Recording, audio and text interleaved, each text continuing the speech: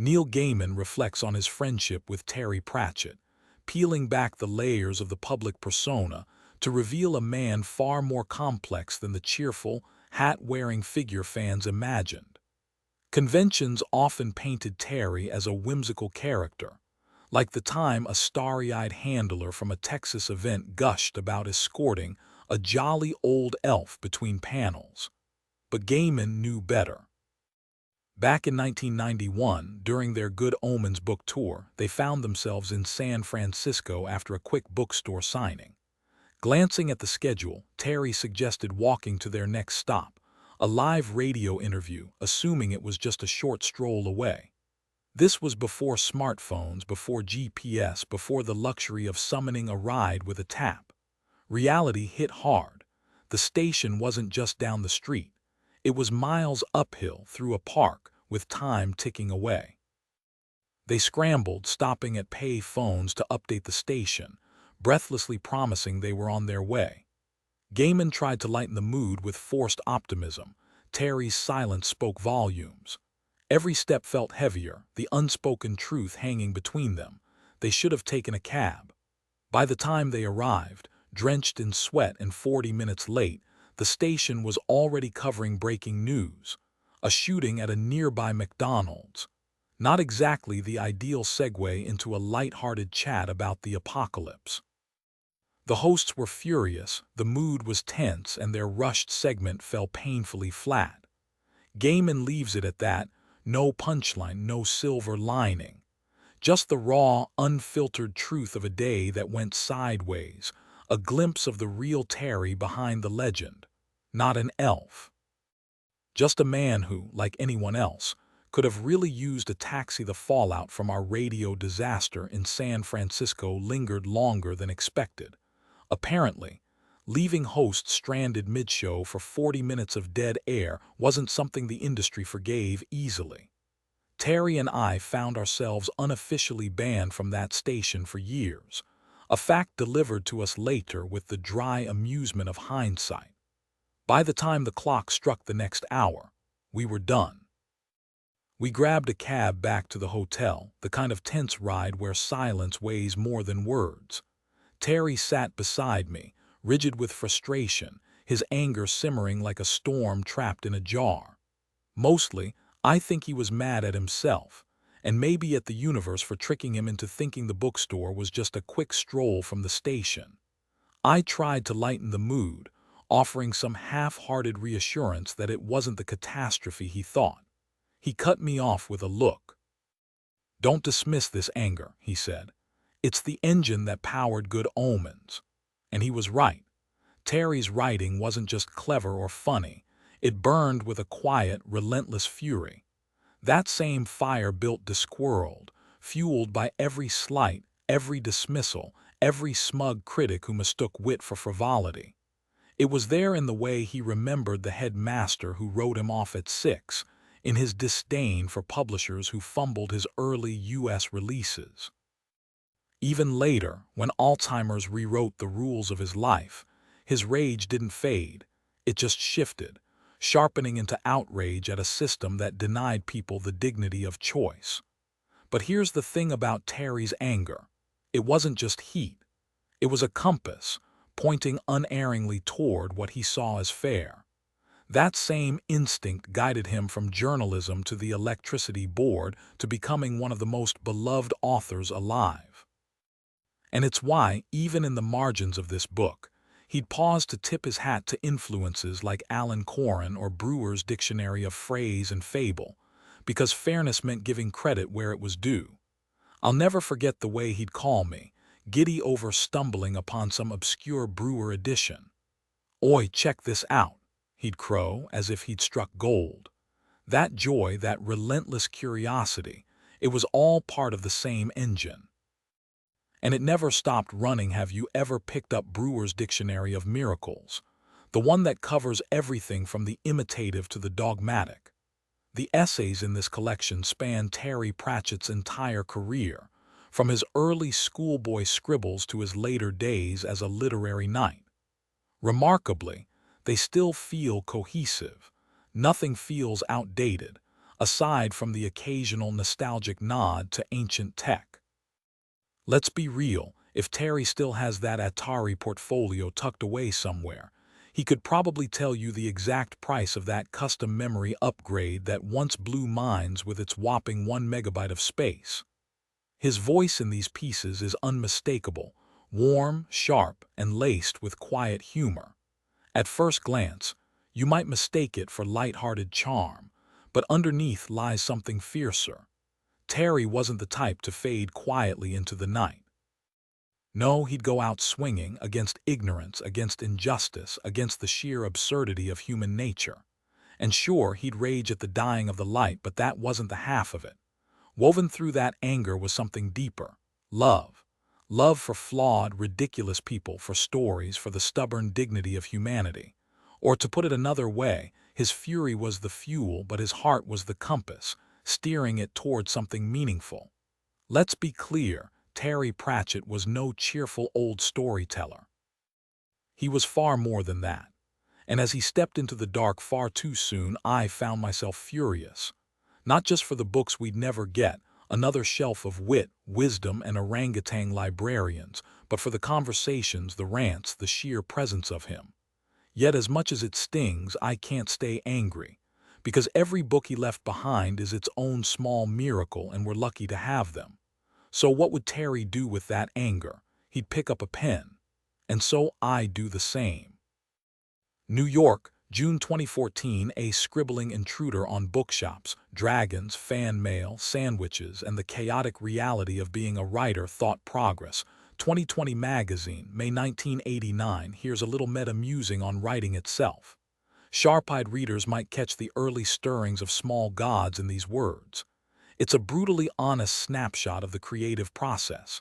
Wake up, eat toast, boot up the computer, stare blankly at the screen.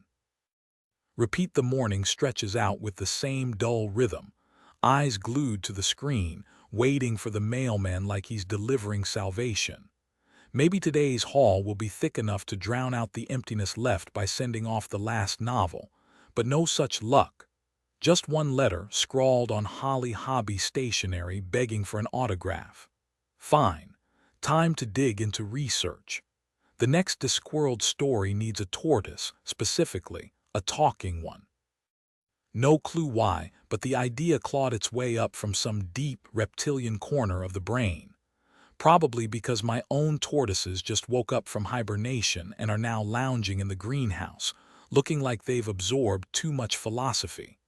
A dusty book on tortoises lurks in the spare room, buried under the wreckage of my grand bookcase project. Pro tip: prefab wood in a damp garage. Not your best move. At 3 a.m., I learned the hard way that warm air turns precision cuts into a jigsaw puzzle. The book tosses out a fun fact. The most infamous tortoise in history landed on some Greek guy's head. Names on the tip of my tongue: Zeno. No, that's the guy who argued you could never catch a tortoise. Took 20 minutes to pin it down: Aeschylus. Playwright, not philosopher. The man turned theater into a moral battleground, all grand speeches and divine justice, until wham, tortoise from the sky. What did the tortoise think? Did it volunteer? Was it aiming? Distractions pile up: prayer wheels, William Blake, a wrong number asking for a dentist, but the gears are turning now. Time to work. And by work, I mean obsessively tweak macros, reset the clock, and pretend staring at pixels counts as productivity. Offices run on this delusion, so why not me? Still, the real question lingers. Why did that eagle drop a tortoise on a playwright? Some mysteries refuse to be solved. The whole idea of an eagle dropping a tortoise on Aeschylus' head seems ridiculous when you think about it. Greece is nothing but mountains and cliffs. Why would an eagle go out of its way to target one bald playwright? How do you even say Aeschylus? Probably should check that pronunciation guide collecting dust in the attic. But first, lunch. Maybe wash the car. Call it a productive morning. Back at the desk, staring blankly at the screen. Another wrong number, some lady asking if this is paradise. Turns out the motel down the road has a nearly identical phone number. Cue the same tired joke for the third time today. Keep staring. Maybe the eagle wasn't entirely to blame. Poor thing was probably overworked just following orders. Can't exactly question authority when you're in the Eagle Air Force. Next thing you know, you're grounded for showing too much sympathy for philosophers getting shelled from above. Talk about a catch-22. Wait, no. The tortoise was the mastermind all along. Maybe it had a personal vendetta. Maybe Aeschylus made one too many slowpoke jokes in his latest play. Or worse, maybe the tortoise spotted a pair of tortoiseshell glasses and thought, "That's my cousin's shell you're wearing, you monster." So it hitches a ride on the eagle's legs like some eco-warrior logo gone rogue, whispering coordinates like a tiny, vengeful GPS. Vector 19, beep beep beep, Geronimo, still staring. Wondering if eagles have any other convenient handholds for determined reptiles. Flip through an old bird encyclopedia gathering dust on the stairs. Dinner time. Back to the screen, turning the idea over tortoises, bald heads, eagles. Doesn't add up. Why would tortoises hate playwrights? Then again, who wouldn't they hate? Midnight. Hands move on their own, opening a new file. Breathing slows. Words pour out. 943 of them. Collapse into bed. Close call. Almost didn't make it today. Laptop Musings, The Independent, July 9, 1993. They call them portable. But let's be real, my old Olivetti could have doubled as a ship's anchor. Still works too. Can't bring myself to toss it even though it's basically a relic now. My first portable computer weighed a solid 15 pounds. The power supply, a literal brick, nearly gave me a hernia. The next one was a breezy 8 pounds, still with the brick, just smaller. Thought that was progress until I had to sprint through an airport with it. That's when it hit me. The whole point of a portable computer is that you should actually be able to carry it. If it doesn't fit in a briefcase with your other junk, it's not portable, it's luggage. Funny how reviews never lead with weight. Even now, it's buried in the fine print. Priorities. People tech reviewers get dazzled by flashy gadgets. Let them lug those shiny tablets and glowing screens around for 24 hours while rushing between hotel rooms, studio backstages, and taxi rides. Growing up on sci-fi novels, I always imagined pocket-sized computers that could manage schedules, hold conversations, even control entire civilizations, without giving their users back problems. So why should I suffer? Call it reverse future shock, or maybe future envy. I didn't want gorilla arms, but I craved a computer I could actually carry. Enter the palm-top era where marketing jargon runs wild. Desktops became portables, then ultra-portables, then subnotebooks, PDAS, and pocketbooks, all vaguely defined by size, weight, and whatever term the salesperson felt like using. The reality. They're just tiny, lightweight machines stuck in limbo between bulky laptops, which now do weigh more than my old clunkers but still weigh as much as a toaster and glorified calculators. My first foray was the Atari Portfolio, a 1-pound wonder with built-in software, including the obligatory yuppie essentials, a word processor, spreadsheet, calculator, and digital Rolodex. The word processor was decent. I banged out thousands of words on it, though not at lightning speed. But here's the catch. Weight matters, and so does what you don't get. Clive Sinclair proved you could sell a computer for under $100 by stripping it down. No monitor, no real storage, just a wobbly keyboard and a prayer. The Portfolio followed the same logic. Want more memory? Buy an add-on. Need to print? Another bulky module. Craved a serial port. You guessed it, more plastic attachments. The real kicker, airport security hated these Frankenstein accessories. The base device was fine, but those weird plug-in modules, total red flags. Prove it works, they'd demand, while I mentally prepared to rewrite everything from scratch if they confiscated my tech tumor. Lesson learned. If your gadget needs a suitcase of extras just to function, maybe it's not the future. It's just a fancy paperweight. Absolutely, I replied. Just get me a power outlet and a laser printer. I kept stumbling across these tiny, lightweight machines with the dreaded word, optional, plastered all over their descriptions. Let's be real. Optional is just corporate code for prepare to pay extra for the stuff you actually need. After 2 years of hunting, I finally landed on the Olivetti Quaderno.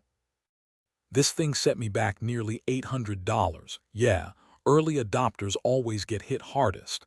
My agent snagged 1 month later and got a free disk drive thrown in, and now the price has dropped even more with rumors of a souped-up model. What is it exactly? Imagine my old 1987 desktop PC, but shrunk down to the size of a notebook, barely an inch thick and weighing just over 2 pounds. The power supply and charger, so light I barely notice them. Slips right into my briefcase. Sometimes I even forget it's in there. But here's the real win. It runs all my old software. Sidekick Info Select WordPerfect 4.2, the GOAT version. No squinting at a letterbox-sized screen or being forced into some tech company's idea of the right software. It's got a 20 MB hard drive, enough to write an entire novel without breaking a sweat. Half of one's already on there. Now people always ask, but what about the keyboard? Honestly, it's better than any other compact I've tried. The HP 95LZ had keys like a calculator, no thanks. I can actually touch type on the Quaderno, and sure, can it run Windows? Technically, yes, but not in any way that would satisfy a die-hard Windows user. That whole ecosystem demands high-res screens, a 386 processor, and enough RAM to make you wonder if your computer is secretly plotting against you. Not my style. The screen. Yeah, it's a little dim. No backlight means you need decent lighting. But it's real, it's functional, and it's mine. This isn't some toy. I can lug my work, my diary, my spreadsheets around, seamlessly shifting between the Quaderno and my office setup. The screen, just a smaller version of what I'm used to. If I had to, I could use this thing full time. Goodbye, bulky bricks. This is portable. Did I actually use it at the Grand Canyon? No, but I could have, and that's the point. The choice word contribution for the Word, London's Festival of Literature, 2000. Seriously, who keeps track of this stuff? Once you hit a certain level of visibility in the UK, the requests never stop. Newspapers constantly begging for just a quick piece that'll only take a minute. In the biz, we call these my favorite spoon articles. Someone out there thinks they're great publicity. Spoiler, they're not. A few years back, a British literary festival ran a fun little contest to find the country's favorite word. Just a bit of light-hearted promotion, really. Naturally, I had my own pick. There's something magical about words that sound like what they mean, even when describing silent things. Gleam, glint, glitter, glisten. Each one carries the shimmer of light, as if you could hear it if you listened hard enough. Glint snaps like a quick flash, while glisten practically oozes the slick sound of an oil-slicked puddle. And bliss, it melts on the tongue like a sugar-dusted meringue left in the sun. But my winner, susurration, it rolls off the tongue like a secret straight from the Latin susurrus, whisper, rustle, the quiet murmur of conspirators leaning in. It's the hush before the crowd erupts, the breath after the sword slides free from the stone. I even slipped it onto the first page of the We Free Men just because. As for the actual winning word, probably something like Beckham, because, well, Britain. Now, let's talk about how to be a writer, or at least how I stumbled into it. My first writer's and artist's yearbook was a second-hand find when I was 13, bought after I'd already blown most of my pocket money on a battered copy of Brewer's Dictionary of Phrase and Fable.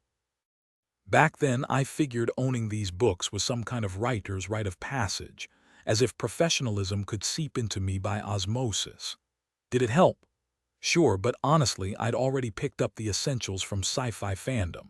Most writers in the genre start as fans and at conventions long before literary festivals became the cool kids' hangout. You'd find seasoned authors giving free advice to wide-eyed hopefuls. Call it karma, or just paying it forward. One gem I never got to use but still cherish. A sly tip from a well-known writer: keep tabs on publishing gossip. When an editor jumps ship, rush your manuscript to their old office with a cover letter addressed to them. Write something like, "Dear X, thrilled by your notes, I've made all the changes you suggested." They'll never find the original letter. Publishers lose everything, but the panic might just get your book read. Armed with all this wisdom, what did I do? Handed my first novel to a small-time local publisher because he seemed nice. He liked it. Neither of us made much money, same with the next 2 books. But hey, that's how it starts. The 4th book in the Discworld series didn't exactly fly off the shelves. More like it dragged itself forward with stubborn determination, refusing to stay down. Transworld took a chance, releasing it in paperback, and years later, I ended up hiring my old publisher as my agent. Life got hectic, but I was lucky, ridiculously so, considering how easily things could have gone sideways. Luck's like a persistent dog sniffing around. It helps if you've got something to offer, and in my case, that something was a sequel. People always ask me in emails or at events, "Got any writing advice?" Eyes gleaming, hoping I'll spill some secret formula for success. Lately, though, I've noticed a troubling shift. Frustration that grammar and effort even matter. Don't publishers fix that stuff? So instead, I tell them how to be a pro boxer.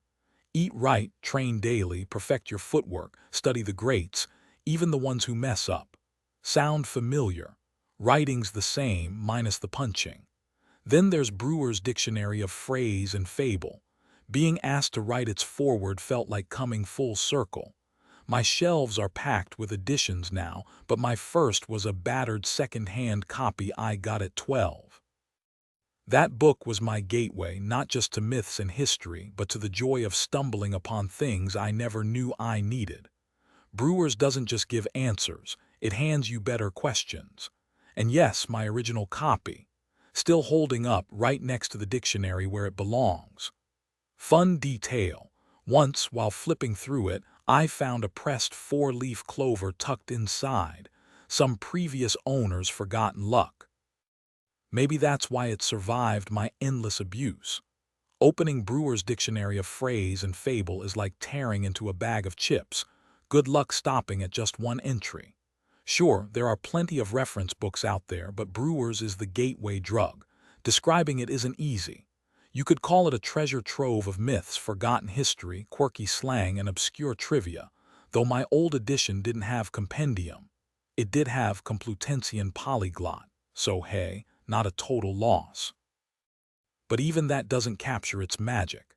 It's more like a crash course in being delightfully, unapologetically well-read.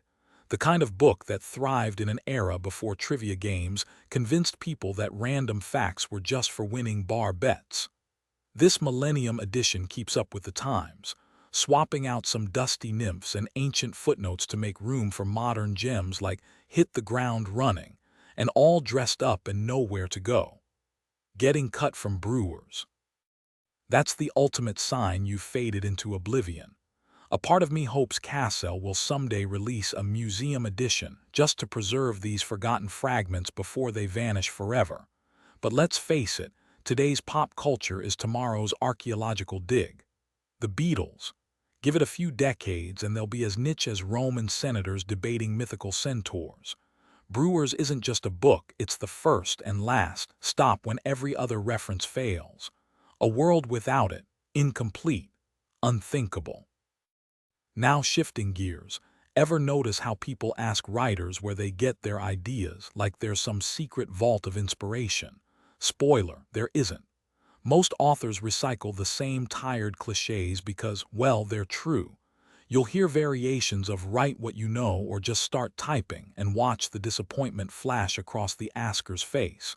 But hey, at least The Guardian paid me for this rant. Pro tip: if you want writing advice, get someone to fund your ramblings first. Flashback to my first sci-fi convention, back when geek chic meant ill-fitting blazers and Mike Moorcock was the only rebel without one. Most writers start as fans. Some things never chain, the writing community has this incredible tradition, not of paying debts, but of paying it forward. I've never seen another field where the big names actively cheer on newcomers to join the ranks. That energy is contagious. After attending an event where I got to meet Arthur C. Clarke himself, I walked away thinking, if he can do it, why not me? All it took was putting in the work. Finishing a book. That's when the real work begins, because the best way to move forward is to dive straight into the next one. Douglas Adams once joked about this approach, though let's be honest, he wasn't exactly known for sticking to deadlines. Those final months of editing are brutal. Emails fly back and forth, debates erupt over word choices. Apparently, khaki doesn't translate well across the pond and poop just doesn't cut it. And by the end, you've read your own words so many times they've lost all meaning. Then with one click of send, it's out of your hands. No printing it out, no last-minute scribbles, just the hollow silence of done. But here's the trick. Right as the high of finishing fades and the existential dread creeps in, you start something new. It's the perfect excuse to leave your research sprawled everywhere, because let's face it, this office runs on chaos. Books bookmark other books and half-formed ideas litter the desk. The next project isn't a book yet, it's a scrap of dialogue, a headline that sparks an idea, a handful of notes scribbled in the margins of a history book. But it's enough. You're not washed up. You're back in the game. Then, like clockwork, the universe starts feeding you material. A throwaway line on TV, a random fact buried in an unrelated book, even a dinner conversation with an ambassador about the legal nightmare of embassy murders. Suddenly, your brain snatches it up like a magpie. People are walking research gold mines. A retired cop will give you more insight than any manual. An elderly midwife's stories from the 1930s will chill you to the bone. And let's just say, postal workers have opinions about dogs that go beyond the usual warnings. The best part, research never really stops. Sometimes you're just having fun, until you realize you've stumbled onto exactly what your story needed in the charming little town of Hay-on-Wye, surrounded by towering stacks of forgotten books. I stumbled upon a hidden gem, the Cyclopedia of Commercial and Business Anecdotes. It wasn't exactly a bestseller, but flipping through its yellowed pages felt like uncovering buried treasure. Take preserved fish, for instance. Yes, that was his real name, a big-shot financier from New York back in the day. Then there were the Fuggers, a wealthy German banking dynasty, immortalized in the kind of dry Victorian prose that somehow makes you chuckle.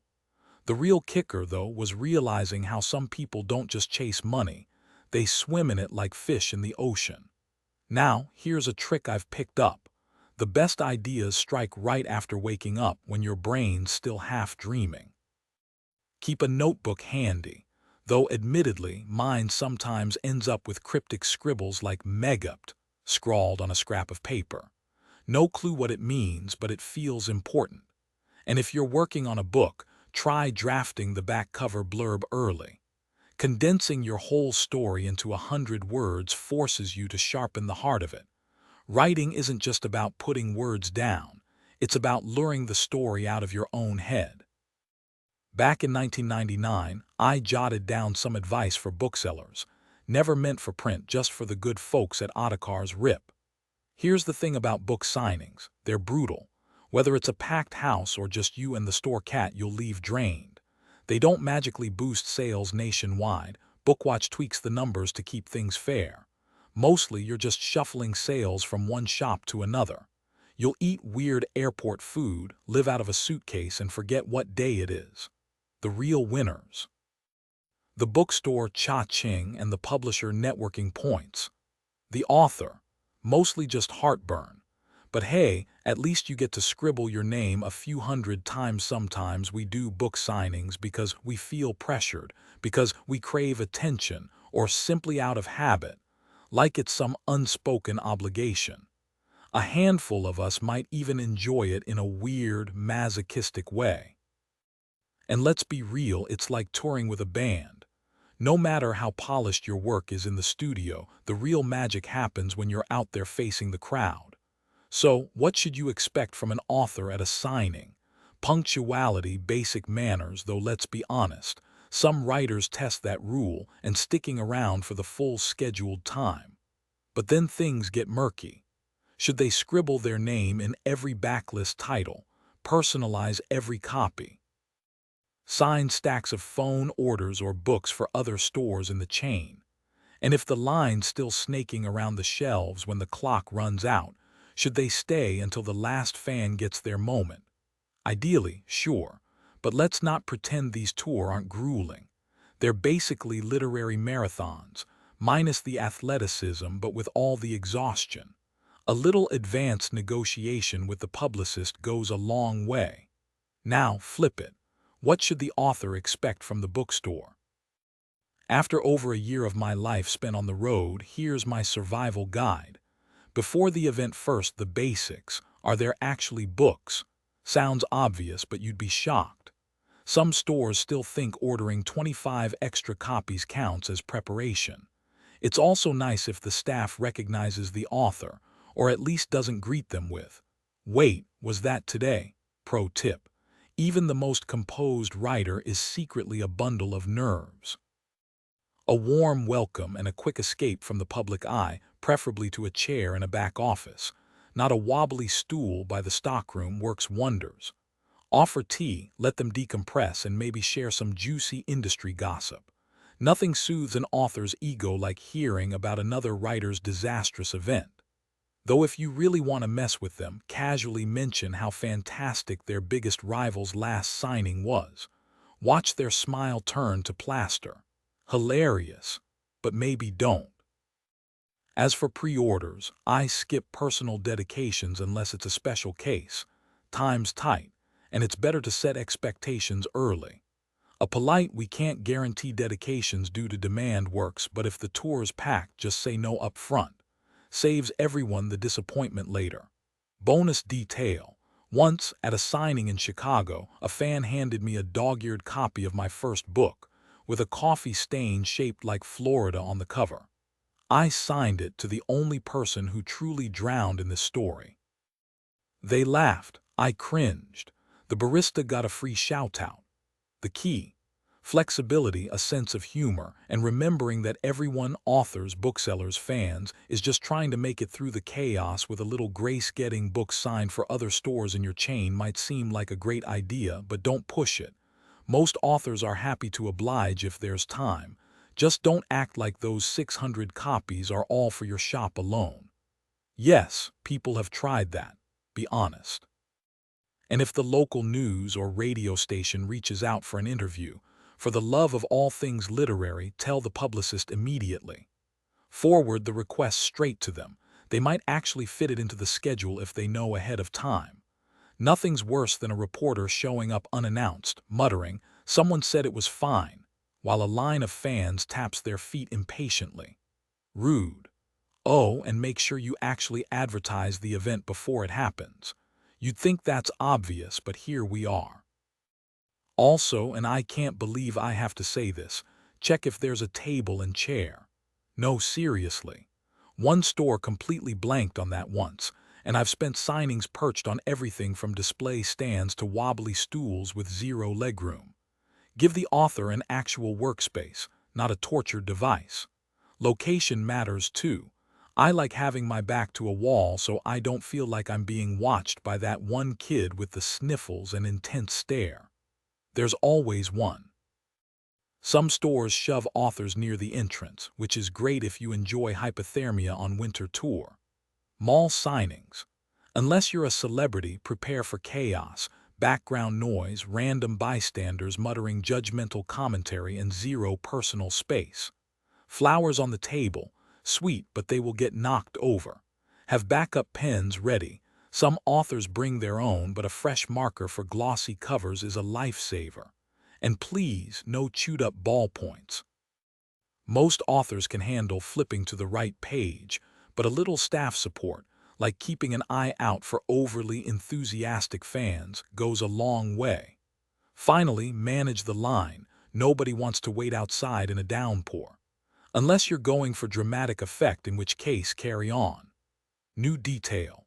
One time, a store set up my signing table next to a popcorn machine. Great smell. Terrible when butter-fingered readers nearly launched their books into it. Voice twist. Because nothing says professional author event like dodging flying snacks while signing your name. Some bookstores treat long lines like an inconvenience rather than a crowd of eager customers.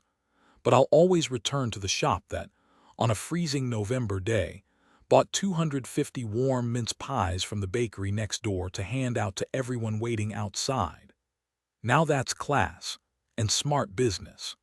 Parents with tiny, shrieking kids should get VIP treatment before the whole crowd goes deaf. Meanwhile, folks in wheelchairs often insist on waiting their turn. One quipped, "Hey, at least I've got the best seat in the house." Still, it's worth keeping an eye out for anyone who might struggle in a long line. If some D-list celebrity is signing copies of Oops, Where'd My Christmas Spirit Go?, a holiday lull book, don't judge if they spend half the event flipping through their own pages. Maybe they're just as surprised by the content as you are. And for heaven's sake, don't offer to sound out the big words for them. No crowd. If it's literally just crickets, something's definitely off, even with solid promo. Probably not your fault. Keep the author company, distract them with horror stories of past signings gone wrong. You think this is bad. Miss X once had to sign books for a guy who brought his pet iguana, and maybe hide the sharp objects. Packed house. Most writers will happily sign until the last fan leaves, but a few clock watchers bolt the second their hour's up. Their loss. Nothing says I hate my readers like dashing off midline. Cut them some slack, though. Maybe they've got another event or just survived a week from hell. Blame traffic, blame fate, blame the publicist who didn't factor in a 6-hour interstate parking lot. Author Care 101. Since signings often overlap with lunch, feed them. Sandwiches work, but if they've been living on deli meat for weeks, a baked potato might bring tears of joy. Demands for caviar and Dom Perignon. That's on you, though assault with a fire extinguisher is definitely illegal. Oh, and ignore the wild rumors. Apparently, I require a spread of sushi, fancy wine, obscure citrus, and enough candy to put a dentist's kid through college. No idea where that started, but hey, if someone's offering, I won't say number. Bookstores often go above and beyond to create a welcoming atmosphere for visiting authors, sometimes with lavish spreads meant more for staff than the nervous, knot-stomach writer. While these gestures are great PR, most touring authors barely nibble between events. Stock signings might seem like the lightweight version of book tour, just the author and publicist popping in to sign leftover copies, but they matter. A little warmth goes a long way. Treat it like a real event, even if no readers show up. Trust me, authors notice. I've left some stores feeling like I owed them a proper signing next time because they made me feel valued. And for heaven's sake, make sure the staff knows an author is coming. Nothing kills the mood faster than a blank stare and, "Wait, you're here to sign, what?" If a store can't handle a stock signing without making the author feel like an unwanted guest, don't expect them to nail a full event. And don't ghost the author when it's over. You'd be shocked how many stores act like writers are self-checkout machines. My publicist and I have wandered out of empty shops more than once because the staff vanished to count the register. Touring authors are sensitive creatures. The stores that stand out, they're the ones I'll return to. A great signing doesn't need a massive crowd, just effort. Maybe they had amazing coffee, a killer window display, or just genuinely kind people. Word gets around. Some stores sweeten the deal with gifts, a bottle of wine maybe. It's thoughtful but unnecessary and awkward if the author's lugging a backpack. If you must, let them pick a book instead. A sincere thank you works just as well. Now about that SFX magazine piece, they asked for my Australia tour highlights. Spoiler, the PR rep there is lovely despite rumors. Australians have the best unofficial anthem, Waltzing Matilda, known worldwide. So when they finally got to vote on replacing God Save the Queen, what won? Well, let's just say the backpackers weren't surprised. Advance Australia Fair is the national anthem, and sure, it's wholesome, celebrating sunshine and fresh air instead of, say, declaring war on neighboring nations. But let's be honest, it's about as exciting as a lukewarm cup of tea. Why didn't they pick Waltzing Matilda? Because it wasn't respectable enough. Australians, bless 'em, care deeply about appearances. I once had a chat with an Aussie by a pool near Uluru, Ayers Rock to some. He leaned in, all serious. So what do you Brits think about us ditching the Queen? This was during the whole Republic versus monarchy debate. I shrugged. Doesn't bother us, we've had the same thoughts, he blinked. Wait, you're really okay with it? Yep. He looked almost disappointed. He wanted us to protest just so he could tell us to mind our own business. That's the thing, Australia might act all independent, but deep down it's still got England in its bones. You see it in the newspapers, the same petty grievances, the same suspicion that someone's getting a better deal. It's like visiting a sunburned version of home. I've been back over a dozen times since my first tour in 1990. Back then, I signed contracts mentioning Commonwealth rights without a second thought, until I actually went there and realized, oh, these are real people. Like the time I walked into a tiny bookstore in Toowoomba and found a crowd waiting, a Vegemite sandwich and a cup of Milo on the signing table, quintessential Aussie hospitality. I skipped the Chunder experience, thankfully. Fun fact, there was once a Marmite competitor called Powell with a slogan that never saw the light of day, if Marmite Powell, probably for the best. Then there was the koala that decided I was its personal bathroom. And the taxi driver who chased me down the street to return my change, something that's never happened to me anywhere else. We sold a ton of books, too, in this massive land I'd only ever seen as fine print in a contract. In the last continent, I made sure everyone knew Forex wasn't actually Australia, just inspired by it. So consider this a travelogue for a place that doesn't exist, about a tour that never happened. Except, in a way, it did. The first day kicked off with a red-eye flight from Heathrow on BA 009 at 10:25 p.m. to pass the time. I endured Mars Attacks, a film that would have been vastly improved if the aliens had obliterated the studio before production began. The cabin's mood was predictably subdued, thanks to Rowan Atkinson and Mel Smith keeping things politely somber, which at least let me snag some sleep. Day 3, because Day 2 vanishes into the black hole of customs, only to reappear when you leave, found me stumbling into my hotel, jet-lagged but functional. 6 hours later, I woke up convinced my brain had been rewired by a sleep-deprived electrician. Pro tip for touring, always pack a flashlight and notebook. Every hotel room is a fresh mystery, not just the bathroom's location, but whether you're even you anymore. The notebook, it's your lifeline when reality gets fuzzy. After a hasty shower, I dove into local press interviews, then prepped for a signing event that had ballooned from a casual fan chat into a packed auditorium, thanks to a relentless PR manager who treats downtime like a personal insult. The crowd was lovely, though one admirer praised my deadpan delivery.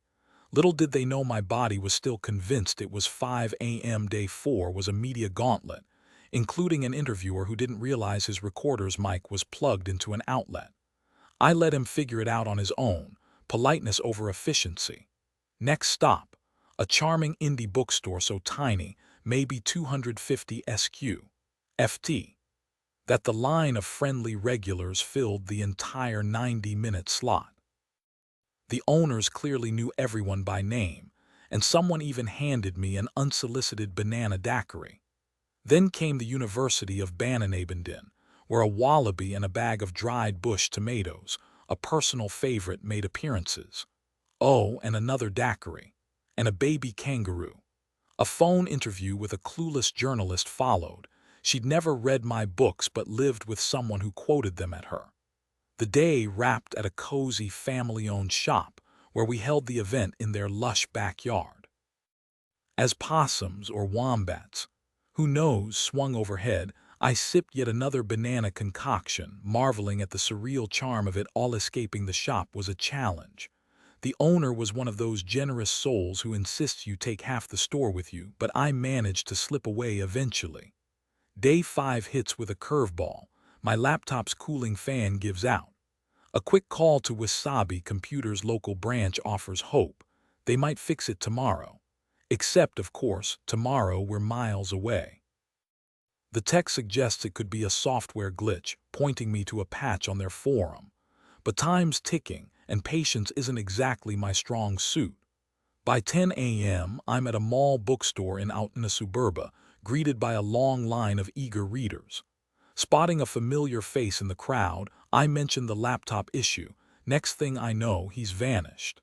An hour later, he's back, handing me a disc with the fix like some tech-savvy hero. I sign his books with extra flair, fair trade. By 1 p.m., I'm at a cozy bookstore in Waralorosurfa, where the line stretches for over an hour. As a fun twist, fans can snap photos with me for charity. One woman even gifts me a box of origami turtles, no explanation, just pure charm. Day 6 kicks off with an early flight to Arthur.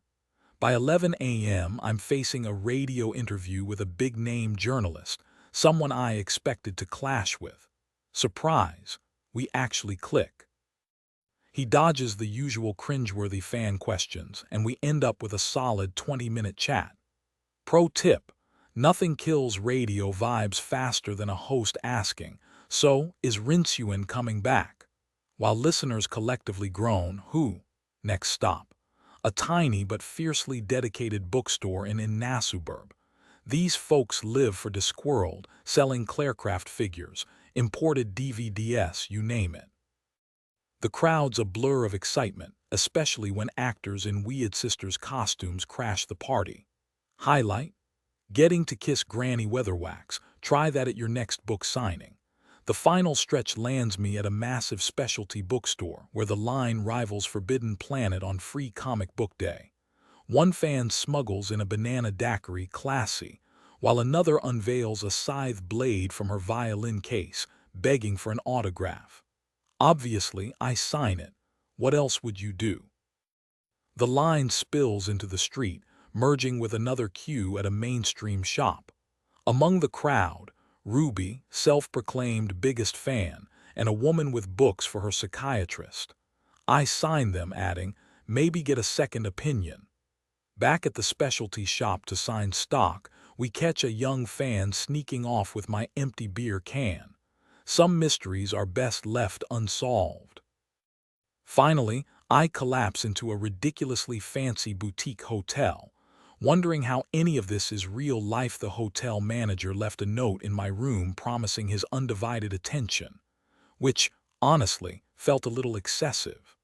Later, I grabbed dinner with some publishers at Doyle's Fish Restaurant, where the barramundi is basically a cod that lived its best life and got upgraded. Back at the hotel, the deputy manager had left another note with the same promise. Then at 2 a.m., an envelope slid under my door. Yep, the night manager, same message. At this rate, if I stay another week, I might end up legally wed to a concierge. Day 7 kicked off with a signing at large mainstream shop in another suburb. A solid crowd showed up, including one guy dressed as the Grim Reaper, or at least I hope it was a costume. He walked away with a giant poster, so mission accomplished. Next stop: new specialist bookshop in yet another suburb, where the line stretched forever. One woman tried to sneakily bribe me to feature her son in a future book. Problem: his name was painfully ordinary. John, Sam, Tony, something forgettable. I joked that if she renamed him something like Sweevil or Chalcedony, he might stand a chance. Then it was off to the airport, headed for Volcana. Hotels on book tour are like mystery chocolates. Sometimes you bite into a stale one someone else already chewed. Sometimes you get a dimly lit shoebox, and other times you hit the jackpot with a suite so massive you need GPS to find the bed. Tonight's room: a bathtub the size of a twin mattress. Luxury. Day 8 started with media interviews, then a university lecture hosted by a librarian who's a die-hard fan. I may or may not have made gorilla arms behind his back during his introduction, but I made up for it with a librarian's Rule Ook badge. Post-talk, while signing books, someone pulled a drive-by manuscript drop, left a thick envelope on the table with a note begging for feedback. Classic. Later, at small yet lovely specialist bookshop, the owner, who actually knows her stuff, had a bowl of black jelly beans waiting. One taste, and suddenly I'd eaten half the bowl. One fan traveled 14 hours by train just to be there. She got a poster mailed to her later. Then a mad dash to the airport for Bugarup, where the in-flight chicken congelé left me questioning my life choices. Day 9. Breakfast with a journalist who was really just a clever fan avoiding the signing line. After some interviews, it was off to Bigmal somewhere, where someone decided fantasy equals horror equals coffins, and rolled out an actual casket as the signing table. Yeah. That happened. One of the coffins is actually quite stylish, but let's be real, coffins aren't exactly designed for signing books.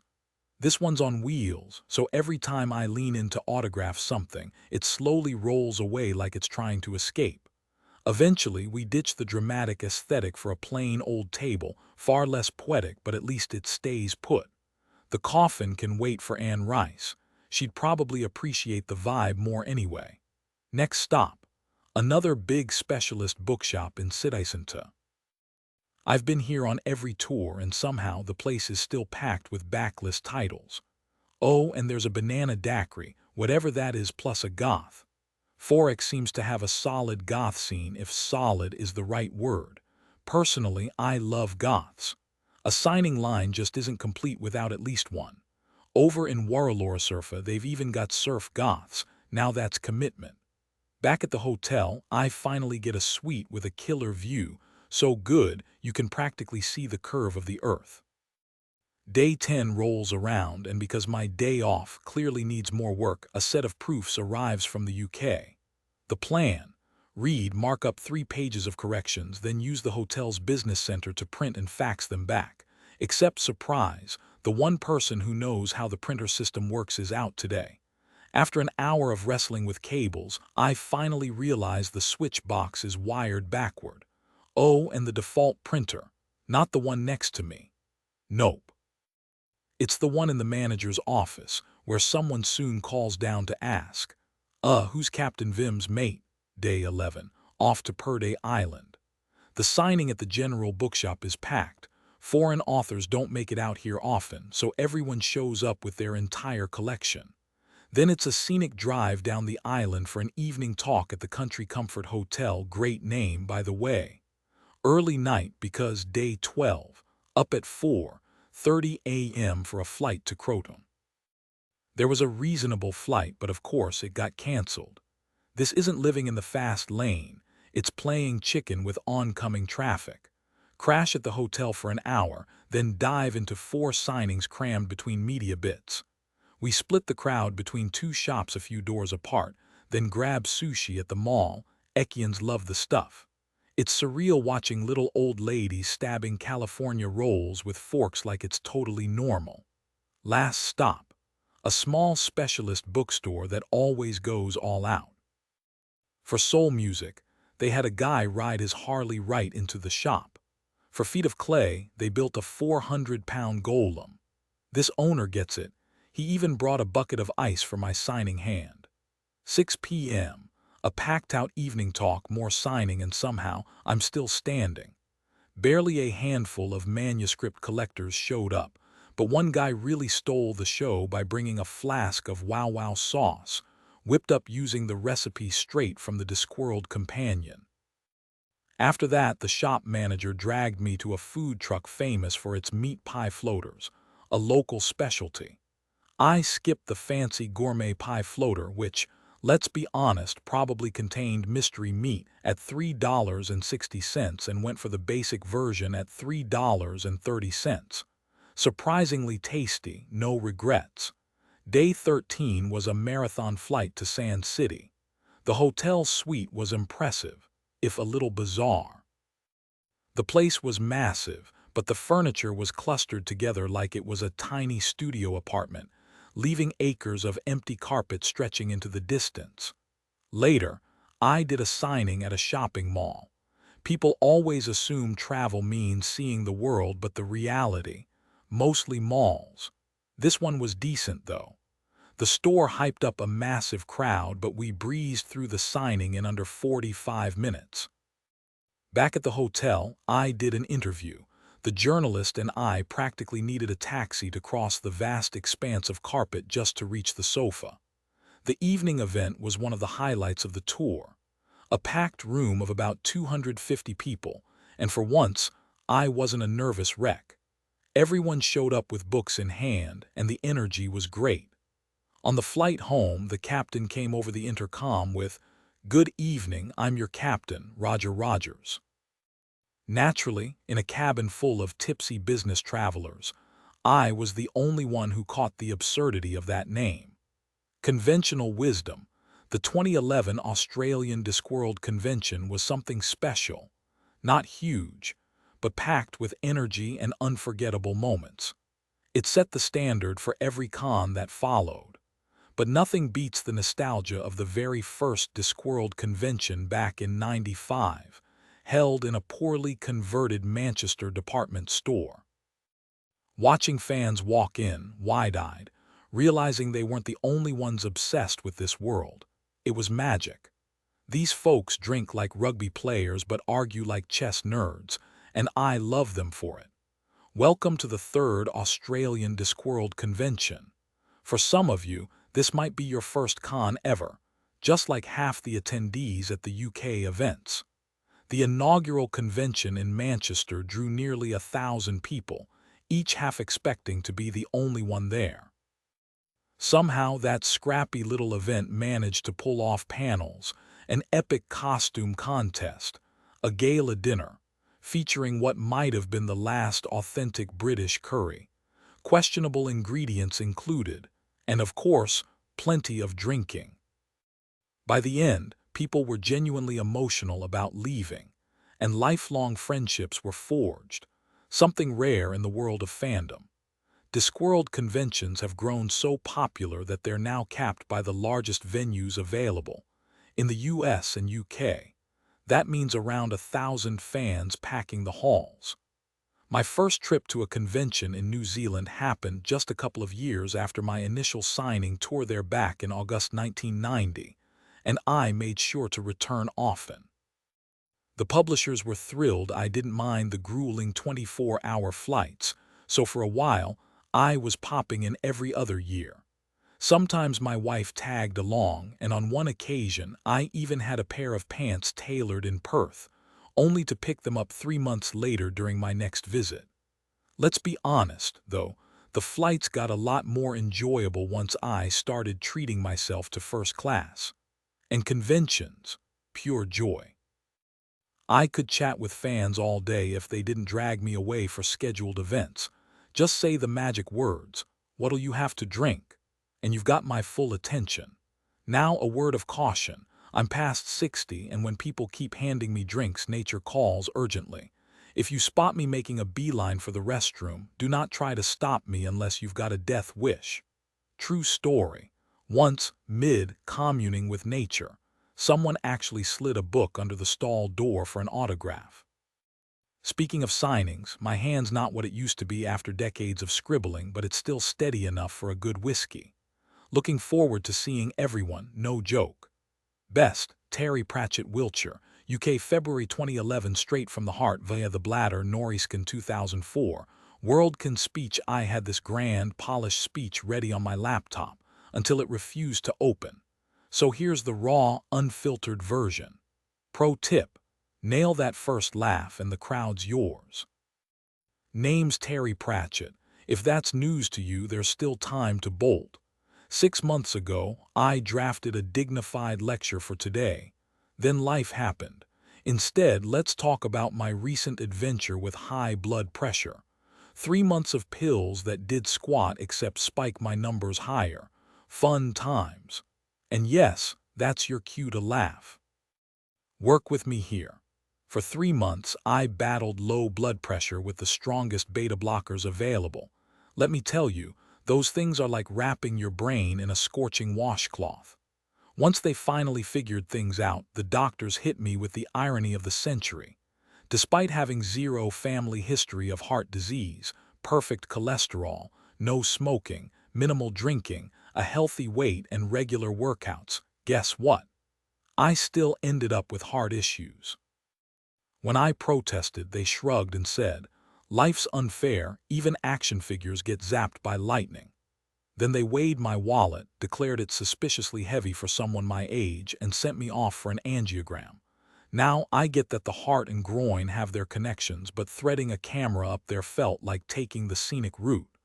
They gave me a mild sedative, just enough to make everything pleasantly fuzzy, and turned the whole procedure into a bizarre viewing party.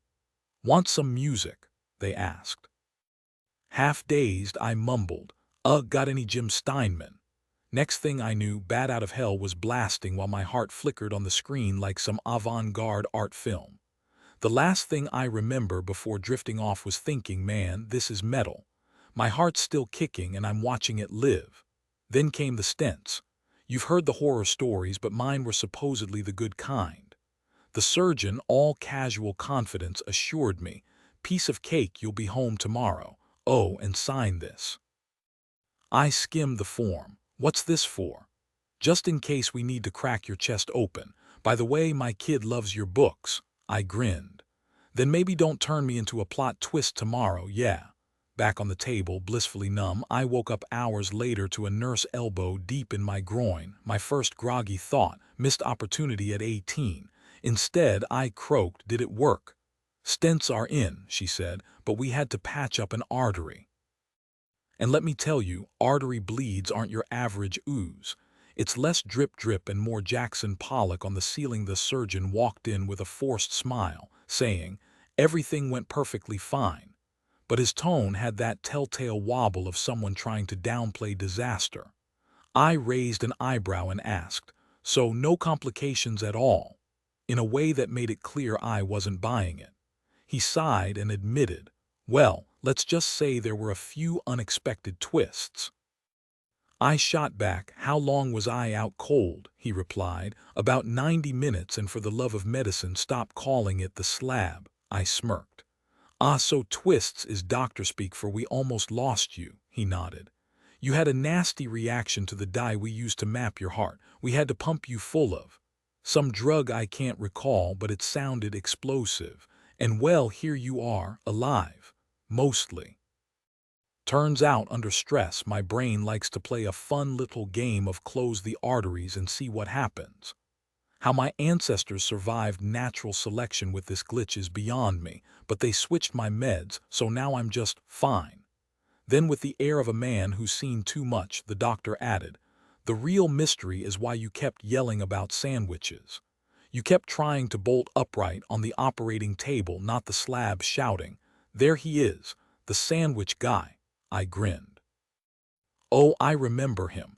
Dude had a whole tray just standing there in the corner like some kind of snack angel." The doctor, deadpan, asked, "What kind of sandwiches?" I threw my hands up. "How should I know? You wouldn't let me near him. And then this giant nose would block my view and this booming voice would yell, 'There are no sandwiches.'" The surgeon sighed. "Yeah, that was me. So there you have it, folks. My near-death hallucination menu featured mystery sandwiches. Could have been cucumber with the crusts neatly trimmed, Hell's appetizer, or Branston pickle and cheese, Heaven's snack cart. Sadly, I'll never know, but hey, at least the afterlife seems catered. After an ordeal like that, a man starts pondering life's big questions like, what's the point of it all? And should I finally buy that Porsche? But mostly you just wonder if the universe is messing with you. And honestly, no clue. But I'm pretty sure chasing sandwich mirages is a bad idea. Speaking of surreal experiences, 2 weeks ago, the UK hosted a massive Discworld convention.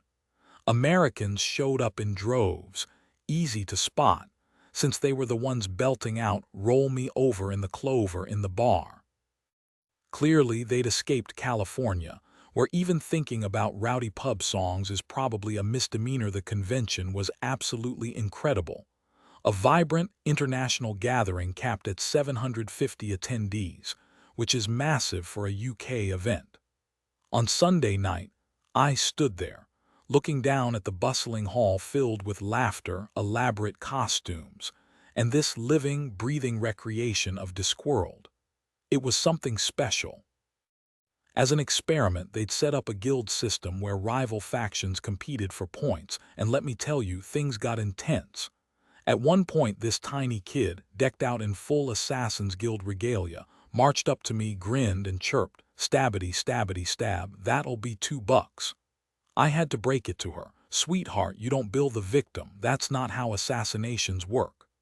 Undeterred, she tapped her friend Keith, who gave a dramatic salute and said, "No worries. He's with the Alchemist's Guild. He'll bring you back to life for $3.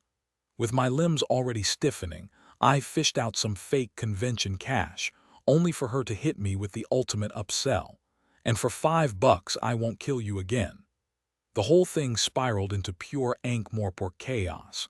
By day 2, counterfeit money flooded the scene, and the Merchants Guild leader embezzled funds to assassinate the head of the Assassins Guild in a power grab. It was glorious. Watching this madness unfold, I thought, yep, my work here is done. Now about going postal, my next book.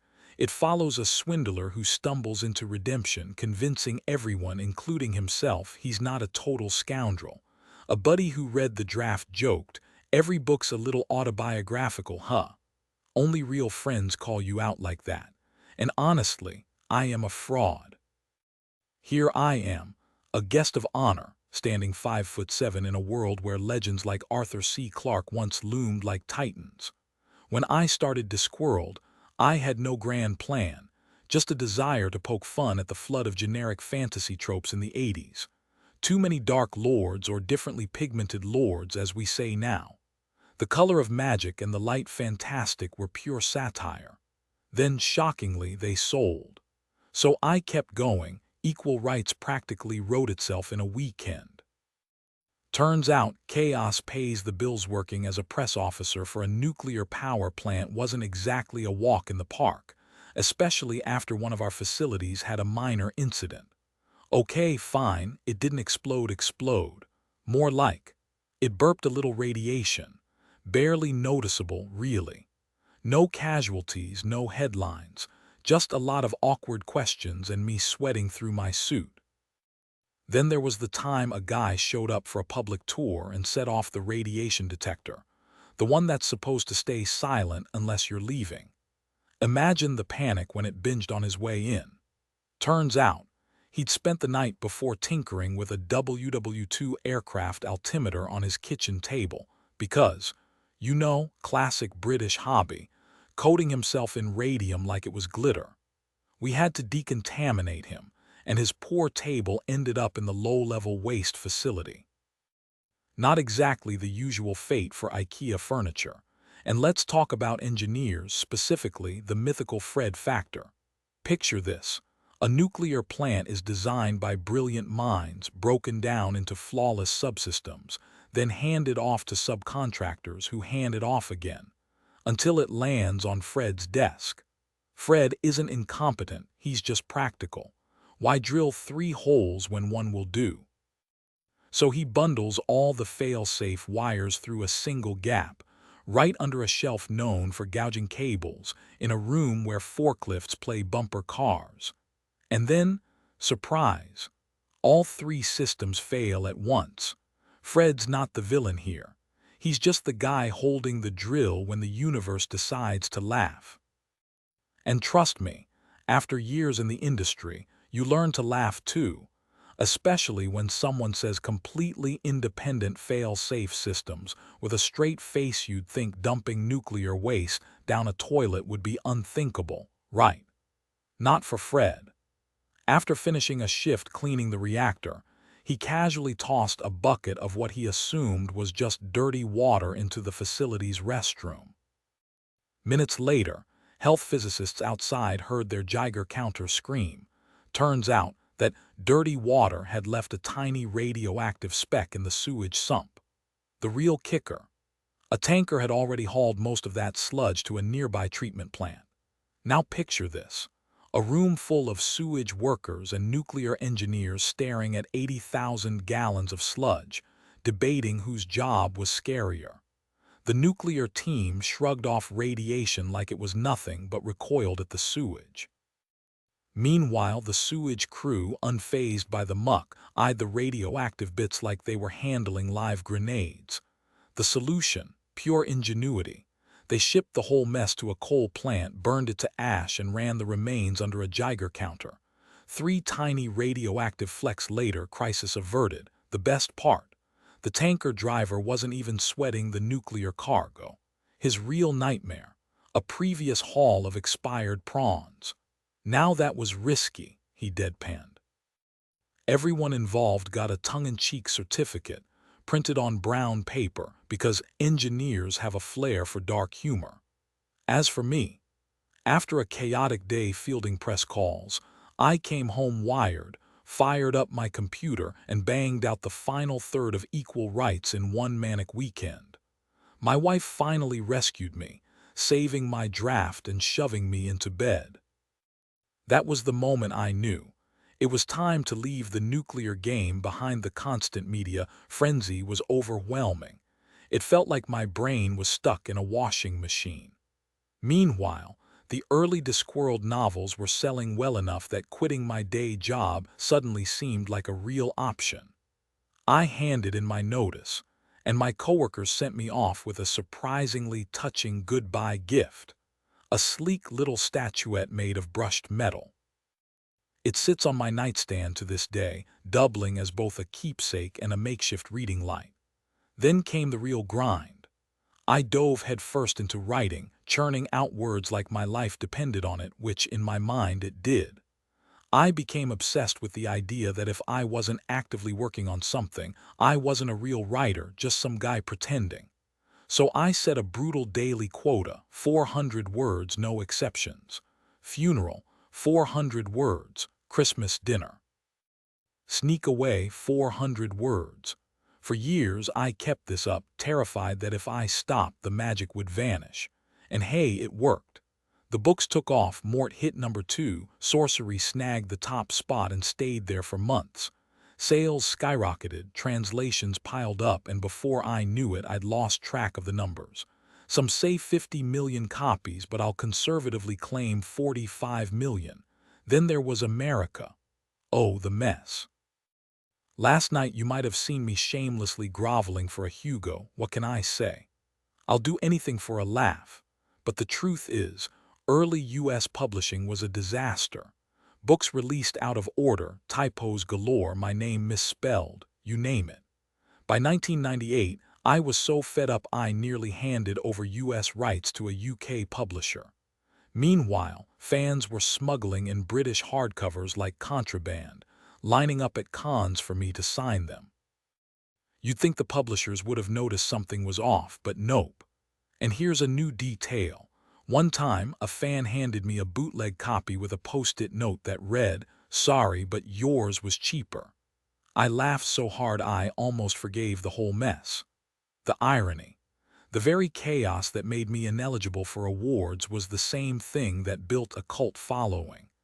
Go figure. My editor did their best to support me, but without a solid team behind us, it felt like pushing a boulder uphill. Then my agent in the States chimed in: "Hold on, things might shift soon." And they did. HarperCollins went through a major restructuring, and suddenly I had a publisher who actually looked at my sales numbers and thought, "Wait, this guy's huge everywhere except here. Let's fix that." For the first time, I got a publicist who knew who I was. Small victories, right? By 2000, they even asked me to go on tour. The last time I'd done one, back in '96, was a nightmare: endless flights between cities. surviving on airport junk food that tasted like deep-fried regret. So when they proposed another tour, I handed them a list of demands. No more crack of dawn radio interviews in random towns I'd never visit again. No flights landing past 7 p.m., because showing up at midnight to a hotel with no food is just sad. Shout out to Rocky Frisco in Madison for the cold pizza rescue. Nothing says glamorous author life like a midnight snack of congealed cheese. Miraculously, they agreed to everything. And this time, the smallest event in 2000 dwarfed the biggest one from '96. A few years later, the crowds were even bigger, almost rivaling my UK tour. Somehow, against all odds, I was finally selling books in the US. Maybe, just maybe, with a little more hustle, I'd catch up to where I should have been back in the mid-90s. But here's the thing, I still feel like an imposter. None of this was some grand master plan. I wrote the first books because it was fun. The next ones, still fun. I did it because I loved it, because it meant something to me. My stint as a hardcore convention fan lasted all of 3 years in the early '60s, hit a couple cons, even a Worldcon. Then real life, or what passes for it when you're working at a newspaper, swept me away. In '73, I wandered into a local con after nearly a decade away. Walked in, recognized nobody, and just couldn't connect. Sometimes I wonder what if I dived back into fandom then and there. Then again, I do remember Salman Rushdie placing second in a sci-fi contest back in the '70s. Life's funny like that, full of weird little detours you never see coming. Imagine if he'd actually won Martian Ayatollahs. He wouldn't have faced all that controversy over the satanic verses because, hey, it would have been sci-fi and nobody takes that seriously. He'd be at conventions right now, probably signing autographs. But history loves its little curveballs, doesn't it? Where do ideas even come from? Beats me. But reading sci-fi taught me something unexpected. There's a whole world of books beyond spaceships and aliens. I fell in love with history, something school somehow managed to make painfully dull. Funny enough, I'm now pen pals with my old history teacher, and we get along great. But back then, his lessons missed the good stuff. Like how in the 1700s, pubs would pay you to haul away their patrons' urine because tanners needed it for leather. Now that's the kind of trivia that would have made 14-year-old me sit up and pay attention. Here's a confession. I currently own more empty shelf space than books. Gasps from the crowd. Okay, fine. That's not counting the stacks hidden in the attic, the boxes under the guest bed, or the ones wrapped in old newspapers in the garage. Those are the books you keep out of sheer obligation, like some ancient relic nobody knows what to do with. But yes, I have actual gaps on my shelves, 8 whole feet of emptiness. Tragic, I know. Then I blew a few $100 at a rare bookshop last month, so now it's down to 4 feet. Money's been good, really good. But here's the trick. Stay horizontally wealthy. Vertical wealth. That's when you start Googling Gestalt and debating yacht purchases. Spoiler. Yachts are just floating money pits where even a basic nail costs 5 times more if it's nautical. My assistant keeps pushing me to buy a plane because he's got a pilot's license, but given his fighter jet training, that might end badly. Horizontal wealth means spending on what you actually love. For me, more books, better shelves, a whole library expansion. And then there's blind research, digging into random topics just for the thrill of it. Take tarlatan, for instance. Ever heard of it? Neither had I until I stumbled across 1850s newspaper clippings. Now that's a story. Tarlatan was a cheap imitation silk, originally produced in Lower Saxony if I recall correctly. The fabric was created by grinding minerals into a paste, rubbing it into cloth, then polishing it until it shimmered like real silk. One summer evening in London, a young woman attended a military ball for troops bound for the Crimean War, dressed head to toe in dazzling green tarlatan. Her gown, shoes, even her handbag. As she twirled across the stuffy ballroom, flecks of that toxic green dust must have fluttered from her dress with every spin. By morning, she felt unwell. Within days, she was dead, victim of acute arsenic poisoning. The culprit, copper arsenate, the key ingredient in tarlatane's vibrant dye. Now, as horrifying as that is, there's something undeniably captivating about the image. The glowing ballroom, the swirling dancers, that eerie green haze hanging in the air. It's darkly poetic, the kind of detail that sticks with you. Speaking of arsenic, I stumbled across another chilling tale in an old alchemy book. An Austrian alchemist facing execution for failing to produce gold noticed the emperor's worsening health, classic signs of arsenic poisoning. He struck a deal, cure the emperor, walk free. He tested everything: food, water, even the royal candles. Turns out the wicks were packed with arsenic, slowly poisoning the emperor night after night. That story. It ended up in feet of clay. Where do wild ideas come from? Reality. It's stranger and often deadlier than fiction. Take the We Free Men. There's a village tradition where shepherds were buried with a tuft of wool on their shrouds, a plea to the heavens for forgiveness when lambing season kept them from church. That wasn't my invention. It happened just 2 miles from where I lived. And about those so-called loyalists, it's not blind obedience. It's a negotiation, an understanding that loyalty goes both ways. Americans might find that confusing, but history's full of these unspoken bargains. Life, after all, is rarely black and white. Mostly it's a murky, glittering green. Loyalty is a two-way street. If you act like the leader we believe in, then you'll have our support. It struck me that the villagers, in their quiet way, were making a bold statement. If you're the kind of God we imagine, you'll get it.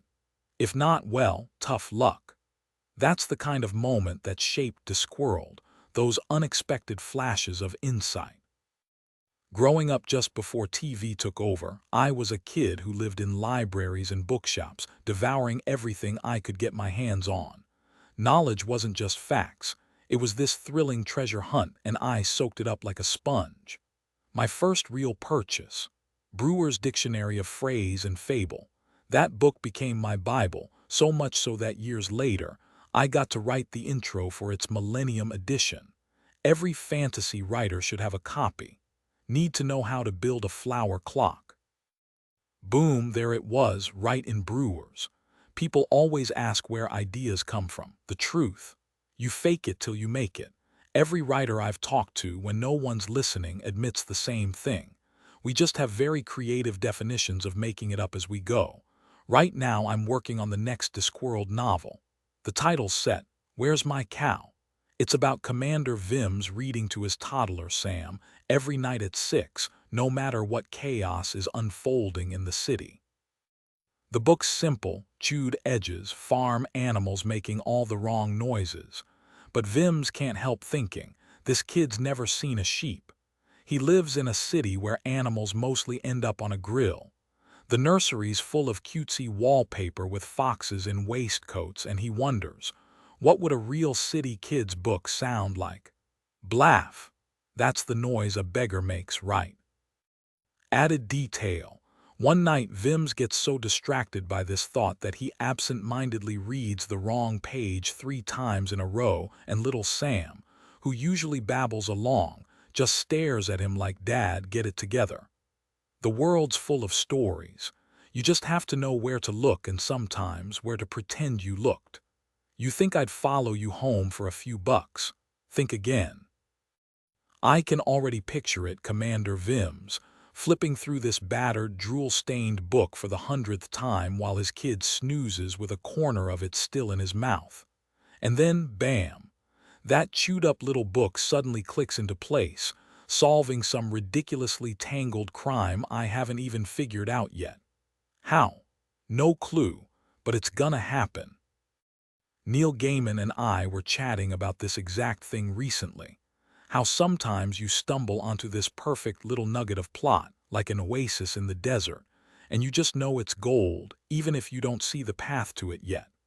The book's called Thud, because, well, it's based on a board game by the same name, A Trolls vs. Dwarves showdown that's technically playable by humans, but let's be real, we're not exactly the target audience.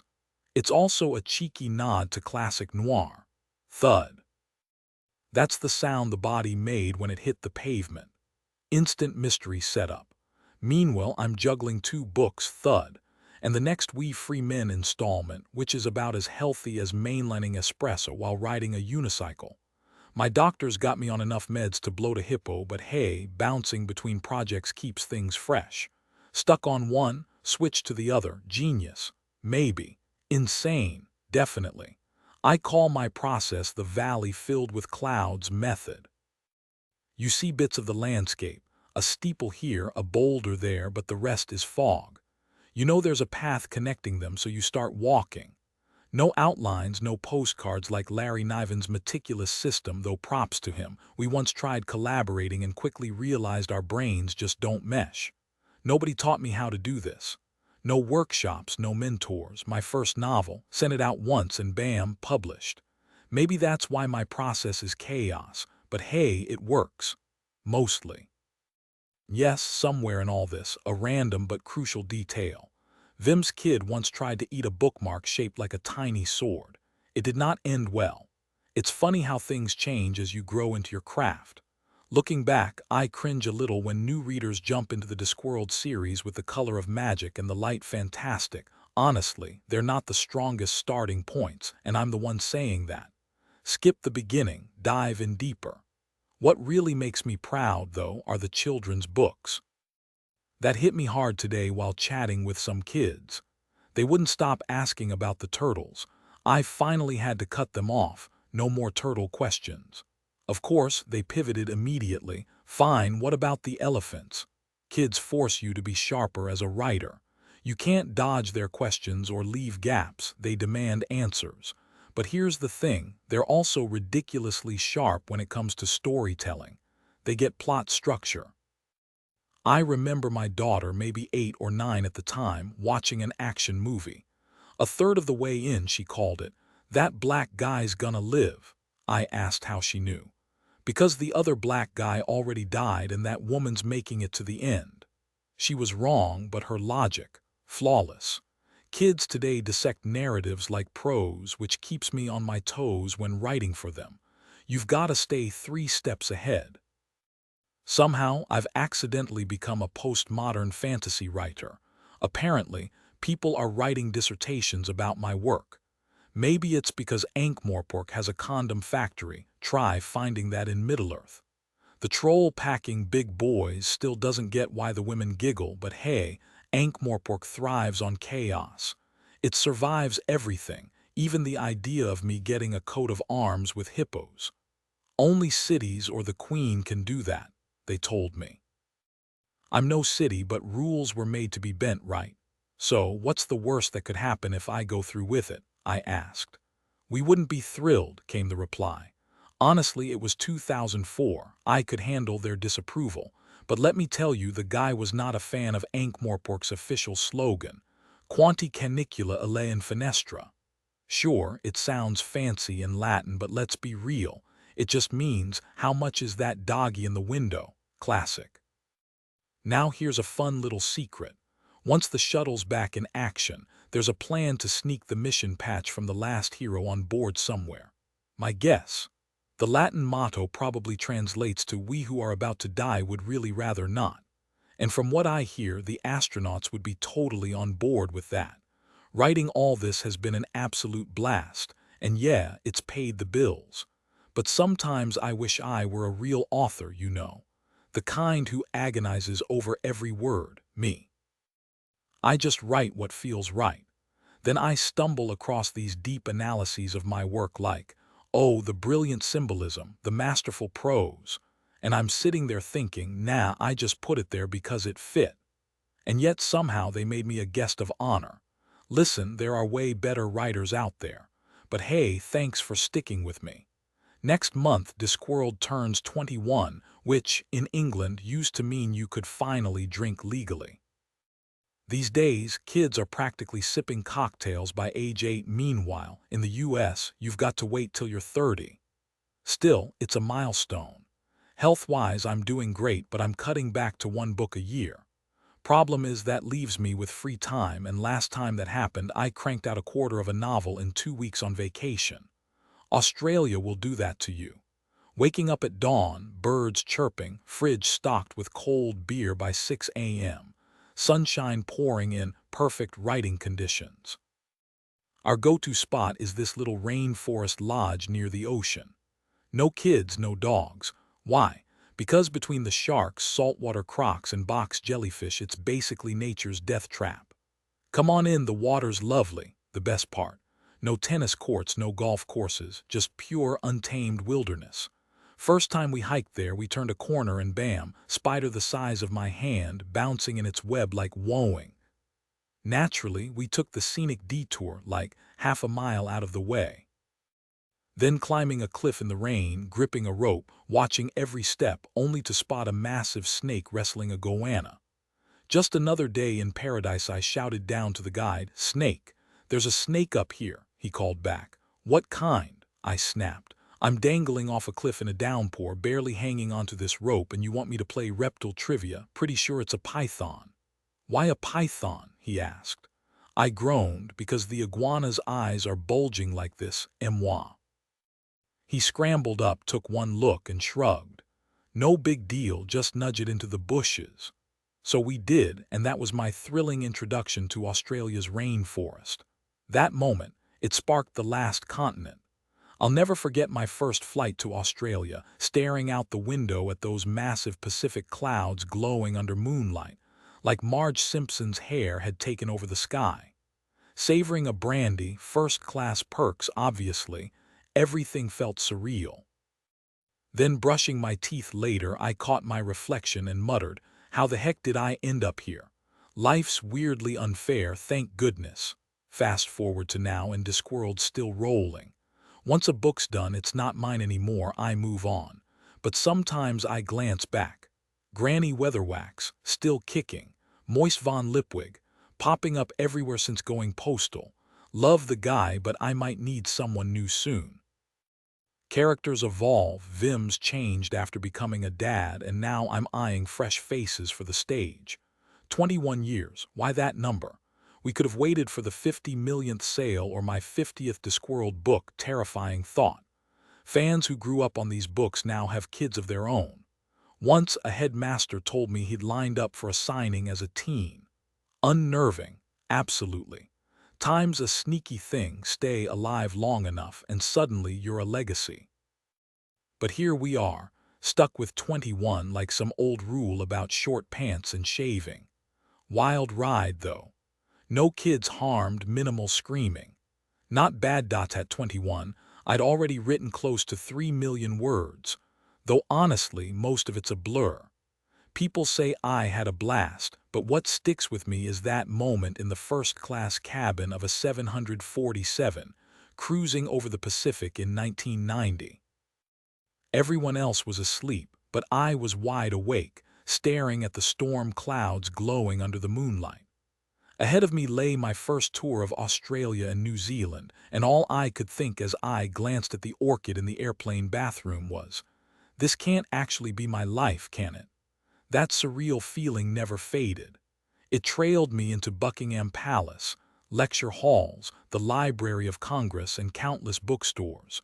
Oh, the bookstores. I swear, I spent at least 1.5 years of my life just sitting in them. It followed me to the Australian outback and deep into the Borneo rainforest, where I ended up signing books for a group of British volunteers at an orangutan rehab camp. The orangutans themselves couldn't care less. They were too busy ransacking backpacks for toothpaste and vitamins. My name's been slapped on an extinct turtle species, and I'm pretty sure some Latin-named plants and bugs owe their titles to my characters. And through it all, there's always been this nagging sense that I'm just watching someone else's life unfold. I never planned to take writing seriously. Well, that's not entirely true. I did take it seriously, but only because every book on the subject warned how impossible it was to make a living from it. Journalism seemed like the smarter play. Writing was just a side gig, Something I did for fun until, surprise, it actually paid the bills. That moment when I crunched the numbers and realized I might never need a real job again. Pure magic, but rich. Now life has a funny way of derailing your plans. Now with the US market wide open and demands for tour piling up, the 2 books a year routine has to stop. Cold, there's just no time. The overlap is chaos. One book in edits, another in draft, a third on tour. And if one thing slips, the whole operation derails. It's not sustainable. Maybe it's time to admit that juggling flaming torches is only fun until you set your hair on fire. It finally hit me. I don't have to keep churning out books like clockwork every year. The moment a new one drops, readers, bless their hearts, immediately ask, what's coming next? But here's the thing, there's no grand master plan. Just me, my brain, and whatever story decides to show up. The kids' books aren't going anywhere. Sure, they take just as much effort as the adult ones, but they're a nice change of pace, almost like a vacation. Almost. There are still 2 more Tiffany aching adventures brewing, and Discworld. Oh, that's not going anywhere either. I started the kids' Discworld series partly because the grown-up side was getting crowded. Granny Weatherwax might outlive us all. Magic does wonders for longevity, and let's be real. Has anyone actually confirmed her grandmother's death? But even Vims is starting to feel those chilly mornings. How much change would readers actually accept? Scratch that, how much could I handle? Someone else running Ankh-Morpork, a new face leading the watch, a fresh batch of unseen university faculty, doubtful. Some characters just refuse to fade away. Luckily, Discworld time moves at its own leisurely pace. Going postal will introduce brand new faces because the story demands it. Next year's book, still under wraps title-wise lest Amazon jumps the gun and starts pre-orders tomorrow, is watch-centric and shaping up nicely. Beyond that, the future's a delightful haze of possibilities. Then there are the fans, the ones who send letters, invite me to weddings, and basically keep me from veering completely off course. They get it. When to laugh, when to take a joke seriously, and when to let it evolve into something more. But what is a typical fan? Can you spot one in the wild? Some can. Next time you're in a signing queue, keep an eye out when the local newspaper photographer shows up. Watch them scan the crowd, bypassing the suits, the parents, the lunch break professionals. 300 people and not a single pointy hat in sight. Once, a baffled security guard muttered after hours of perfectly normal behavior, "They're all so ordinary." To which I replied, "Oh, come on, they're not that boring." It's been a blast. Still is. Here's to keeping it that way. Kevin's back. In the early days, my wife Lynn would bring me my mid-morning coffee along with stacks of manuscripts and fan mail. She dubbed them Kevins. Unfairly, I might add. It started when 3 letters from guys named Kevin arrived in the same batch and the label stuck. Now, whenever guilt strikes, I sit down to reply. And yes, plenty of them are from women. Some of my most devoted readers are grandmothers, though I've never actually tallied them up. What I do know is that I churn out nearly 200,000 words in letters annually, enough to fill 2 full-length novels. And most of these, they're addressed to Kevins. You won't find that in any writing guide. Sure, they'll tell you to write daily, stick to one side of the page, but do they prepare you for 30 near-identical letters from a high school class? Or the guy convinced you're beaming his unwritten ideas straight from his brain? Not a chance. Then there's the mystery of deciphering return addresses.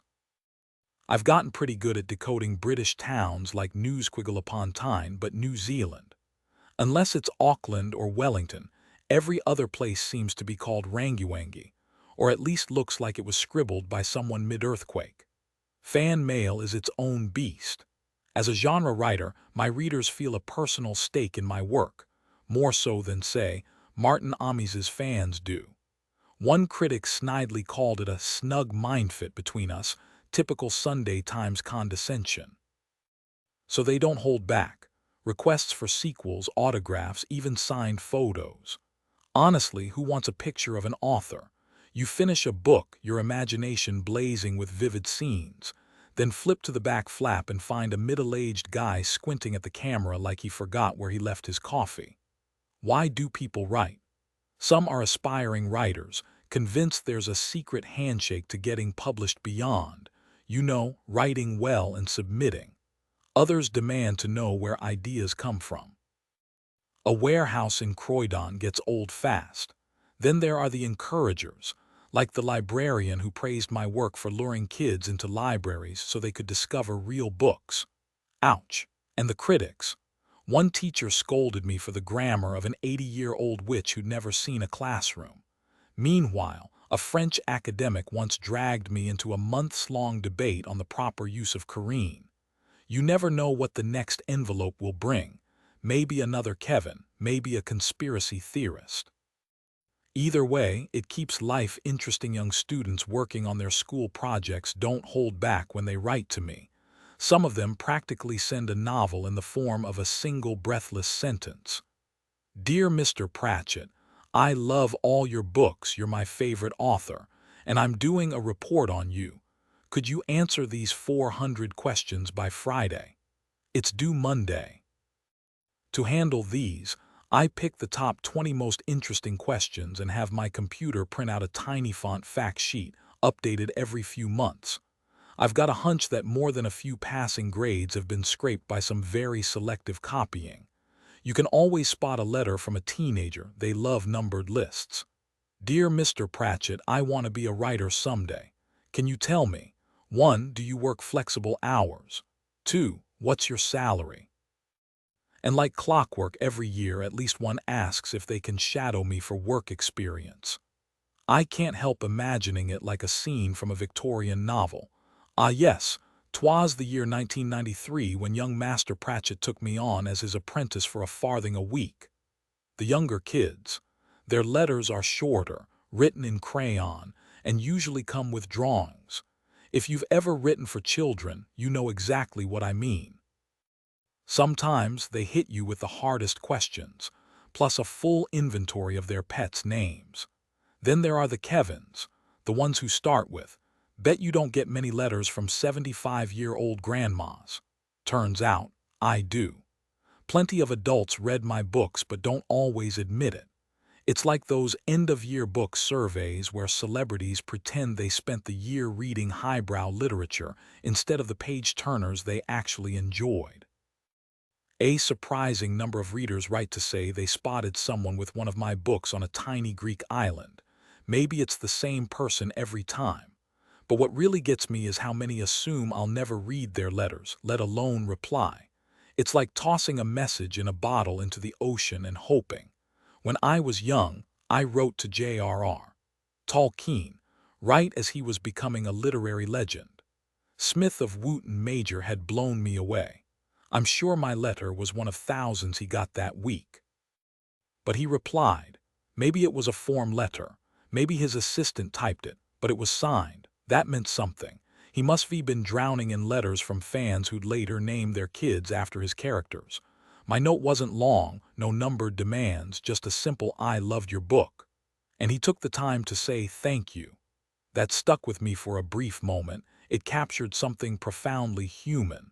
The simple yet powerful acknowledgement that we exist because someone else sees us. That thought made me reconsider the role of fan mail. Maybe it isn't a distraction from writing, but an extension of it, like an echo bouncing back. Call it post-creative customer service. Sure, there's the occasional bizarre letter, though thankfully rare, and some handwriting is so cryptic it might as well be ancient runes.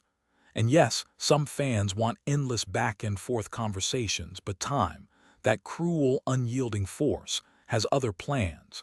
Still, every letter gets a reply eventually, I hope. It's all part of the mystery, whatever that is. Now, of course, emails have taken over. Ever get one that reads, "Your books are so lit, how do I write good?" If you're an author with an online presence, you know the drill. The internet has turned spelling into an optional accessory, where bad grammar is worn like a rebellious fashion statement. One aspiring writer actually argued that editors exist to fix his mistakes, Because why bother learning the basics when you can outsource the work? Classic. My inbox, a battlefield. Public email means endless messages, and no, I don't keep count anymore. Early on, I learned the hard way that filters aren't just helpful, they're survival tools. Case in point, the golden age of dial-up when some genius decided to email me their illustrated 3 MB manuscript. Thanks, unpaid phone bill pioneers. And let's not forget the spam. Nothing says scam like an email opening with "Dear friend." But here's the real issue. Fantasy and sci-fi fans thrive on connection, and the internet became their playground long before it was cool. Then there's fan fiction, a phenomenon mostly unique to this genre. Fans take established worlds, characters, and lore, then spin their own stories purely for love of the craft. No profit, just passion. It's flattering, sure, but also complicated for years. Science fiction authors have generally been pretty chill about fan culture, probably because most of them started out as fans themselves. It's tough to imagine someone writing sci-fi without loving it first. The attitude has always been, hey, be glad people care enough to obsess over your work. Fan engagement isn't just harmless, it's actually a great training ground for budding writers. Readers don't just passively absorb stories, they make them their own, filling in gaps with their imaginations. In a way, storytelling becomes this weird, unspoken collaboration where fans feel like they have a stake in the world you've built. This isn't new. Fans have been writing letters forever. "Dear author, what if your heroine ran off with a famous historical figure?" And honestly, that's kind of sweet. But the internet changed everything. Suddenly, those private musings became public debates, amplified to a global scale. I used to follow online discussions about my books, amused by the mix of scholarly analysis and, well, Star Wars comparisons. But after 7 years, I had to stop. Things got weird when fans started posting detailed plot predictions and unsolicited suggestions for future books. The internet also brought some truly bizarre misunderstandings about copyright. On one end, you've got people nervously asking if they can name their hamster after a minor character. On the other, someone casually uploads an entire scan book to their blog with a breezy hope you don't mind. There's no middle ground. Either people think copyright applies to breathing the same air as your work, or they assume it doesn't exist at all. And don't get me started on the misuse of plagiarism. Apparently, referencing Shakespeare in Weird Sisters now counts as theft. Fun fact, if you recognize that Scottish play, the jokes hit different. The real problem, the internet's lack of boundaries. Suddenly, I had to worry. What if I accidentally used a plot idea some fan had already posted online? The line between inspiration and infringement got blurry fast. And in this hyperconnected world, even the smallest creative choices can spark unintended drama. It's funny how often I get emails saying, "Hey, I see you used my idea," when their so-called idea was just a vague suggestion like, "Why don't you write a book about Australia, or pirates, or football?" Once, someone even hit me with the classic, "I've got $1 million idea, but I can't tell you until we sign a contract." Yeah, because that's totally how creativity works. Here's the thing, some otherwise smart people seem to think the idea is everything. Plot, characters, actually writing the thing. Nah, that's just paperwork. Just hand them a pen and tell them to scribble it down, right? Now I'm not losing sleep over lawsuits or angry fans. Most people are great. But let's be real. Every fan base has that person. The one who kicks up a fuss just for attention, and suddenly you've got a mob of keyboard warriors rallying behind them. If people like this didn't exist, daytime talk shows would be gone extinct years ago. And don't even get me started on journalists. Give them a headline like "Best-selling author steals fan's idea," and they'll run with it faster than a tabloid chasing a celebrity scandal. The internet's a wild place. No journalist needed, just one loud voice and suddenly you're trending for all the wrong reasons. Over in the US, lawsuits fly around like confetti. I wouldn't be surprised if someone sued Gravity for making them trip. Rumor has it, some authors have already ditched their online communities because of this nonsense. And honestly, I might have to step back too. I've got plenty of ideas. What I don't have is time to deal with drama. On being a fantasy author, funny thing. I'm always slapped with the fantasy writer label, but I consider myself mainstream. If millions of people are reading it, isn't that the mainstream? These days, fantasy is the mainstream. Meanwhile, so-called serious authors sneak in sci-fi and fantasy tropes all the time. They just don't call it that because, well, literary pride. So what is fantasy, really? Maybe it's fiction that bends the rules of reality, or better yet, throws in a dragon or two. There are subgenres, sure, but who cares? A good story is a good story. If you're itching to write fantasy, chances are you've devoured plenty of it already. So here's my advice. Stop overthinking it. Just write. If you're new to fantasy, dive into as many books as you can. The genre doesn't forgive ignorance. You need to understand its traditions before you can bend or break them. Think of fantasy as a well-stocked kitchen, overflowing with tropes, archetypes, and storylines polished by time. Borrow freely. Every writer does. Without that, we'd only have one tale about a man stepping into a time machine. Ingredients alone don't make a great dish. It's how you blend them. A skilled author brings their own flavor, maybe even invents something fresh. World building isn't just for sprawling epics with dragons. Even a story set in a familiar London changes when you learn Admiral Nelson commanded airships instead of ships at Trafalgar. Back in the 80s fantasy craze, publishers would unearth manuscripts buried under piles of invented languages and hand-drawn maps. Let's be real, nobody needs that much homework. Then there's or extruded fantasy product. Generic, recycled stories with cardboard villains, lazy magic systems, and horses that might as well be motorcycles. Avoid writing it. Better yet, avoid reading it. Step outside the genre. Study the gold rush, Georgian gossip, or how sailors survived on hardtack and rum. Read like a sculptor eyeing marble, see the shape hidden inside. Ask the awkward questions. If fairies wear necklaces of broken promises, what do those even look like? If magic exists, why doesn't everyone exploit it? Who grows the food? Fantasy thrives on rules. Let pigs fly, sure, but expect pigeons to file complaints and pedestrians to invest in reinforced umbrellas. That balance, absurdity grounded in logic, is what kept Discworld spinning for decades. And hey, when you take it seriously, the jokes land even harder. Ever since we were kids, we've been conditioned not to poke holes in fairy tales. Why does Cinderella's glass slipper fit only one person in the entire kingdom? But if you start questioning the world, even the fantastical parts, you'll find endless inspiration. Take vampires. If a crucifix repels them, how do they even function in a world full of crosses? Every chair leg, window frame, or picket fence could send them into a holy panic. And werewolves. If they transform back into humans, where do the pants come from? Hollywood never explains that. Alan Garner in A Lidor nailed it by grounding fantasy in reality. A unicorn isn't just a magical creature. It's also a massive, unpredictable horse with a deadly horn. Simple questions like these breathe new life into old stories, twisting them into something fresh. G.K. Chesterton once said fantasy's power lies in flipping the ordinary so we see it in a strange new light.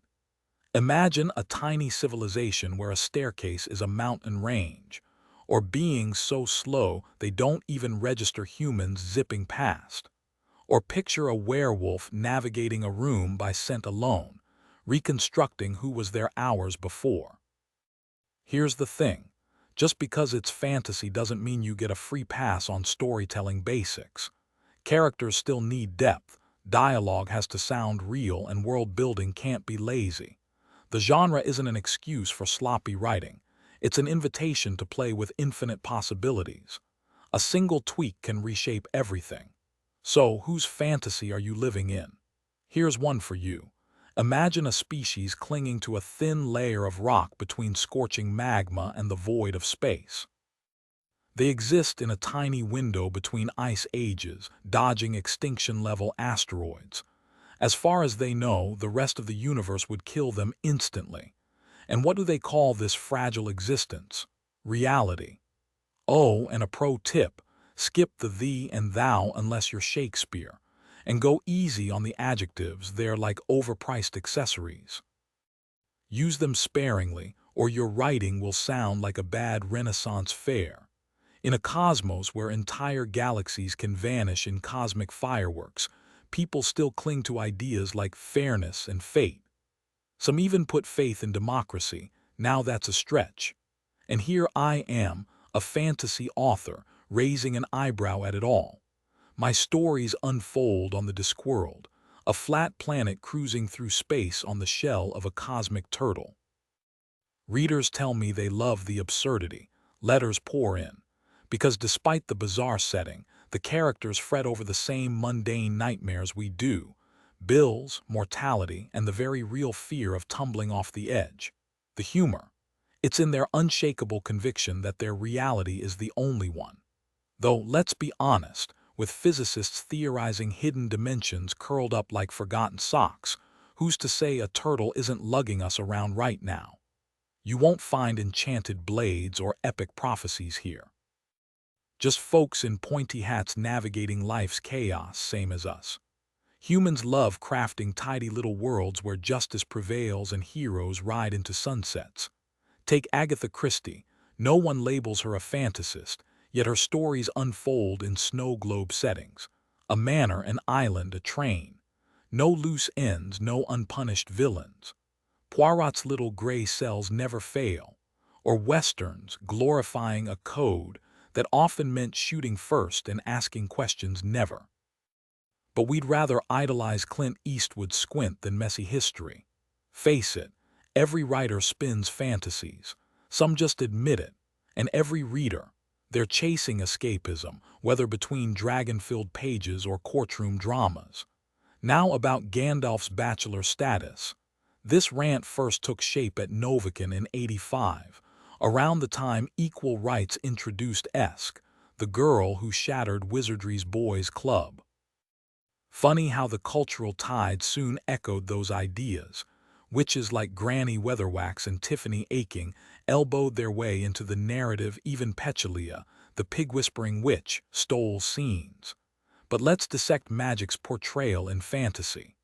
The genres carved a rigid, dubious mold for spell slingers, one the West swallowed whole. Don't get me wrong. I don't believe in magic any more than I trust horoscopes, typical Taurus skepticism.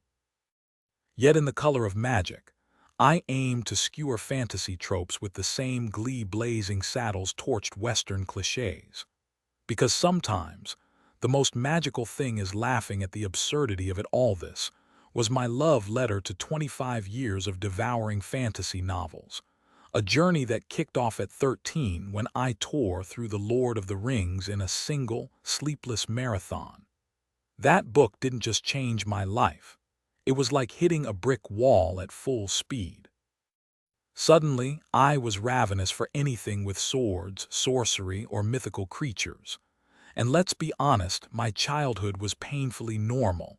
No tragic backstory, no neglectful parents forcing me into books.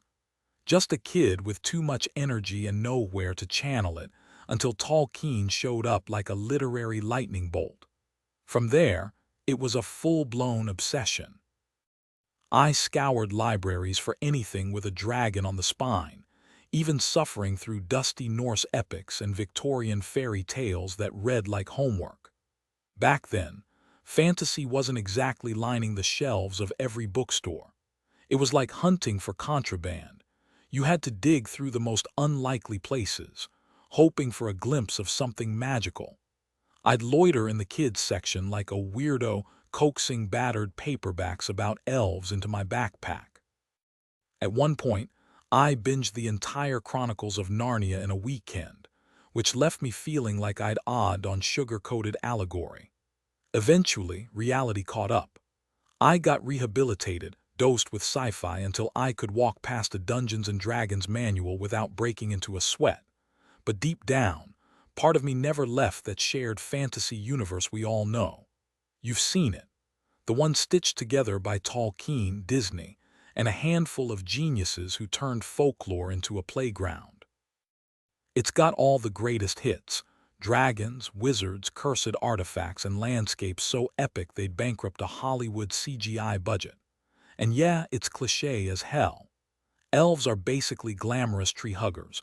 Dwarves are gruff union members with axes and magic. Oh, it works here. No vague hand-waving, just point a finger, summon some sparkly doom, and watch your enemies turn into toads. The beauty of it: you can either roll your eyes at the tropes or lean into them so hard they snap. Either way, the laughs come easy. New detail: I once tried to summon a dragon by stacking library books into a makeshift altar. Spoiler, it didn't work, but the librarian's face, priceless. Voice twist: switches from nostalgic to sarcastic when mocking fantasy tropes, then back to playful reverence. In the upcoming sequel to The Color of Magic, which is being published at roughly the same speed as tectonic plates shifting, you'll see what happens when someone like me decides that ancient stone circles are actually prehistoric supercomputers. Suddenly, druids start spouting tech lingo and calling Stonehenge the original silicon processor. While mining fantasy tropes for laughs, I stumbled onto one so ingrained we barely notice it: the stark divide between male and female magic. Take wizards and witches. People lump them together like they're just gender-swapped versions of the same role. Not even close. In fantasy, there's no such thing as a male witch, sorry, warlocks don't count, and female wizards, forget it. Sorceresses, just witches with better PR. Enchantresses, witches who know how to work a cloak. The genre desperately needs an equal opportunity audit because, let's be real, women's magic is often portrayed as petty or weak: curses, love potions, warts, while wizards get the big, brainy, world-shaking spells. Funny how that mirrors reality, isn't it? The poster boy for wizards is Merlin, kingmaker and all-around genius, who literally pulled Excalibur from a rock like it was a high-tech vending machine. But here's the kicker: he wasn't some ancient folk hero. Most of his legend comes from Geoffrey of Monmouth's Life of Merlin, a 12th century fanfic that somehow stuck. And guess what? His downfall: a woman, his own pupil no less. Message received: don't let the ladies near the real power. These days, Gandalf's giving Merlin a run for his money, mostly because his magic is all mysterious whispers and dramatic exits. But let's not forget Jed from Earthsea, another wizard who fits the mold perfectly.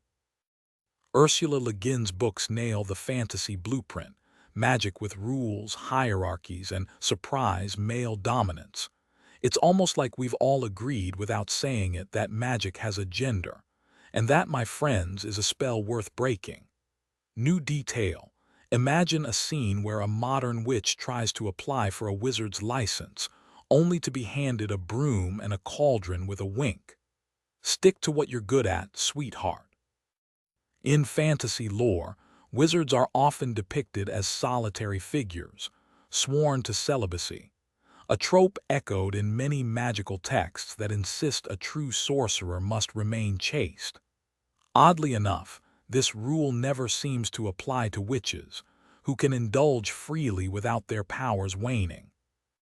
Wizards usually operate within rigid orders or hierarchies, and the famed island of Roke feels less like a mystical academy and more like a stuffy medieval university, or worse, a monastery where women are conspicuously absent, except maybe scrubbing the floors. Sure, Earthsea has its share of female magic users, but they're either painted as villains, fools, or dismissed by Jed like some back-alley healer getting condescended to by a high-society doctor. Try picturing a young woman enrolling at Roke. Good luck with that. Or let's put it this way, can you even imagine a female Gandalf? Didn't think so. Meanwhile, fairy tale witches are always portrayed as a gaggle of cackling hags, probably because they lived in houses made of pure sugar. No wonder they were toothless. Imagine waking up to find neighborhood kids gnawing on your candy-coated doorknobs. Even children's books reinforce the stereotype. Wizards undo the harm caused by evil witches, as if female magic is some bargain bin curse. Why this double standard? Does fantasy just mirror real-world biases? Here's the kicker. Western history barely has any actual magical tradition. Sure, modern self-proclaimed witches and wizards claim ancient roots, but let's be honest, most of them just cribbed their rituals from fantasy novels. The truth. Wizards in Europe were either con artists or stage magicians and druids, mostly a Roman-era myth until some 18th-century romantics decided to reinvent them as nature-loving sages. Julius Caesar painted them as blood-soaked priests knee-deep in sacrifices, not exactly the peaceful tree-huggers we imagine today. The real magic, fiction shaping reality, one spellbook at a time. New detail.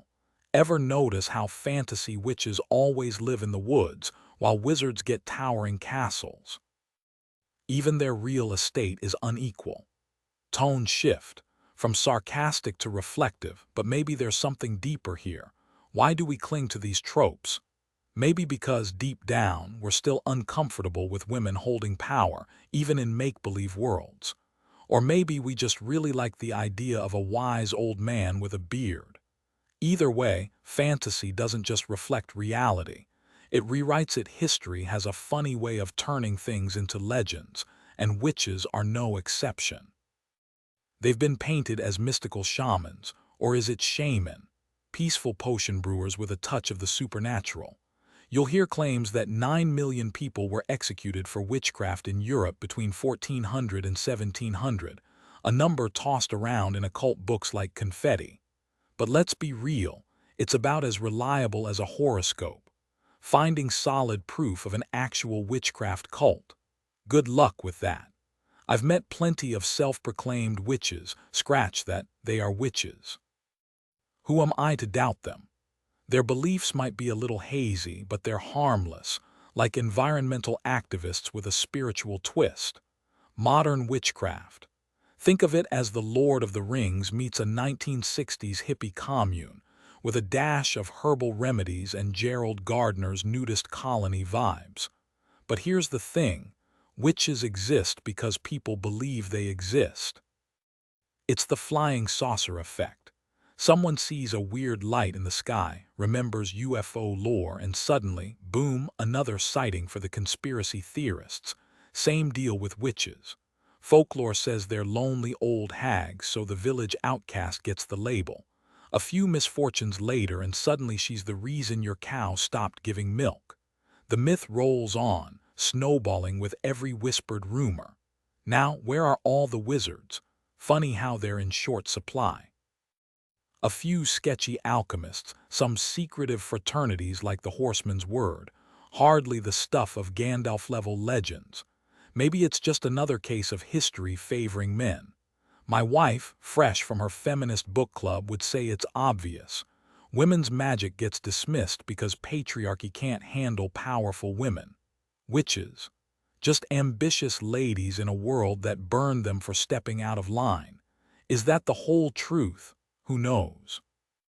But one thing's clear, whether real or imagined, witches have always been a lightning rod for fear, power, and a whole lot of storytelling. The fantasy genre has long embraced certain tropes, but I like to challenge the usual assumptions, just to stir the pot.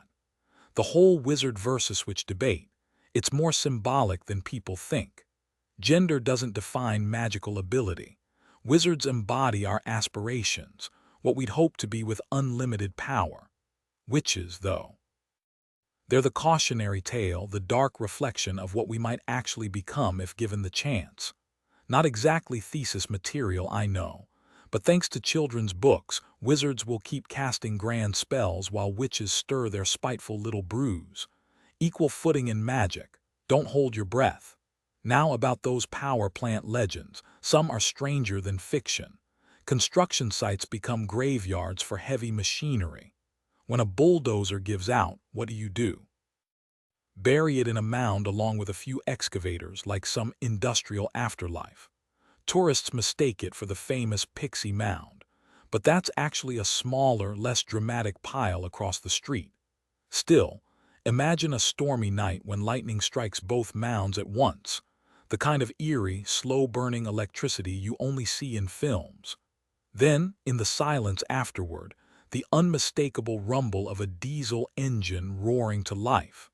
Now that's a headline waiting to happen. An American author once told me, "Your books won't sell here. No one hears the elves sing." Time proved him wrong, but honestly, silent elves are more my speed. Who says they even want to sing? Give me the tone-deaf elf any day. Playing with cliches is half the fun of writing fantasy. But let's dig deeper. Dragons and elves are just the surface. The real roots of fantasy stretch beyond the same tired landscapes everyone keeps revisiting. You know, the ones deep down, we crave stories where the world makes sense, no matter how wild or treacherous it seems. We want rules we can follow and morals we can trust. The kind-hearted brother who shares his last crust of bread will triumph. That desperate one-in-a-million gamble, it'll pay off. And if a mysterious stranger hands the hero an object, you bet it'll be crucial later. We recognize the humble farmhand as the lost prince because, secretly, we believe we're royalty too. But in these crafted worlds, unlike ours, the path to victory is clear. No bureaucratic mazes, no ambiguous choices. Just a hero who follows the right signs to the final page. Then there's the shadow side. Take The Lord of the Rings, for so many their first taste of fantasy. Sure, the grown-up part of me wonders about the messy aftermath. Rebuilding Middle-earth, foreign aid for Mordor, political upheaval in Gondor. That could be a dark comedy or biting satire, but not pure fantasy. Why? Because it's too much like real life. We don't want realism. We want heroes, magic swords, and yes, elves breaking into song. Deep down, we know the universe doesn't work this way. We've known since cavemen huddled around fires listening to tales of Zog the Mammoth Slayer. The world should be fair, and if we pretend hard enough, maybe we'll survive another day. Fantasy doesn't just create order, it slaps it over chaos like a bandage on a wound.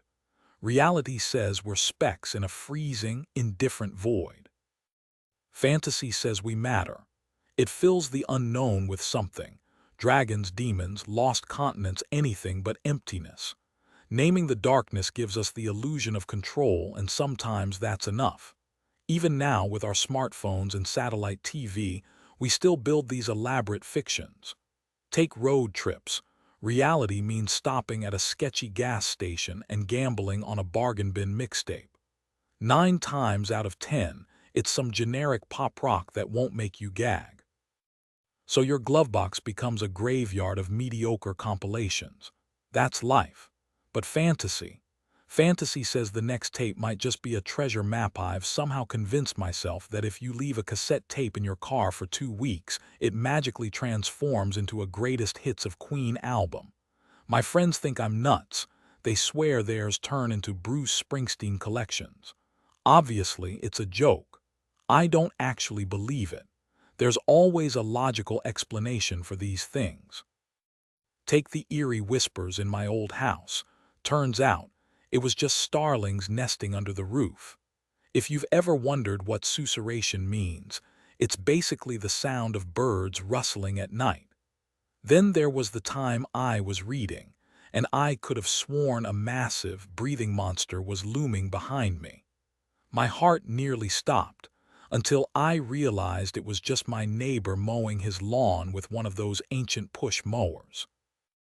The sound ricocheted weirdly off the walls, making the mechanical clatter and chain rattle sound like some Lovecraftian horror. Those 20 seconds of sheer terror before I figured it out felt like an eternity. But the best story, the nuclear plant built practically on top of an ancient burial site, locals called it Pixie's Mound. During construction, workers blamed every mishap, from missing tools to major delays, on the angry pixie. Apparently, someone had run a truck over his mound. Big no-no in pixie etiquette. Of course, nobody really believed it.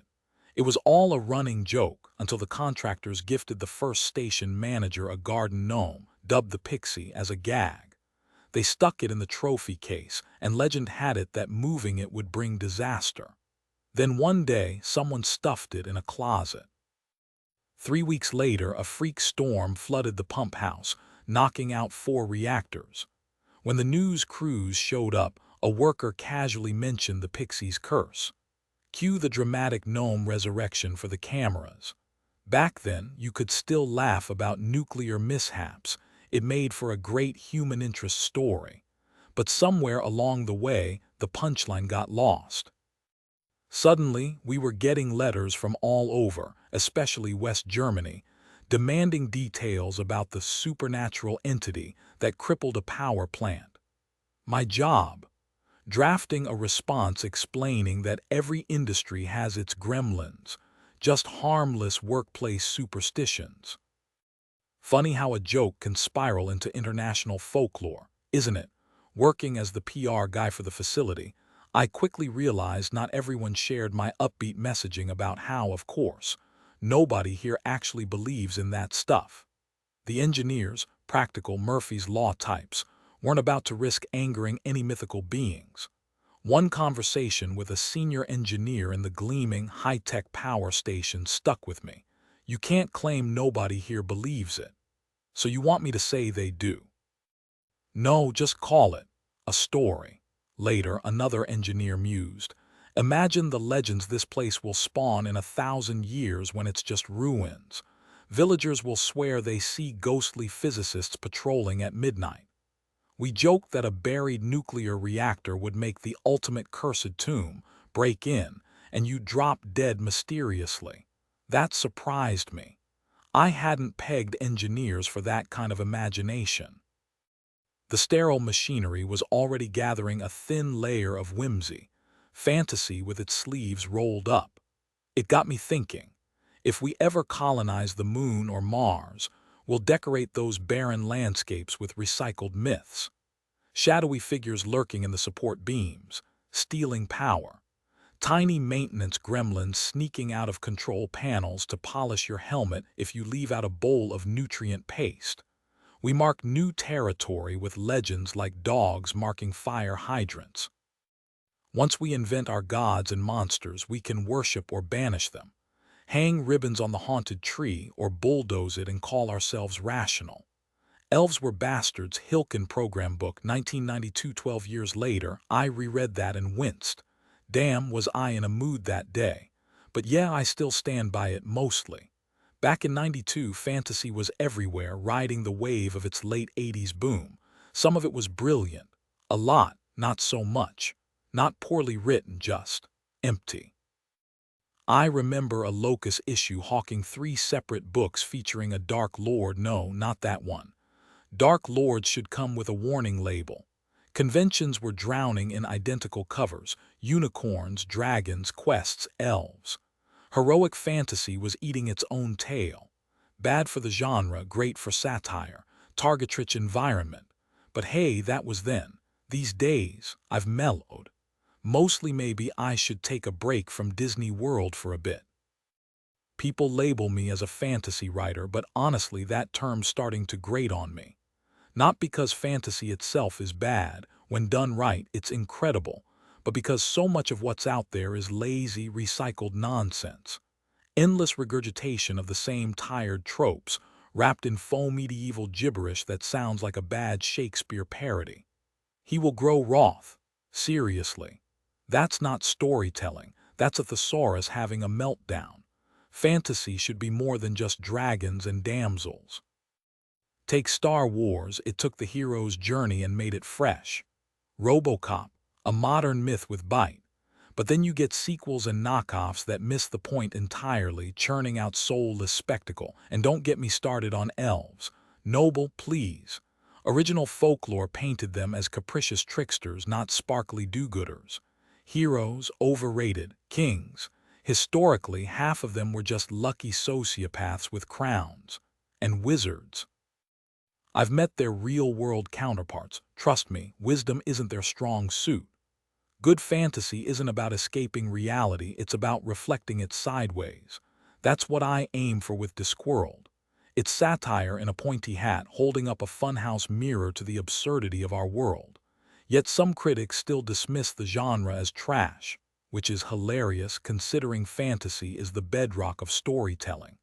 Escapism is fine, but the best kind leaves you changed, not just sugar-rushed. Speaking of surreal escapes, I'm in Florida right now, land of manufactured dreams. Disney and Universal aren't even real studios. They're elaborate stage sets designed to mimic movies that were already pretending. Layers of illusion, built to look like things that never existed. It's almost poetic in its absurdity. And yet, here we are, lining up for the next shiny distraction. Maybe that's the real fantasy. Convincing ourselves any of this is real in the first place in America, and to some degree in England. People have started treating fictional TV characters like they're real, buying books and reading tabloid articles about them as if they exist. It's gotten weird. The line between reality and fantasy has blurred so much that you'll find supermarket rags like The Sun or Weekly World News claiming Elvis was just spotted alive in a UFO fished out of the Bermuda Triangle. And folks actually believe it. Not even decent sci-fi, just nonsense. Yet these same people vote same as you. This obsession with escape, Disney rides, elves, mindless stories doesn't take you anywhere meaningful. Real fantasy, the good stuff, doesn't just let you run away. It transports you somewhere new, giving you fresh eyes to see the world. As a kid, my love for fantasy led me to books on astronomy and paleontology, where I found a wonder deeper than Middle-earth. Why settle for just leaving reality? Let's go somewhere better.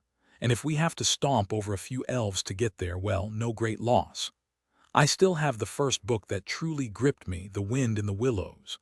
Sure, it wasn't technically my first book, that honor probably goes to some forgettable C-Spot run knockoff. But at 10, it was the first one I devoured without being forced. No chewing the covers, no daydreaming about escape. Of course, looking back, it's all wrong by today's standards. One female character and she's a laundress. No deep dive into the socioeconomic struggles of the weasels. Badger's cozy den would make any kid stuck in a cramped apartment feel cheated, but nobody told me it was flawed. No teachers, no parents, just me, the book, and the sudden, electric realization that stories could be alive. That's the magic of childhood reading. That fizzy, desperate hunger to consume every word before it vanishes. No guide, no map, just pure discovery. Funny how life circles back. Now I'm the one writing for young readers, hoping to spark that same wild, unguided wonder teachers and librarians often tell me. Your books are a hit with kids who usually don't pick up a book. I take it as praise, though I wish they'd phrase it differently. The truth is, as a genre writer, I've got to know my audience well. And it's not just a sea of 14-year-olds named Kevin.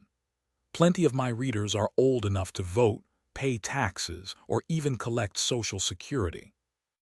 But the stereotype lingers, so I've dived into the misunderstood world of children's literature. It's a niche few explore, aside from the dedicated teachers and librarians who actually care what kids are reading.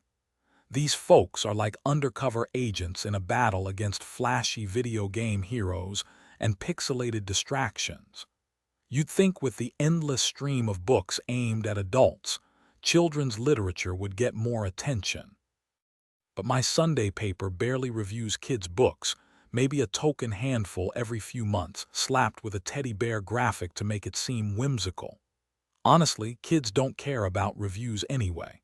They're too busy living in their own vibrant universe. Librarians tell me what kids actually buy: fantasy, sci-fi, horror. And while their relieved kids are reading at all in the age of screens, they still fret over the genres. They shouldn't. Let's be real. All fiction is fantasy in some way. Agatha Christie. Fantasy, Tom Clancy. Fantasy, Jilly Cooper. Definitely fantasy, or at least we hope so for her sake. But when most people hear fantasy, they picture swords, talking cats, and spaceships, which sure can get ridiculous. Yet fantasy also reshapes history, reimagines the present, and dreams up futures. It bends reality, and that makes some adults squirm. Kids, though, they call it epic and next level. And then there's the snobbery around sci-fi. When a literary heavyweight like P.D. James dips into the genre, suddenly it's not really sci-fi because, gasp, no robots or alien planets, but Children of Men, sci-fi, Slaughterhouse-Five, sci-fi, The Man in the High Castle, absolutely sci-fi. The best of it doesn't need lasers or warp drives, Earth's messy enough. Sure, some sci-fi and fantasy are poorly written. But let's be honest, so are a lot of things. Literary value is subjective. What one person considers profound, another might dismiss as trivial. Take J.G. Ballard's Empire of the Sun, a masterpiece that somehow missed the Booker Prize. If that's how the literary elite judge merit, maybe we shouldn't put too much stock in their opinions. Not long ago, a teacher invited me to speak at her school, only to face pushback from the principal, who claimed fantasy was morally questionable and out of touch with the modern world. Morally questionable. Strip away the dragons and magic, and most fantasy stories would fit right into a Victorian moral primer. The genre operates on the same clear-cut ethics as fairy tales. Evil is defeated, the hero prevails, and justice wins, not through brute force but because goodness has a way of tipping the scales. Why does the kind-hearted third brother become king? Why does Bond always cut the bomb's wires with seconds to spare?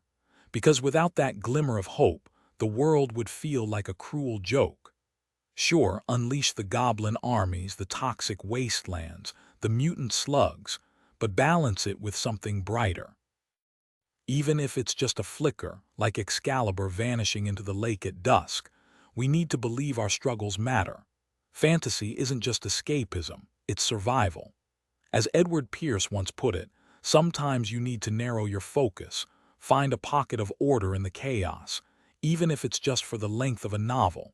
And let's be honest, kids could do worse than discovering the occult through fantasy. Better to learn about vampires and wooden stakes than stumble into darker corners unprepared. Fantasy teaches that appearances deceive. Witches might be allies, giants could be gentle. It's not about where you stand, but the direction you're facing. That's a lesson worth learning, even if it's wrapped in a dragon-slaying adventure. As for escapism, bring it on. The real question isn't whether you're escaping, it's where you're escaping to. As a kid, I fled into science fiction, which is just fantasy in a spacesuit. Sure, some of it was pulpy nonsense, but it was good nonsense. Like a mental treadmill strengthening imagination even if it didn't lead anywhere tangible. Irrelevant? Hardly. My first encounter with ancient Greece came from Mary Renault's mythic tales. So if fantasy is a guilty pleasure, consider me happily guilty. Back in the 1950s. History class was basically a quick rundown.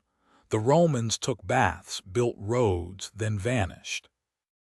After that, it was just chaos until the Normans showed up and boom, history finally started. Science. Sure, we had it sort of.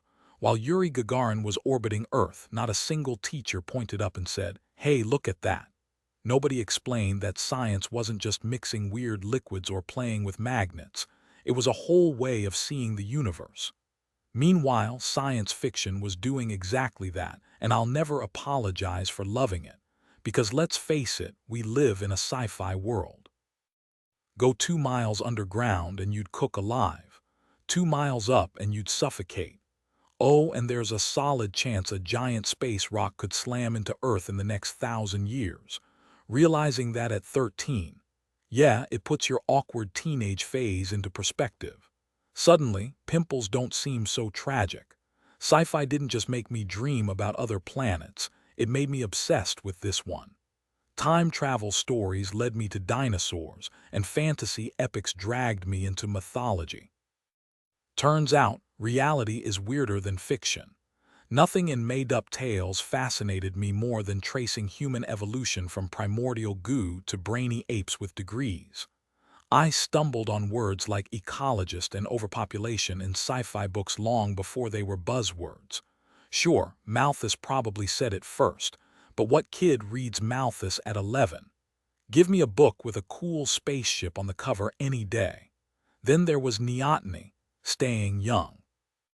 Humans never outgrow that wide-eyed curiosity, that urge to poke the universe and see what happens. It's our superpower and maybe our downfall. Yeah, I read some garbage too, but the brain's got a built-in filter. You sift through the dirt to find gold. Fantasy wasn't just an escape, it was my ticket back to reality. So when kids dive into dragons and aliens, let them. It's fertilizer for the imagination. And who knows? Maybe one of them will look up at Mars and decide to go there. Better than staring at their belly button, right? Fantasy might not seem as important as stories rooted in a child's everyday reality, or whatever grim world the author assumes kids live in. But studies suggest a vibrant imagination is just as vital for young minds as fertile soil is for a sprouting seed.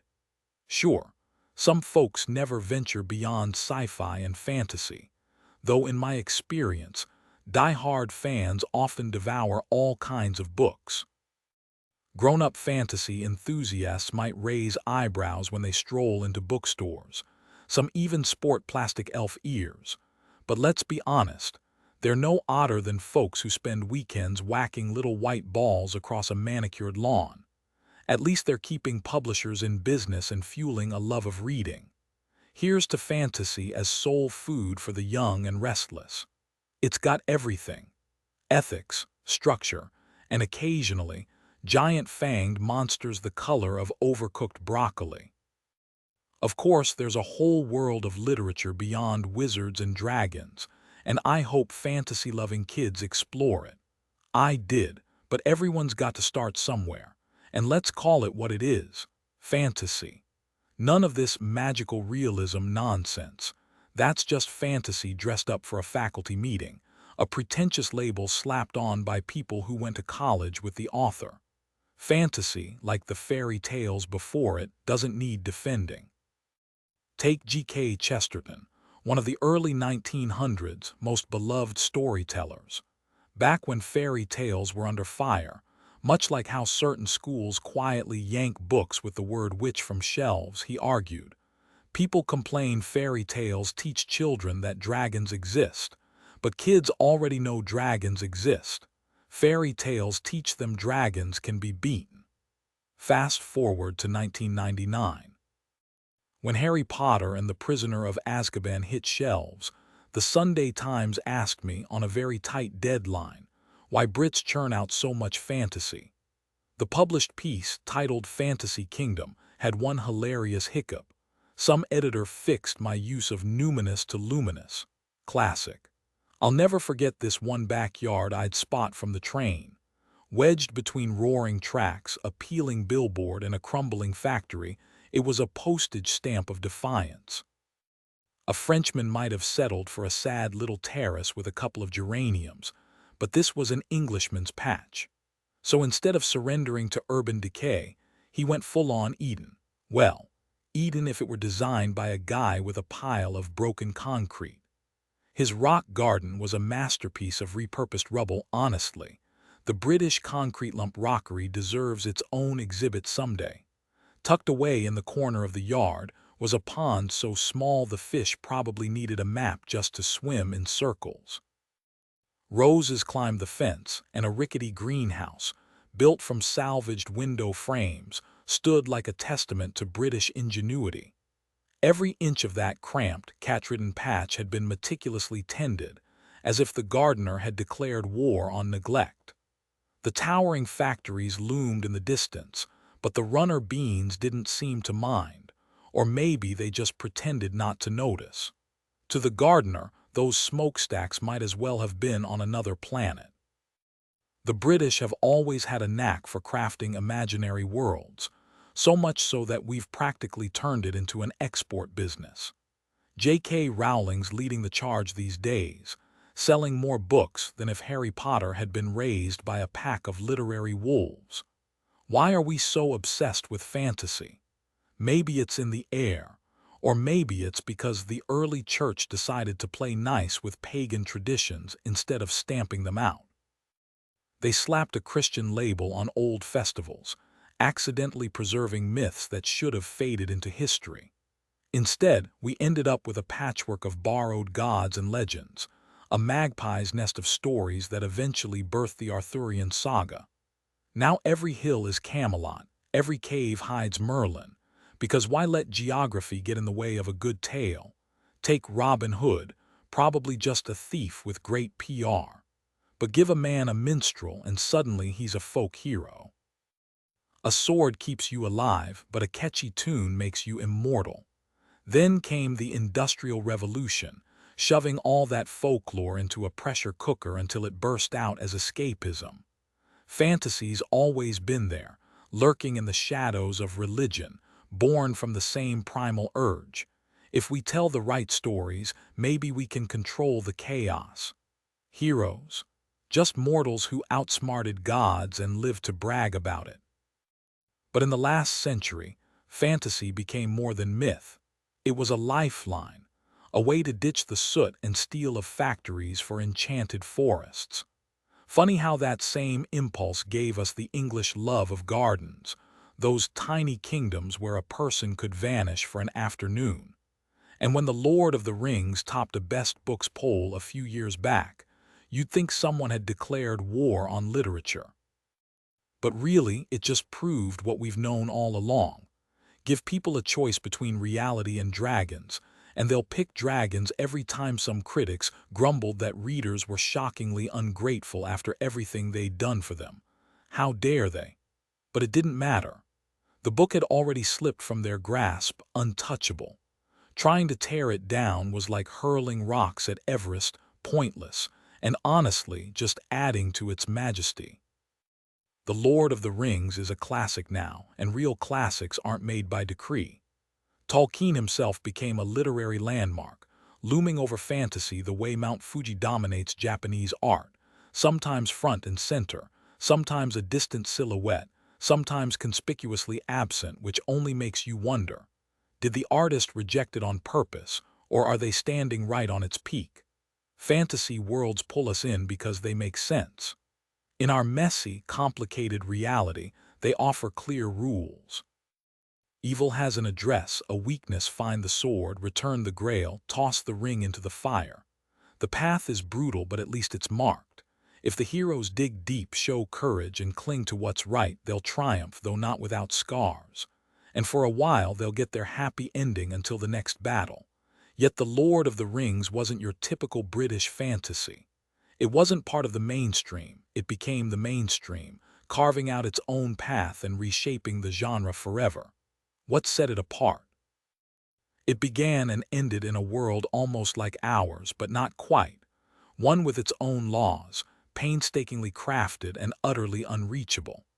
No hidden door, no enchanted wardrobe, no rabbit hole. Middle-earth exists only between the pages. Since Tolkien, fantasy universes have multiplied like enchanted weeds, but British fantasy has always preferred its magic closer to home, just beyond the mirror or maybe lurking in the attic. There's a cozy domesticity to it, a stubborn urge to plant roses in monster-filled woods, to ground the fantastical in the familiar. Aristotle called it the blend of the ordinary and the strange. G.K. Chesterton argued that the real wonder lies in the everyday, if you tilt your head just right. And who's kept that tradition alive? Mostly the ones writing for kids, slipping magic into the cracks of the mundane. Tolkien revolutionized fantasy by proving it wasn't just for kids, it could captivate adults too. Back in the day, grown-ups mostly dismissed it as childish nonsense, with some teachers even confiscating frivolous books from students. Honestly, those types deserve their own fiery pit in the underworld. Sure, fantasy is escapism, but so are most stories. Who cares? Teachers shouldn't act like prison guards. Escapism isn't inherently good or bad. What matters is why you're escaping and where it takes you. Speaking from personal experience, fantasy books showed me reading could be fun, something my teachers never mentioned. Those stories led me to mythology, which then smoothly introduced me to ancient history, all thanks to the public library. Take E. Nesbit's characters. They rode magic carpets and chatted with phoenixes, but they were still proper Edwardian kids. C.S. Lewis's Pevensey stepped through a wardrobe into another world, proving that magic doors are a timeless trope. One of the most iconic fantasy moments isn't a dragon or a spell, but that scene in Time Bandits where a knight in full armor bursts out of a kid's closet. John Masefield's K. Harker didn't even need a door. He just had to see the magic overlapping with reality. Diana Wynne Jones and Alan Garner mastered this too, blending the mundane with the mystical, showing our world through a fantastical lens. The best fantasy doesn't rely on sparkly wands and chanting spells. It rewrites reality's rules and sticks to them. These days, it's not enough to have wizards and goblins. We want to see how they handle modern problems. Are wizards debating dragon genetics? Are dwarves fighting workplace discrimination against gnomes? It's all about perspective. Sometimes you need another world to truly understand this one. J.K. Rowling's Harry Potter fits right in. Sure, magic schools and young witches weren't new, but that's the point. Genres repeat themes, otherwise there'd only be one detective novel or one recipe for cake. The magic isn't in reinventing the wheel. It's in how you make it roll. What really makes a story stand out is how it's crafted. Like a perfectly cooked dish, it needs creativity, passion, and just the right touch of luck to rise above its genre. Harry Potter nailed that recipe. But let's talk about The Lord of the Rings, a book that somehow got slapped with the label cult classic, as if that's some kind of backhanded compliment. Before the movies blew up, snobby critics in the UK loved to sneer at Tolkien and his so-called sad fans. Then Hollywood stepped in, the films became massive, and suddenly those same critics got real quiet. Funny how that works.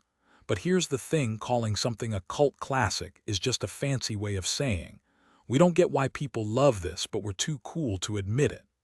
It's a term tossed around by gatekeepers who think popularity should only belong to the right kind of people. Yet here's Tolkien, with over 100 million readers worldwide. How many copies does a book need to sell before it stops being a cult and finally earns respect? Apparently, even when British bookstores ran polls declaring The Lord of the Rings the nation's favorite book, and Tolkien its favorite author, critics still clutched their pearls. They acted like democracy itself was under attack because people dared to love something they didn't approve of. The backlash was almost comical. Critics whined about escapism, conspiracy theories involving furry-footed fans, and how Tolkien never bothered to kiss their rings at literary parties. But the best part, nobody cared. The fans kept reading, the books kept selling, and the critics, well, they just kept shouting into the void.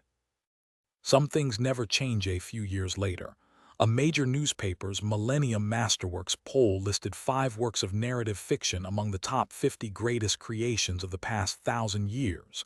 And sure enough, The Lord of the Rings made the cut again. The Mona Lisa was there too, though I'd bet half the voters included it out of habit, not genuine admiration. Come on, admit it. When someone shouts, "Name a masterpiece," your brain defaults to Da Vinci's smirk before you've even thought about it. Ever actually stood in front of her? Did her mysterious grin hypnotize you, or did you just shuffle past in the Louvre crowd checking your watch? Yeah, thought so. But hey, at least it's a socially acceptable pick. Nobody's judging you for not voting for dogs playing poker. But The Lord of the Rings, that's different. People didn't vote for Tolkien's epic because they felt they should. They voted because they loved it. Not everyone gets chills standing before a painting, but most of us know the thrill of losing ourselves in a book. I don't remember where I was when Kennedy was assassinated, but I'll never forget the night I first cracked open Tolkien. New Year's Eve, 1961. My parents and their friends were off at some party, leaving me babysitting. Not that I cared. I'd finally gotten my hands on that massive trilogy from the library, the one my classmates wouldn't stop raving about. It has maps, they said, as if that alone guaranteed greatness. And honestly, to my teenage brain it did. The moment I started reading, reality melted away. The Shire's beach woods felt like home, just swap a few hobbit holes for the occasional suburban sprawl. I was sitting on some stiff mid-century couch in a drab living room, but at the edges of my vision the forest crept in. The light filtering through the pages seemed green, like sunlight through leaves. The central heating clicked off, the room got colder, but none of it mattered. I read until 3 a.m., passed out with the book on my chest, and woke up still clutching it. Sleep was irrelevant. Middle-earth was real. That night it took me nearly a full day to finish the book, and the moment I did, I flipped right back to the beginning and started over. I couldn't stop staring at those runes, like some kind of ancient code I had to crack. If I were in a support group right now, I'd raise my hand and say, "Hi, I'm Terry, and I used to doodle dwarf runes in the margins of my math homework." At first, it was just the simple straight lines. Anyone could do those. But then I got hooked on the fancy elvish swirls with the tiny dots. And yeah, it got worse. Before I even knew what fandom meant, I was scribbling bizarre fan fiction. Ever read Pride and Prejudice, but with orcs? Let's just say a room full of pimply teenage boys thought it was the greatest thing ever when the Uruk-hai stormed the Bennett household. By that point, I'm pretty sure the group would have kicked me out, but I was obsessed. I marched back to the library and asked, "Got anything else like this? Preferably with maps and more runes." The librarian side-eyed me but handed over Beowulf and some Norse sagas. Nice try, but not the same. Those guys took forever just to introduce themselves. Still, it led me to the mythology section, which was right next to ancient history. At that point, I figured, why not? It was all dudes in helmets anyway. Maybe I'd find another magic ring or more runes. That desperate hunt for another Tolkien-esque high sent me spiraling into history, real history, not the dry, lifeless version we got in school. British education back then was all about memorizing dates. What happened in 1066? Hastings. Good. Now move on. The Romans. They showed up, built some roads, took baths, and left. But my own reading filled in the gaps, like how nobody ever mentioned the Greeks, let alone the empires of Africa or Asia. Then I stumbled on a book where they didn't even use runes, just intricate carvings of birds and serpents. And oh yeah, they had this fantastic trick for scooping out a dead king's brains through his nose. I kept going, soaking up knowledge without even realizing it, the best kind of learning. Would I have gotten here without the Lord of the Rings? Maybe. You never know what'll spark that fire. But Tolkien's world didn't just entertain me, it flung open the doors to the whole library. For years, I reread it every spring like clockwork. Now, I don't. And it's not because of the slow, weighty prose. Something else changed. Maybe I outgrew it. Or maybe I just found new doors to walk through. The issue isn't that the setting outshines the characters, or that female roles are scarce, or even the countless social missteps people might point out. It's simpler than that. This film has lived inside my mind for 4 decades, vivid as anything real. The emerald glow of the beech forests, the biting mountain air, the suffocating blackness of the dwarven tunnels, the defiant green hills of Ithilien resisting Mordor's creeping darkness. The characters. Barely more than voices in the distance. The land itself was the true hero, imprinted in my memory sharper than half the places I've actually set foot in. Funny how Middle-earth feels more tangible than so-called reality sometimes. Escapism. Sure. Back in my school days, that was practically a sin. In prison, they'd call it rebellion, but escaping to something, that's different. For me, it was Tolkien's world, a gateway to everything else. I devoured his words, then the library's shelves, then the world beyond.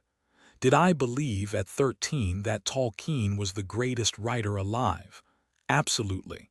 At 53, well, wisdom tempers fanaticism. But some books hit you at the perfect moment, the right story, the right voice, the right reader. Magic.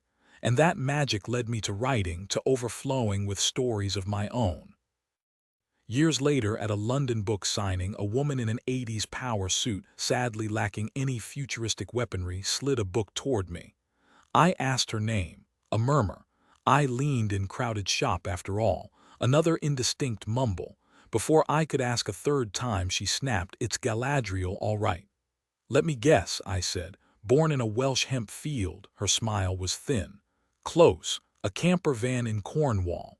Poor Tolkien, he never asked for this." But spare a thought for all the Bilbos out there, named by well-meaning if misguided parents. As for Neil Gaiman, the first time we met, he introduced himself as a ligger, the kind of guy who shows up for book launches just for the free snacks. Classic Neil, you'll find him there, the magazine guy, hunting for content while nibbling on bland finger food and sipping lukewarm wine. Back then, we were both drowning in deadlines, burning the midnight oil with words. He'd call me at ungodly hours, rambling about projects in the dark. Writers need that, someone who gets it. And from him, I picked up the most valuable phrase in the business, tax deductible. Now what's left to say about Neil Gaiman that the morbid imagination, 5 case studies hasn't already covered? Genius. Nah, he's something better. Not some lazy wizard who just waves a wand, no, he's a conjurer. Wizards coast on natural talent, conjurers grind. They study the greats, devour old books on illusions, and absorb everything else because history's just one big magic trick. They learn how minds work or don't, master hidden mechanisms, and pull off stunts that leave audiences gasping. Where'd the elephant go? Did he just break my watch? Meanwhile, fellow conjurers in the back whisper, "Nice twist on the Prague levitating sock. But where'd that flaming sword come from?" Makes you wonder if real wizardry exists after all. We first crossed paths in '85, right after The Color of Magic hit shelves. My debut author interview, his freelance hustle, he had that washed-out look of someone surviving on stale chicken legs from film premieres, and padding out a contacts list thicker than the Bible, packed with far more intriguing names. Journalism kept him fed, which honestly is the best way to learn it. Oh, and the hat. That tragic gray Homburg. It didn't suit him, like at all. The man and the hat were sworn enemies. He'd constantly abandon it in diners until one day he just never retrieved it. Pro tip for die-hard fans. Scour London's forgotten eateries and you might find it dusty, forgot. Try it on at your own risk. But hey, we clicked. No magic required, it's hard to pin down exactly why, but at the core of it was this mutual fascination with the bizarre, whether in stories, forgotten bookshop finds, or the odd little details of life. We kept in touch over the years. SFX, the sound of calendar pages tearing, something you never see in films anymore. Somehow, things just fell into place. He blew up in the graphic novel scene, Discworld became a phenomenon, and then one day, he sent me a handful of pages from a half-finished story, admitting he had no clue where it was going. Neither did I, but a year later, I dusted it off and suddenly saw the next steps, even if the ending still eluded me. That's how Good Omens happened. 2 guys with nothing to lose, just having a blast. Money wasn't the goal, though funny enough, we ended up making a ton of it. And oh, the weirdness. Like the time he was crashing at our place during edits and we heard this frantic flapping, only to find 2 of our white doves trapped in his room, feathers everywhere, Neil groggily mumbling WSTFGL. His usual pre-coffee gibberish. Or that night at a bar when he ran into the Spider Women. Or the tour stop where his hotel TV somehow locked onto bizarre late-night kink shows while mine was stuck on Mr. Ed reruns. Then there was the live radio interview where the host, with 10 minutes left, suddenly realized Good Omens wasn't a documentary. Cut to a train roaring down the tracks, another classic scene Hollywood's forgotten. Fast forward a decade. We're rattling through Sweden, swapping plot headaches, him with American Gods, me with the amazing Morris. Same old rhythm. One of us goes, "I'm stuck," and the other says, "The answer's in how you ask the question." Coffee. A lot changed in those years. He reshaped comics so thoroughly it's like Tolkien rewiring fantasy, nothing's untouched. I remember wandering a U.S. comic shop during a Good Omens tour, watching fans squint at a story with no pictures. Browsing the shelves, it hit me. His work has this surgical precision, a finesse that's unmistakable. When he first pitched American Gods, I was so jealous I could taste it. And Coraline. Close my eyes, and it's already an animation. Every shadow in that house, every eerie doll, crystal clear, no surprise he's writing scripts these days. Here's hoping some sharp producer hands him a director's chair soon. Reading his work, it struck me how children's tales often hold the darkest terrors. My own childhood fears would have been dull without Disney's twisted fairy tales, but this book, those eerie black button eyes lurking in the pages, made even my grown-up brain want to dive behind the couch. Yet the real magic isn't the horror, it's watching horror lose. You'd never guess, but Neil's either the friendliest guy you'll meet or an Oscar-worthy actor. The sunglasses come off sometimes, though the leather jacket's a permanent fixture, unless you count that one blurry memory of him in a tux, or was that just a doppelganger? Mornings. He treats them like urban legends. I swear I once spotted him at breakfast, but it might be just been a sleep-deprived stranger face down in a plate of scrambled eggs. Sushi. A fan, people, mostly, just not served raw. He's patient with fans who aren't obnoxious and actually enjoys a decent conversation. And 40, please. He looks like he's borrowing someone else's age, or maybe there's a cursed portrait gathering dust in his attic. Either way, you're in the presence of a storytelling wizard. Pro tip, bring him a dog-eared copy of Good Omens, the one that's survived a bath and 3 layers of duct tape, and watch his face light up when you ask for a signature. Now about that Carnegie Medal. Biggest honor in children's lit, right? So naturally I ate it. Well, not the real one. They tipped me off early and nerves led me and Rob on a wild hunt for a chocolate replica. Cue the speech. And the best part, it's edible. Cue me chomping down while a room full of librarians gaped. Pretty sure I'm banned for life. The award folks probably wanted a scandal, but honestly, giving me the medal was scandal enough. 3rd time's the charm, except I didn't even submit. Someone else dragged me into it, and the amazing Morris was the result. Fantasy, sure, but forget the wizards. This one's got rats. Smart ones. Because if there's one thing Neil loves, it's proving everyone wrong, yet it's also about something even more extraordinary. The idea that humans can actually think intelligently. Forget tossing some overpriced trinket into a volcano to vanquish evil. What's truly mesmerizing is the notion that evil might be undone simply by talking it out. Justice as a concept is far more compelling than any fairy tale, and honestly, more fantastical in its own way. In the story, the rats wage war, which, sure, is gripping, but then they broker peace, and that's downright mind-blowing. Genre is just seasoning, not the main course. Don't get distracted by the backdrop. Take a novel set in Tombstone, Arizona, on the day of the OK Corral shootout. Does that automatically make it a Western? The setting screams it, the costumes whisper it, but the story itself could be anything.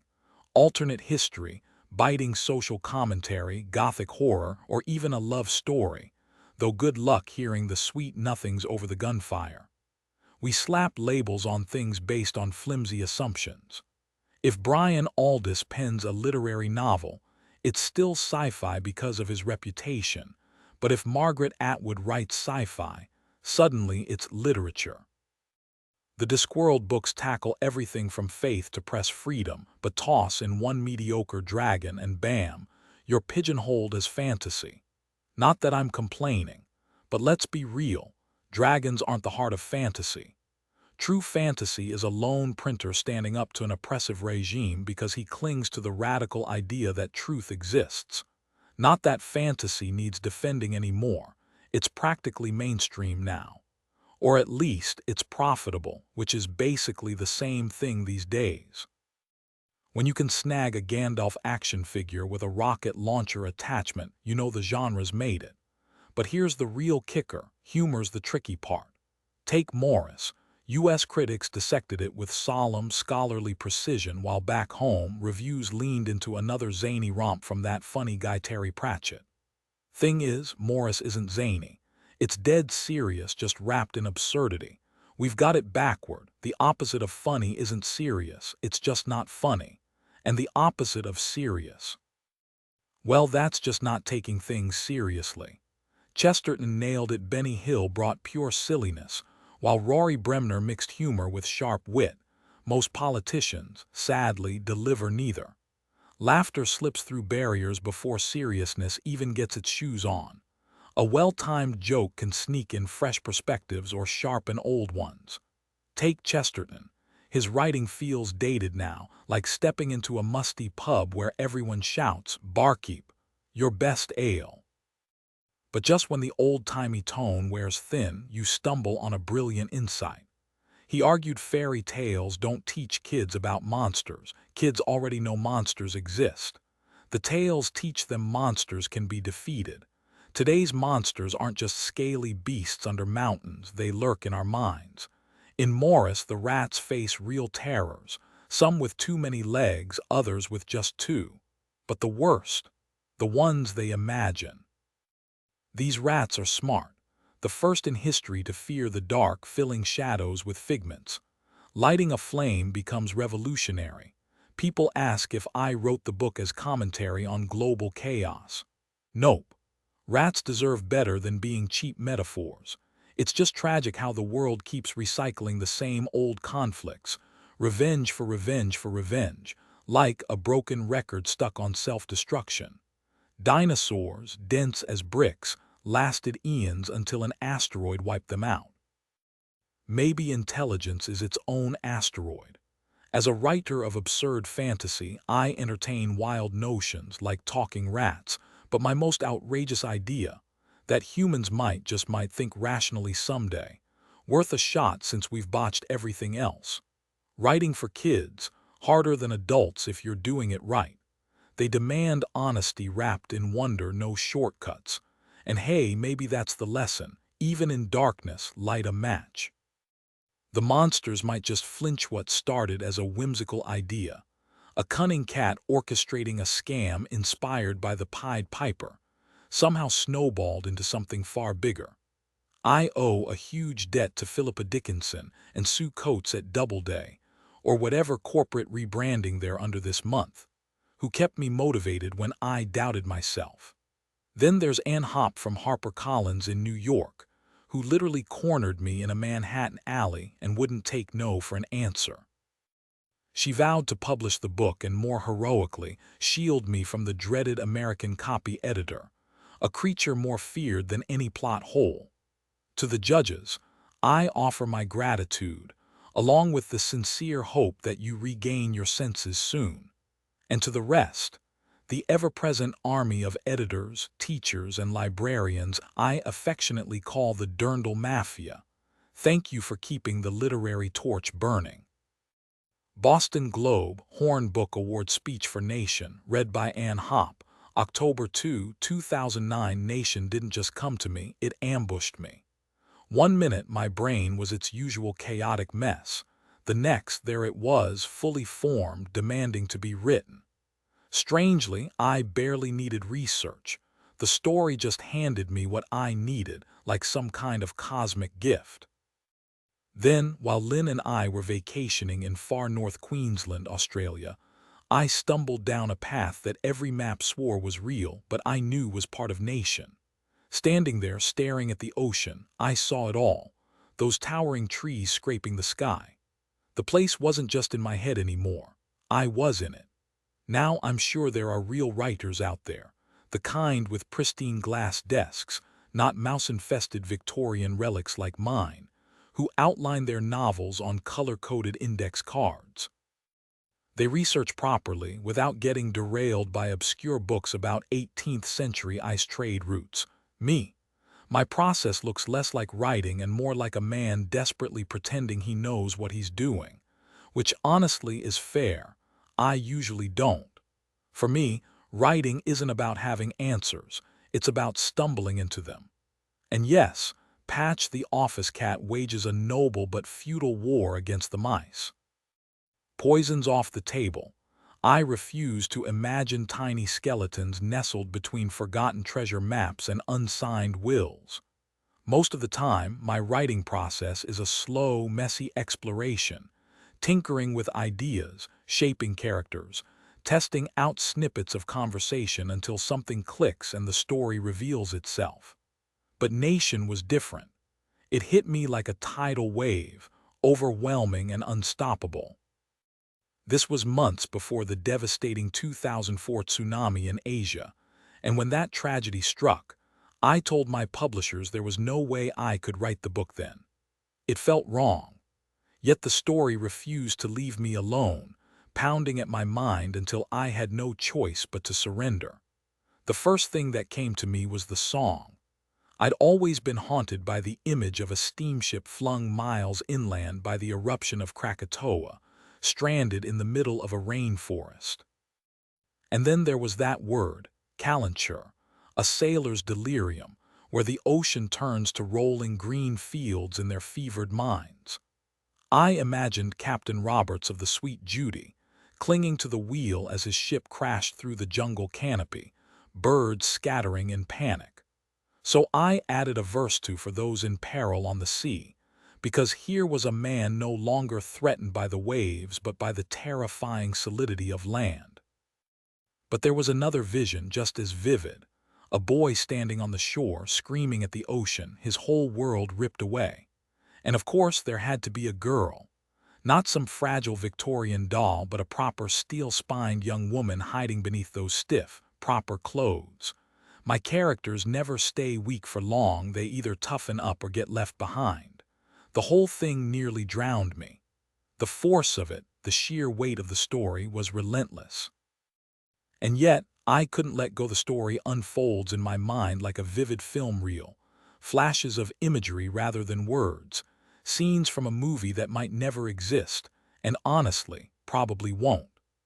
Writers are natural hoarders, collecting scraps of ideas like squirrels stockpiling nuts, but my brain takes it to another level. Nation became the perfect place to unload decades of random knowledge, a treasure trove of half-remembered facts and forgotten stories. Henrik Willem van Loon's Pacific Tales set the stage, while accounts of Krakatoa's eruption and its aftermath bubbled up from memory. 3 shelves of folklore condensed into the life of a single island. A scientist friend even dug up obscure details on dating glass, because why not? Then, at a dinner party, I struck gold. A guy who not only knew bullets slow dramatically in water but could also make them skip off the surface like stones. He even ran tests in his massive tanks just to prove it. One crisp autumn evening, I stumbled on my own cosmic revelation. Spotting Sirius in the twilight, I realized my fancy new telescope's tracking system could use it to find Jupiter right then in broad daylight.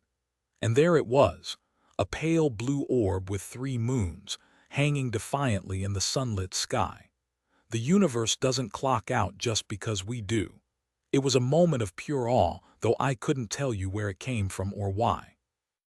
Even now, Nation feels less like something I wrote and more like something that wrote itself.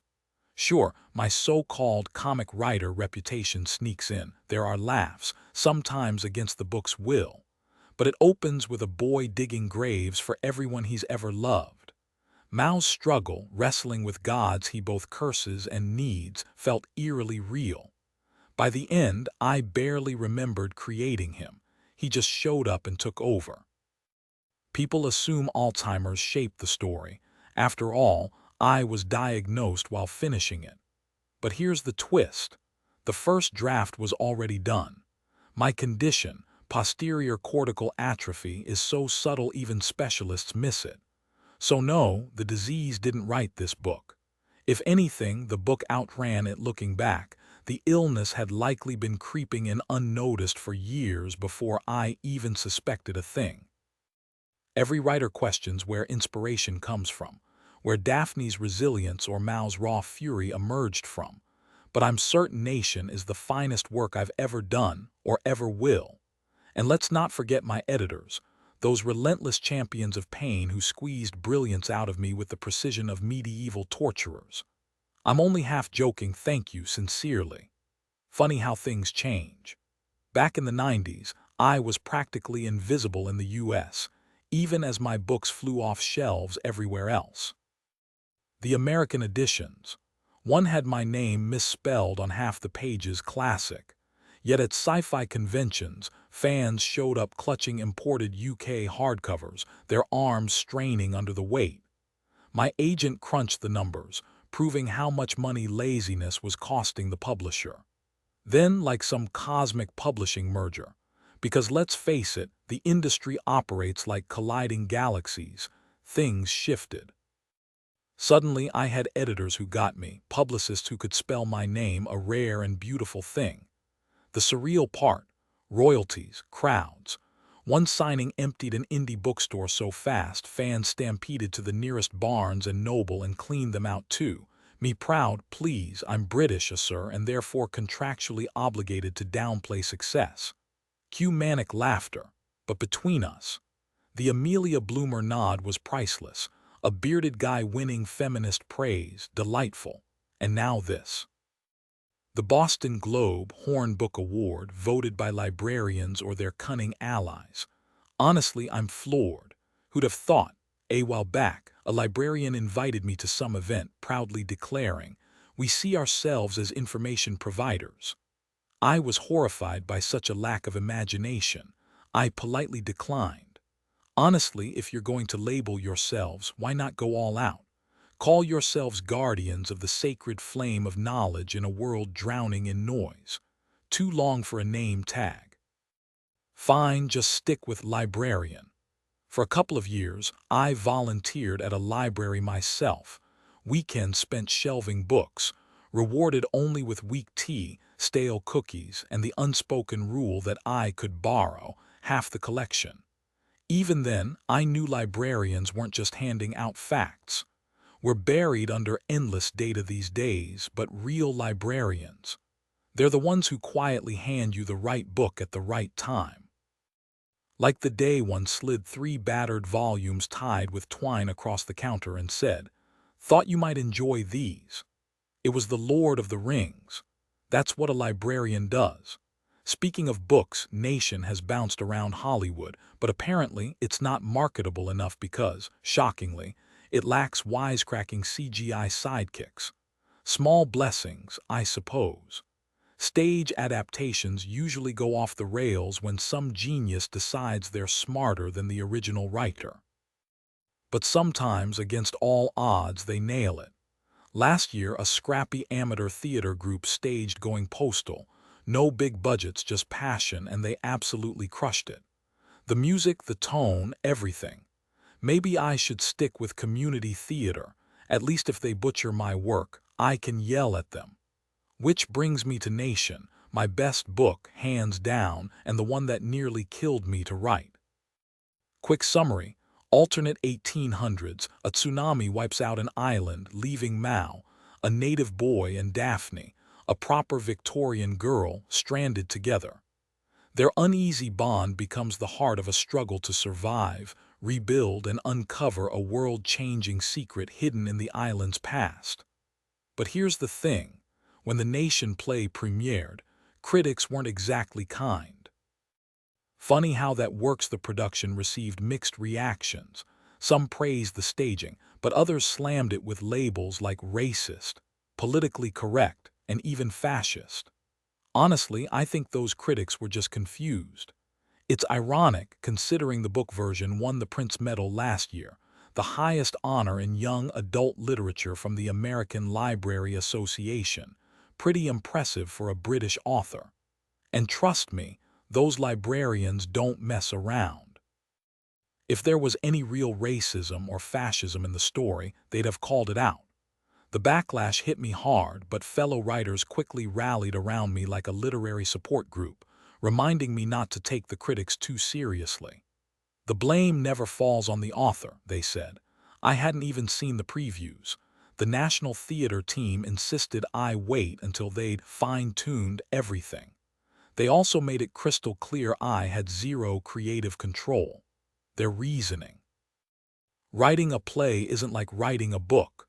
Fair point, it's different and honestly in some ways easier.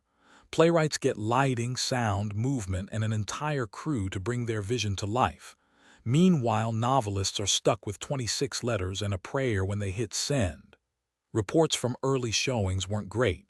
Friends who attended whispered back, "It's disjointed, hard to follow, way too much dancing," and repeated 3 times. Not enough explanation. The actors were giving it their all, but the audience had to work just to like it. Oddly, despite the criticism, the play still got standing ovations. So when I finally walked into the theater, I was braced for disaster, ready to fire off complaints like Wyatt Earp in a showdown. Turns out, Nation isn't bad at all. You still have to pay attention, but it's smoother now. My main gripe: the villain Cox got an unnecessary backstory. In the book, he's pure, terrifying evil, a one-dimensional nightmare. The play tried to humanize him, which felt off. And sure, there were moments where clarity was lacking, like, if a Victorian girl is sawing off a leg mid-song, the audience should probably know why. And refugees washing up on an island after hellish suffering. They should look half dead, not ready for a beach picnic. The ending could have used about 20 more words of dialogue to really land the emotional punch, but overall, not bad.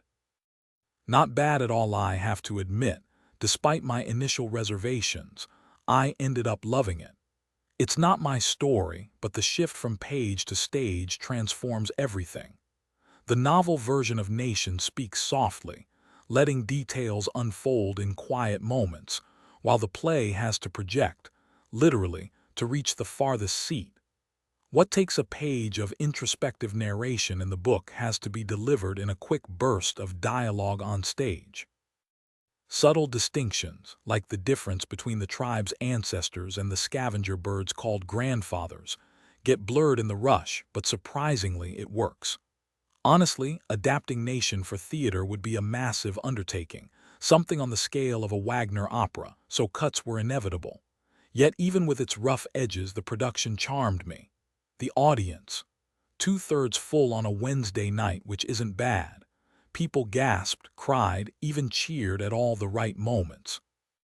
It hit me then. This was a Victorian melodrama dressed up for modern times. After the show, while signing autographs, I heard nothing but praise.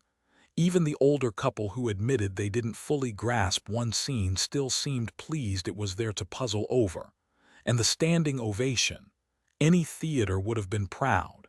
Now, I'm not here to shill for the National Theatre. The author gets no blame, but hey, maybe they could have listened a little sooner.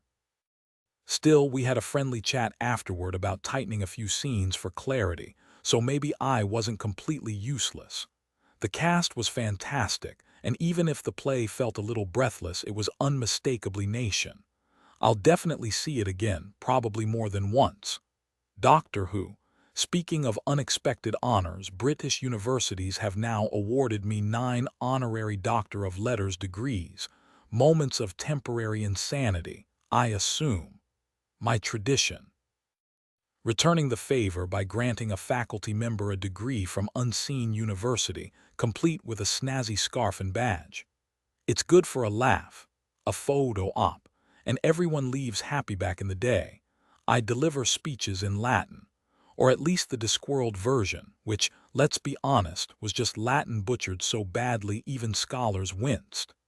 Take Jack Cohen at Warwick University, who earned his degree with a thesis that might as well have been titled Habeam Tensorius per Alberto Einsteinium.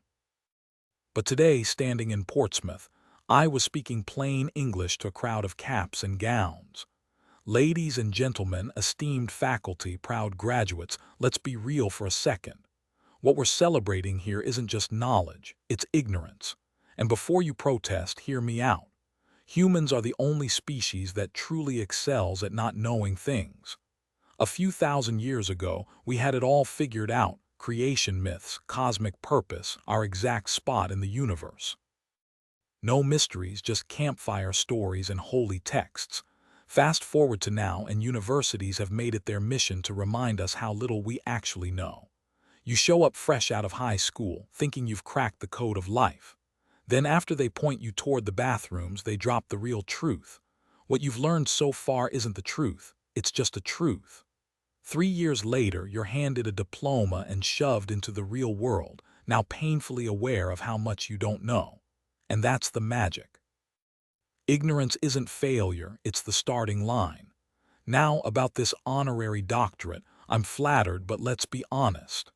My greatest contribution to literature has been insisting, at every opportunity, that I don't write it. Still, I'll take it. Maybe it's a Lifetime Achievement Award for stubbornness. 2 decades of Discworld books, millions of readers, and one very happy author who got paid to make people laugh. I've traveled the globe, had an extinct turtle named after me, Rip Cephalorus Pratchett, and signed enough books to wallpaper a small town. Once, I even did a signing in a Borneo rainforest. 3 humans showed up, plus an orangutan who, let's be fair, had better taste than most critics.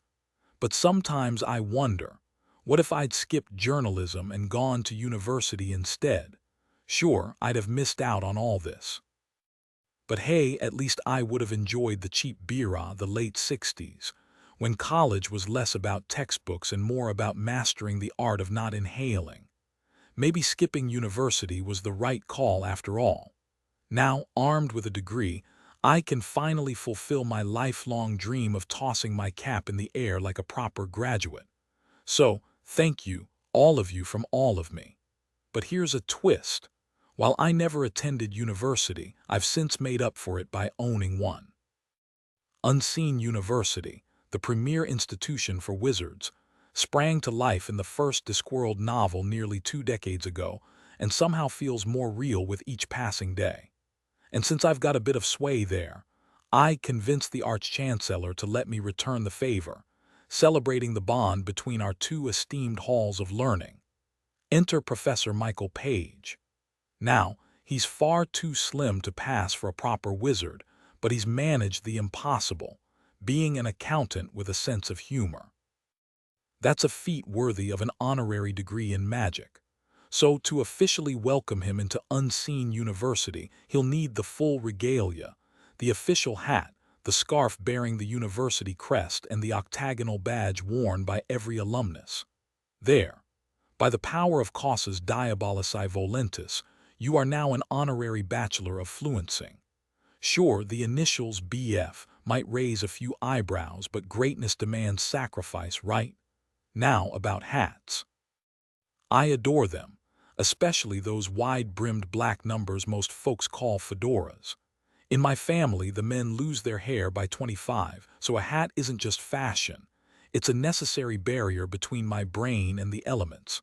Once, my beloved hat was kidnapped. No ransom note, no desperate phone calls, just a demand for £75 to a student charity. The whole ordeal was over in minutes, and I didn't even get to hear my hat's voice on the line. No Stockholm Syndrome, no dramatic rescue, just a swift exchange, and my head felt whole again. Hats, essential, they give me purpose. And in my family, baldness isn't a tragedy, it's just getting it out of the way. Early life has a way of throwing unexpected curveballs, but a good hat can soften the blows, literally. While most folks barely notice life's little scrapes, some of us need a little extra protection. The modern solution: a baseball cap. But let's be real, I'd rather chew on dirt than wear one of those.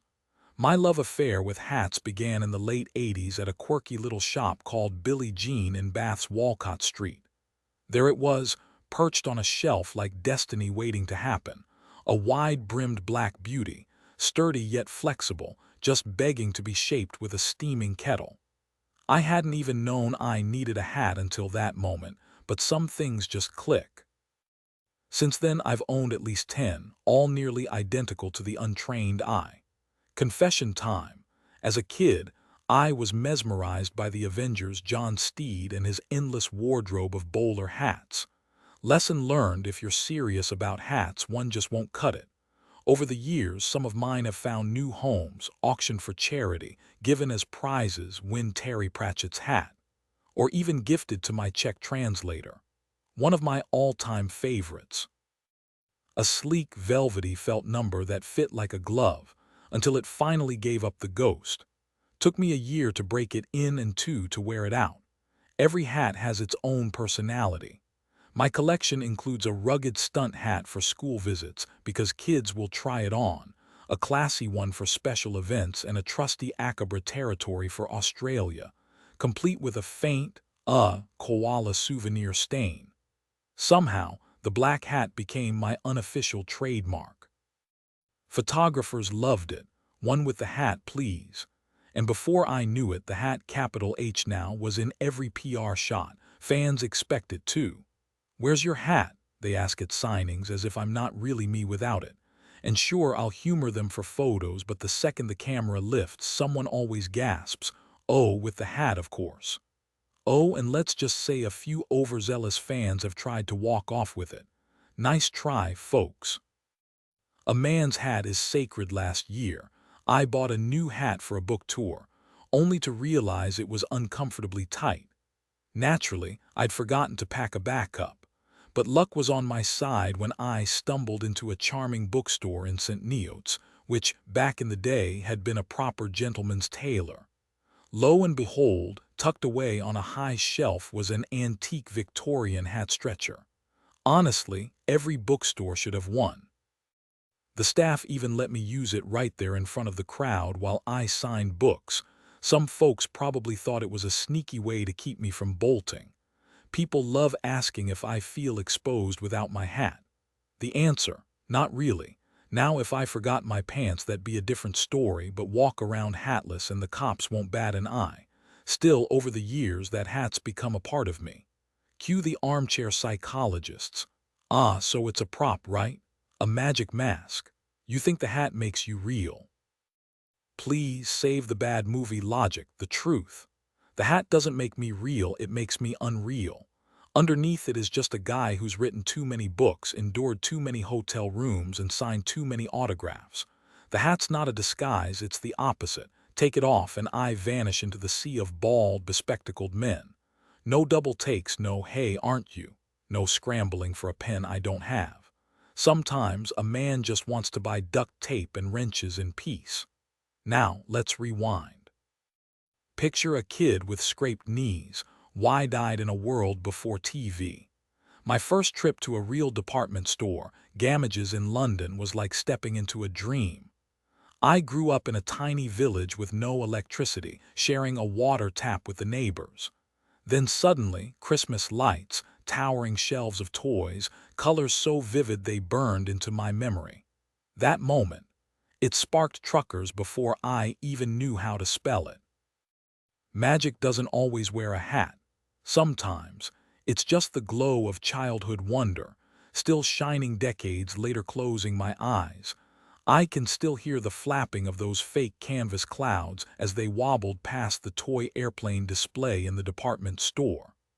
The whole setup was supposed to whisk us kids away to meet Santa, though honestly, I couldn't pick his face out of a lineup now if my life depended on it. It'd be like trying to sketch the face of an angel from memory. Later, overwhelmed by the flashing lights and holiday chaos, I wandered off, lost in the wonder of it all. My panicked mom finally tracked me down, riding the escalators up and down like a tiny, hypnotized tourist, gaping at the twinkling decorations. Fast forward 35 years, and suddenly I'm writing truckers, A story about tiny people trapped in a massive department store, convinced it's the entire universe. Typing those words, I swear my fingers were plugged straight into my 5-year-old brain. Back then, everything was magic. Nothing made sense, but that just made it more thrilling. That's exactly how the gnomes felt, stumbling through their world of sale signs and shopping carts, trying to decode phrases like everything must go without a clue what they meant. Most of us had parents to explain things, but the gnomes, they had to figure it out on their own. And oh, did they get it hilariously wrong. They pulled off the impossible simply because nobody told them it was impossible. Diggers and Wings followed, wrapping up the trilogy, but that first book, pure nostalgia for the kid mesmerized by escalators. Though not all fantasies translate the same, once, a Russian translator sighed and said, "The hard part isn't making kids believe in little people. It's making them believe in a store packed full of things you can actually buy." Roundhead Wood, 40 Green, tucked near High Wycombe in the Chilterns, was where I learned the essentials. How to spit like a pro, how to wear scabby knees like badges of honor, and most importantly, how to bolt when trouble showed up. My parents were the best kind of rebels, the type who'd yank you out of school to hunt fossils in Lyme Regis. One time we hit Church Cliff, and Dad brought a bucket. Next thing I knew, we were hauling a backseat full of Winkles home. Miraculously, the car didn't tip over, and we ended up handing out snails to the neighbors like they were holiday cookies. But the real magic was Roundhead Wood. Even now, though it's more barbed wire than trees, that place was our kingdom. A pack of us would tear through it like some wild, many-limbed creature, building forts, scaling trees, and biking reckless circles around the chalk pit at its heart. Every scrape and shout chipped away at childhood, leaving us just a little taller by sundown. That tree wasn't just a tree. It was every forest, every wild jungle, even the surface of some distant planet. And yeah, you could still hear your mom yelling for you if she needed you. One of our favorite games was shimmying up a young beech, balancing on a sturdy fork in the branches, and launching yourself at another tree about 5 feet away. The trick: hit it dead on and hug it like your life depended on it, because if you didn't, you'd crash into the holly bushes 10 feet below. Then came the slow, dignified slide down, leaving your pants stained green. Picture a line of kids, one after another, scramble, leap, splat, slither, or sometimes leap, grab, panic, arg. Back then, we had to get creative with our fun. Primary school, not exactly my happy place. I was the kid who showed up late, the one who wasn't a total dunce but definitely more of a daydreamer than a star pupil. H.W. Tame, the teacher, had this theory that he could predict a 6-year-old's future. And since I wasn't one of his golden sheep, he wrote me off early. But my mom, she wasn't having it. She found a tutor because that's what moms do. I'll never forget the day the 11+ results came in. Tame went around the room announcing where each of us was headed next. When he got to me, the room went dead silent. I walked out to tell my parents waiting outside. Turns out, I was the only goat who passed.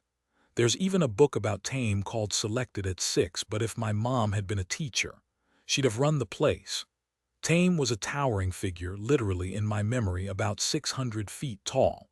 He was big on sex ed for older kids, and after one of his famously awkward talks, I walked home kicking autumn leaves, convinced he had it all wrong. Looking back, Holtzper wasn't exactly warm and fuzzy for me. But then again, I was a certified twit with my head in the clouds. Somehow I made it through in that dreamer's mind. Turns out it's pretty useful when you learn to rein it in. What doesn't kill you makes you stronger, or at least gives you stories to tell. School was, well, school, decent enough depending on how you choose to remember it. I do recall the pantomimes Tame wrote, especially when they needed someone to play a giant. Years later, I ran into him as an adult and was shocked to realize he wasn't actually a colossus, just a regular guy, surviving school with your sanity intact. That's when Granny Pratchett was a tiny, sharp-witted woman who never had much formal schooling but could roll a cigarette like nobody's business.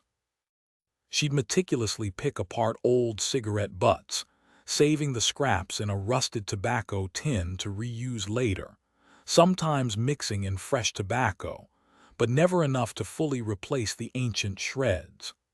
As a kid, I was mesmerized by the idea that she might have been smoking the same flecks of tobacco since before my parents were born.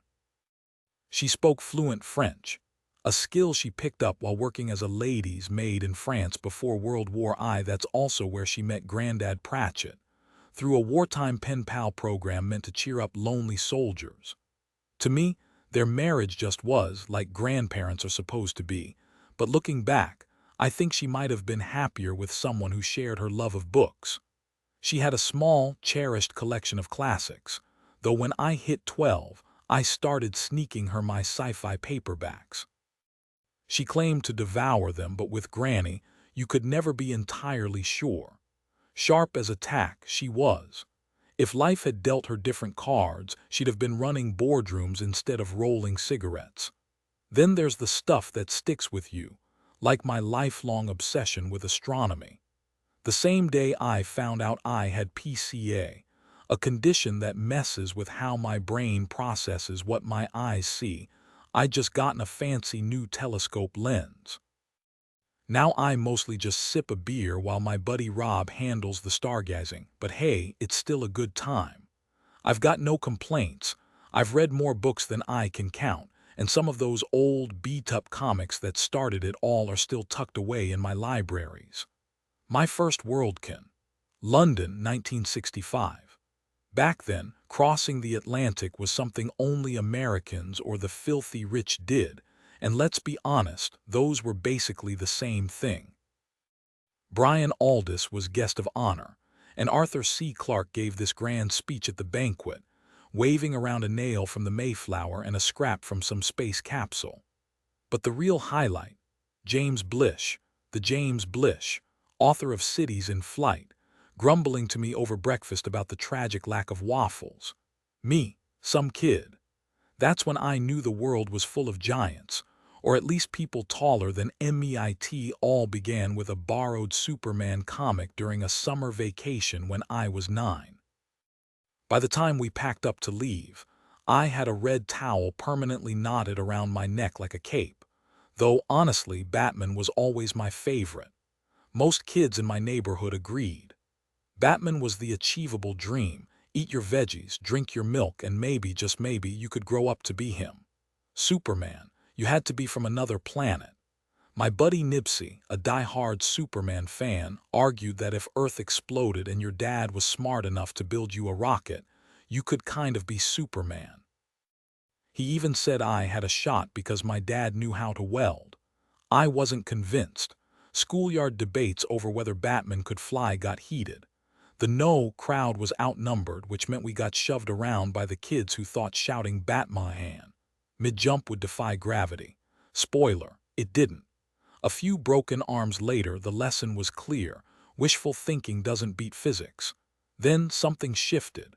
Gotham's endless parade of goofy villains and neon-lit chaos started feeling stale.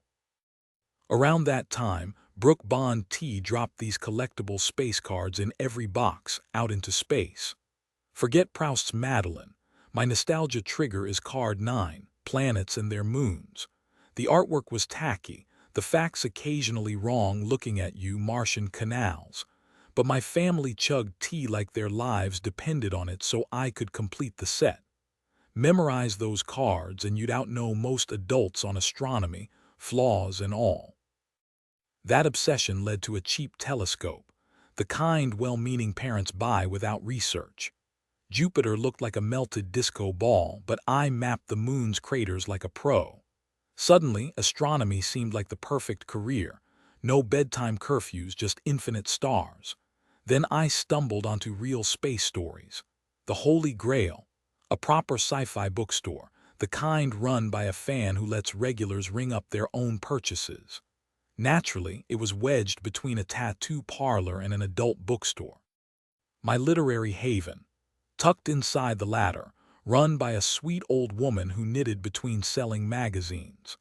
Life's funny like that. The cramped little shop barely qualified as a bookstore, yet half its floor space overflowed with cardboard boxes stuffed with pristine second-hand American and British sci-fi magazines. Where they came from remained a mystery. They replenished themselves like magic whenever I cleared a stack. The owner, an elderly woman who seemed amused by my obsession, occasionally brewed me tea while ignoring the trench-coated men who lingered near the risque top shelves in silent fascination. For just a few cents each, I hauled home piles of Astounding, Analog, and Galaxy, my school bag straining at the seams. Homework somehow still got done between devouring stories of alien worlds. Then buried in a British issue, I spotted a mention of the British Science Fiction Association, my gateway to conventions and a community that nudged me toward writing. Most of my early attempts were garbage, sure, but some sparks showed promise. The seasoned writers on panels offered blunt advice. Want to be an author? Get a day job first. So I did, newspaper journalism which swallowed every waking hour. They forgot to warn me. Just not a job that eats your soul. Throw in distractions like girls and adulthood, and suddenly 21 years slipped by before I returned to fandom. 4 novels later, the shop, gone, replaced by a car dealership's parking lot. Or maybe, the moment I walked out for the last time, the old woman flipped a hidden switch and the whole place vanished into legend. As for those brown envelopes discreetly handed to certain customers, probably ultra-rare fantasy and science fiction back issues. Probably. Bonus detail. Once, a teacher confiscated my Mad magazine, scoffing that it rotted brains. Jokes on them decades later that rot built a career. Voice twist. Ah, youth. Back when I thought time was infinite, before newspapers and romance turned me into a temporarily responsible adult. Who knew adulthood was just a poorly written first draft. Ron Bennett's students don't know how good they've got it, having a teacher who actually encourages science fiction. Meanwhile, the rest of us are stuck writing the same tired essays like My Pet Goldfish or A Day at the Bus Stop for the 100th time. Sure, those topics might be charming the first go-around, but by the 5th or 6th attempt, even the most enthusiastic writer starts questioning their life choices. And no, I'm not being dramatic, just painfully honest. Of course, someone always whines. Not everyone's into that nerdy sci-fi stuff. Okay, fair. But guess what? Not everyone's thrilled about describing their trip to the DMV either. At least with sci-fi, there's room for creativity. Most kids in my class just plagiarize from magazines anyway. Why not let them borrow from Galaxy Edge or Cosmic Horizons instead of Teen Vogue? Side note, ever notice how A Day at the Bus Stop could easily become A Day on Mars' last functioning transit hub? Just saying. Growing up, my grandma had exactly one bookshelf. The star of the show. The ultimate crossword cheat book, her go-to in moments of crisis. But tucked beside it was G.K. Chesterton's The Napoleon of Notting Hill, a book that captures the real magic of fantasy, not dragons and spells, but the weirdness lurking in everyday life. As a kid, I turned the local junkyard into a dragon's lair and the old mill down the road into a troll fortress. Chesterton got it. He could sum up in one line what takes philosophers' entire textbooks to explain. His biggest lesson. Normal is the weirdest thing of all. I didn't start reading until late, but when I did, I devoured everything. Kids, books, adult novels, whatever. The Wind in the Willows was my gateway drug. My original copy is barely holding together, held in place by sheer will and a sad-looking plastic sleeve. Fun fact, pay attention to the animals' sizes next time you read it. They shift constantly, and somehow it works.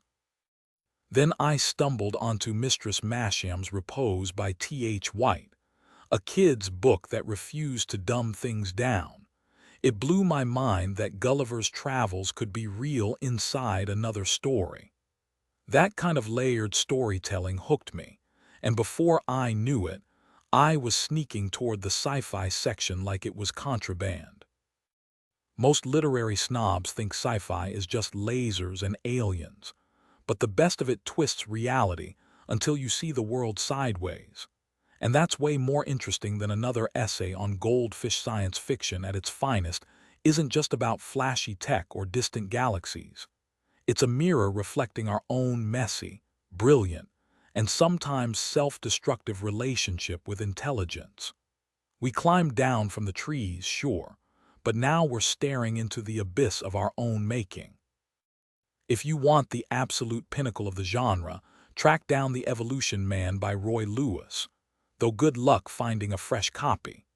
This isn't your typical sci-fi fare. No robots, no Homo sapiens, just a hilariously dysfunctional family of early humanoids stumbling through the Pleistocene. They've mastered walking upright, and now they're ready to revolutionize the world, with fire, cooking, and the shocking realization that maybe, just maybe, you shouldn't marry your sister.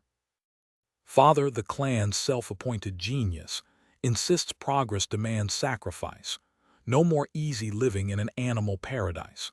To evolve, humanity must invent guilt, frustration, and neuroses. Cheerful, right? Yet somehow it's laugh-out-loud funny, and I reread it every year. It deserves a comeback, maybe with a snazzy new cover to trick unsuspecting readers into picking it up. And while we're digging up forgotten gems, let's talk about The Specialist by Charles Sale. Good luck spotting it in a modern bookstore. Your best bet is a dusty second-hand shop, unless I've already raided it. This slim masterpiece follows a privy builder's musings, but don't let that fool you. It's a masterclass in humor, proving that wit doesn't need grandeur, just the right punchline. Now back to The Evolution Man. This book isn't just funny, it's historically funny, a riotous take on humanity's first awkward steps into civilization. Fire, a game changer. Marriage, a bureaucratic nightmare. And let's not forget the club, humanity's original weapon of mass destruction, capable of taking out people while leaving the real estate intact. First published in 1960 under various titles, Once Upon an Ice Age, What We Did to Father, it took Brian Aldiss to slap an SF label on it and recognize its genius. No rockets. Who cares? Real science fiction isn't about gadgets, it's about us. And this book, it's us at our most ridiculous, inventive, and painfully human. Back in the day, I'd grab any book with SF slapped on the cover, desperate, like a parched traveler gulping down anything labeled water. Then bam, I stumbled onto something brilliant, fresh, and downright hilarious.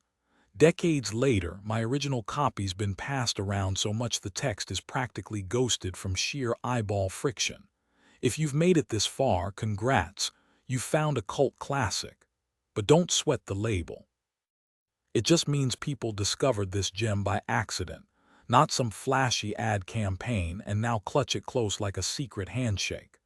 By the time you finish, you'll be initiated too. Little things'll shift. Suddenly, 2001, A Space Odyssey's opening scene hits different. You'll be squinting at the apes, muttering, "Which one's Uncle Vanya?" And next time you spot a mushroom guidebook, you'll tip your hat to those brave proto-humans who taste-tested their way through evolution. Fun fact: Roy Lewis cooked up this madness after The Economist sent him to chat with anthropologist Louis Leakey, who literally danced the meaning of cave paintings for him. Mix in British colonialism crumbling in Africa and a dash of prehistoric absurdity, and voila, genius. Even Jacques Monod, a Nobel-winning scientist, admitted he laughed so hard reading it, he toppled off a camel mid-Sahara. So maybe read this seated. Sigh. Good luck finding The Evolution Man these days, but hunt it down if you can. Flashback to my rookie reporter days at the Western Daily Press, fresh off the Bucks Free Press, where I met my three wise men. Mr. Church, stern as a judge, drilled professionalism into us. Bugsy Burroughs, pure chaos, yelling like a drill sergeant over typos. And Alan, the third mentor, guided me through my first crime scene, a very deceased gentleman. School never taught me how to scribble notes next to a corpse, but hey, education comes in weird packages. All I wanted back then was gold, frankincense, and myrrh. Simple dreams for a modern-day Magi Christmas shopping should be simple, right? I figured grabbing gold, frankincense, and myrrh would be a breeze, until I found myself wandering through downtown Bristol in the rain, draped in a costume that made me look like a washed-up extra from Lawrence of Arabia. Honestly, if someone had handed me a camel at that point, I wouldn't have known whether to ride it or apologize to it. I started off optimistic, even brought a reusable tote like a responsible shopper. Gold, easy enough. Jewelry stores, dental fillings, no big deal. Frankincense turned out to be a fragrant powder, and myrrh, some kind of ancient medicinal goo. Naturally, I hit up every pharmacy in town. The woman at the perfume counter blinked at me like I'd asked for dragon scales. Bristol's pharmacists, unflappable. One guy actually muttered, "Good Lord," before shrugging me off. Next stop, the British Pharmaceutical Association. They put me on hold, then called back sounding vaguely traumatized. Myrrh was in mouthwash once. Maybe try an old-school apothecary. Not exactly the mystical gift vibe I was going for. Then it hit me, maybe I needed presents. So I marched into the Bristol Arts Center and emerged draped in a robe last worn by a guy who definitely didn't make the nice list. The costume lady eyed me and said, "Well, you look like you've traveled far." Bristol's shoppers, unimpressed. Not a single head turned as I dodged puddles, my robe flapping like a malfunctioning parade float. Gold shopping was even worse. Banks handed me forms screaming "violation of regulations" in all caps, and jewelers tried selling me a solid gold napkin ring like that was somehow helpful. Lesson learned. Next year, I'm skipping the biblical gifts and going for a gourmet gift basket. The three wise men clearly knew better than to stop in Bristol. Their camels would have been ticketed before they even dismounted back in my early journalism days at the Bath and West Evening Chronicle. I was hooked on the old-school charm of hot metal printing, real ink-on paper grit. The newsroom had this nostalgic energy, like stepping into a time machine. I wasn't just churning out headlines, though. I carved out a niche writing countryside features from a tiny rooftop shed where I'd feed birds between drafts, paid in gold, well, metaphorically at first. Then came Michael Ayrton's The Maze Maker, a book that stuck with me long after his passing. Ayrton, a Renaissance man if there ever was one, spun Daedalus myth into something tangible, like the idea of casting a golden honeycomb. The method: wax models, plaster molds, molten metal. Simple, right? Except bees are their own wax molds. Ayrton's description was so vivid, I had to try it. So there I was midwinter, signing up for a silversmithing class just to get my hands on gold. Not silver, that's child's play, but gold, bought from one of those hushed London shops where it's displayed like exotic candy. The Bee Research Association even sent me a matchbox of dead bees and wild honeycomb, cheering me on like some alchemy-obsessed fan club. I sculpted a wax pyramid, perched a bee mid-flight, and threaded wax filaments to its wings and antennae. Then came the crucible, the centrifugal spin, the boom of the mold exploding in cold water. And there it was, a golden bee down to the pollen sacs gleaming like some ancient treasure. 2 painstaking days of cleaning later, I melted it down. Why? Because gold's gold and curiosity doesn't pay the bills.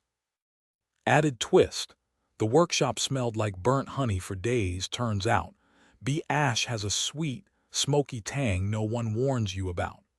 After some smooth convincing, I managed to snag 5 locusts from the London Zoo, though a dozen more made a break for it when I stepped into their cramped breeding area beneath the insect house. Let's just say it felt like stepping into a sci-fi horror flick in there. Thankfully, the escapees didn't trigger an ecological disaster. British weather isn't exactly locust-friendly. I ended up casting them in silver, along with 4 surplus grasshoppers donated by the Natural History Museum. Those gold-plated grasshopper legs, razor-sharp. Apparently, ancient craftsmen once used bronze versions as actual saws. Then came the honeycomb project, a delicate silver masterpiece that took days to perfect, complete with gleaming honey droplets. The final challenge. A golden bee, this time avoiding the crucible disaster. Success. I'd somehow become the go-to guy for turning bugs into precious metal. But honestly, how many golden insects does the world really need? Later, I met artist Michael Ayrton, who'd crafted his own golden honeycomb after a wealthy reader dared him. 7 golden bees, out of 40 attempts, perched on it. Rumor has it, when the new owner placed it near his beehives, the real bees inspected it. Did they fill it with honey? Was it extra sweet? The world may never know. Cue the sarcasm. Oh yes, nothing says productive morning like being jolted awake by hallucinogenic mushrooms singing at dawn. I fumbled into yesterday's clothes, tiptoeing past the cat who couldn't care less, and the dying embers of last night's fire.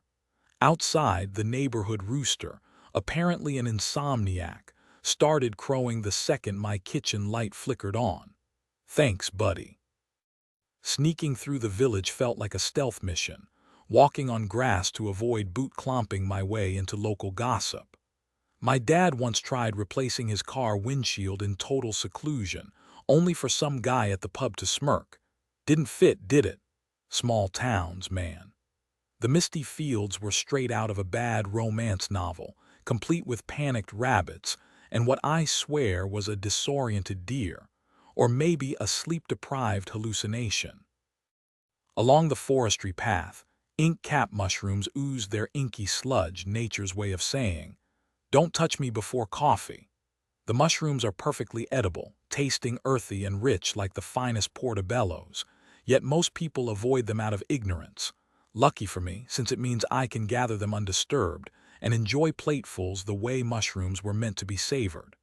But today, hunting them feels less like foraging and more like chasing a ghost, elusive, unpredictable, almost divine.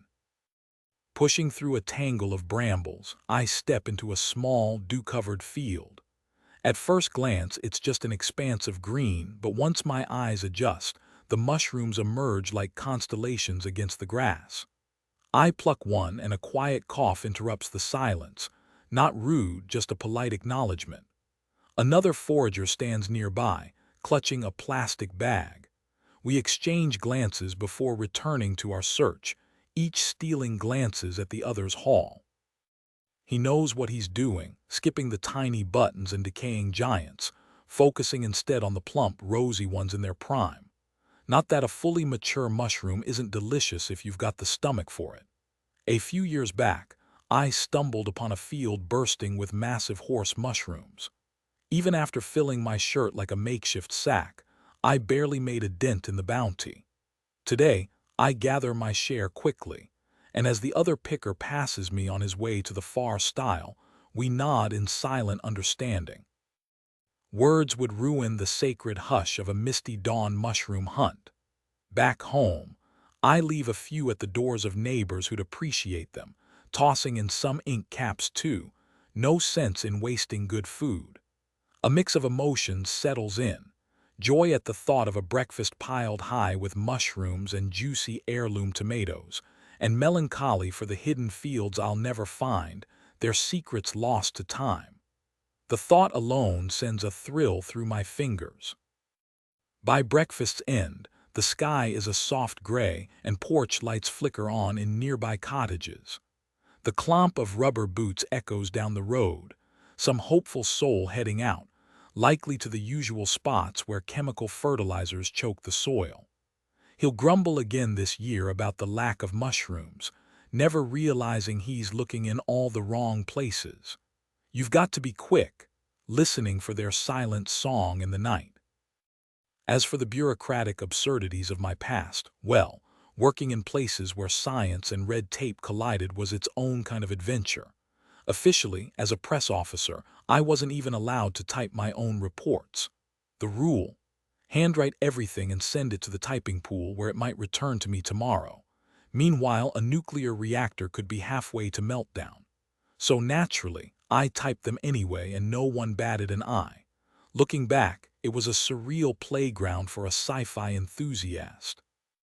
After Chernobyl, no question was too bizarre for the local conspiracy theorists to whisper into reporters' ears. Could your reactors survive an ice age? No. Care to explain why? The absurdity never ended. Ever wonder why a massive glacier grinding the continent down to bare rock might ruin your afternoon? Answer: yeah, it kinda would. And sure, maybe it sounds alarming that there's a fault line right under the power plant parking lot. But relax, it's only 200 feet long and hasn't budged in 60 million years. One of my weirdest gigs was guiding TV and film scouts around power stations for their next big disaster flick. I'd haul them up to the reactor cap, and they'd stare in horror at the total lack of glowing green steam. No matter how many times I explained that reactors don't actually produce neon mist, they'd still bring their own for filming. Oh, and don't forget the giant fake control panels covered in blinking lights, because apparently our real ones weren't dramatic enough. Honestly, our facilities were a total letdown compared to Hollywood's version. 8 years of this. A wild ride as long as you kept your sense of humor intact. The leaky establishment. That book was basically my life with the serial numbers filed off. I'll never forgive Dave Langford for writing it first. It should have been mine. Back in the 80s, I was the PR guy for the nuclear power scene in southwest England. Reactors rarely exploded. Take my word for it, I was the press officer. But explosions weren't even necessary. Some obscure side effect of radiation just made everything bizarre for anyone dealing with the public. And I worked with a bunch of Dave Langford types, brilliant, eccentric scientists who knew uranium better than I knew press releases. These guys had a unique worldview. Like when a visitor showed up too radioactive to enter the reactor. Yeah, that happened. Or the time a pixie, their words, not mine, allegedly shut down the plant. Their advice: priceless, if you ignored at least 70% of it. They'd hit me with stats proving sunlight was an illegal laser hazard or that workers shouldn't vacation in Cornwall without a hazmat suit. And if I hear 3 completely independent fail-safe systems one more time, I'll lose it. Oh, and this job. My first taste of the civil service. Let's just say, reality was stranger than fiction, believe it or not. There was actually a guy who showed up twice a year just to verify I still had that ancient 4-function calculator I'd signed for when I started, probably worth less than a dime by then. Upstairs, some of the Langfords would type reports on their personal word processors, only to sigh and send them down to the typing pool to be retyped because of some ridiculous regulation. And don't even get me started on the guy who walked into a nuclear reactor. But I'll save that story because, honestly, you'd think I was making it up. Or the one about the bathroom situation. No wonder this bureaucratic absurdity inspired the leaky establishment, though, of course, the book's fictional nuclear facility was nothing like the ones I worked in, where things weren't supposed to explode. Reading it felt like watching a documentary, equal parts hilarious and horrifying. The author had sat through the same mind-numbing meetings, dealt with the same maddening people, even attended the same dull open days. Every page oozed with painful familiarity. It was like someone had stolen the book I'd always planned to write. By the end, all I could think was, well, let's just say Dave Langford's garden might raise a few eyebrows with the health and safety folks. This book deserves a spot next to Michael Frayn's The Tin Men, another underrated gem. I've lost count of how many copies I've bought just to lend to friends. It's brutally funny, painfully real, and I hope it sells like crazy, so I can finally abandon my own nuclear memoir plans. At least I've got my memories, and that suspiciously heavy silver mug they gave me when I left. The Meaning of My Christmas, Western Daily Press, Bristol, 24 December 1997. 27 years after hunting for frankincense in Bristol, I found myself writing about Christmas again. I'm not religious and I don't believe in any cosmic Santas, yet I still love the holiday. But these days it's a mess. People are frantically scrambling for the latest must-have toy, Tinky Winky Spice or whatever, even though by February it'll be selling for pocket change. My theory: parents racing from store to store for the season's hottest doll or action figure are just reenacting primal hunter-gatherer instincts. It's coded in their DNA. In Hogfather, I explored midwinter traditions. Even the most devout Christian has to admit, celebrating the sun's rebirth is an ancient ritual. We might live in climate-controlled bubbles now, cut off from nature's cycles, but we still groan when the days get shorter. We need Christmas. It's baked into us, deeper than any retail frenzy at 49. I still remember how Christmas felt magical when I was a kid. The one time of year we splurged on things we couldn't usually afford. These days, with luxuries available year-round, the holiday doesn't hold the same financial weight, but it's still special in its own way. As someone who works for myself, I struggle to step away from my desk, especially when my office is just a few steps from my couch. Weekends blur into workdays because the phone stays quiet, but Christmas, that's the one week when shutting down isn't just allowed, it's expected. Sure, the commercialization is hard to ignore. Stores stacking holiday junk by October, bookshops turning into temples of last-minute gift panic. Seriously, if bookstores only operated in December, they'd probably still turn a profit. But let's be honest, without the retail frenzy, would charities rake in as much? Even tossing spare change into a red kettle feels better than nothing. And then there's the actual spirit of the thing. Nobody's forcing nativity plays on kids anymore, but what's the alternative? Some generic winter appreciation day, please. At least Christmas gives us a reason to gather, eat too much, and pretend we like our in-laws for a few hours. My family keeps it simple: fireplace roaring, turkey and tofu on the table, and a strict no-drama policy. We skip the extravagant gifts and focus on small, meaningful ones. Because let's face it, asking for world peace is a nice thought, but cozy slippers, those you can actually unwrap.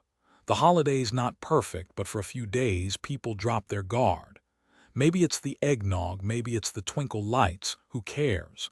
If we're all a little kinder, even just once a year, that's something worth keeping. Besides, the wise men didn't show up empty-handed. If they could brave the mall crowds for myrrh, I can handle one more rendition of Jingle Bell Rock, you know. The idea that some jolly, bearded guy in a red suit can magically bring world peace is pretty laughable. That's on us, starting with the folks right next door. And what better time to do it than now? Alien Christmas, 1987, this was part of a post-dinner speech at Beacon 87, basically the pre-awards banquet at the 1987 UK Easterkin. Dreaming of the right Christmas. Look, subtlety wasn't the goal here.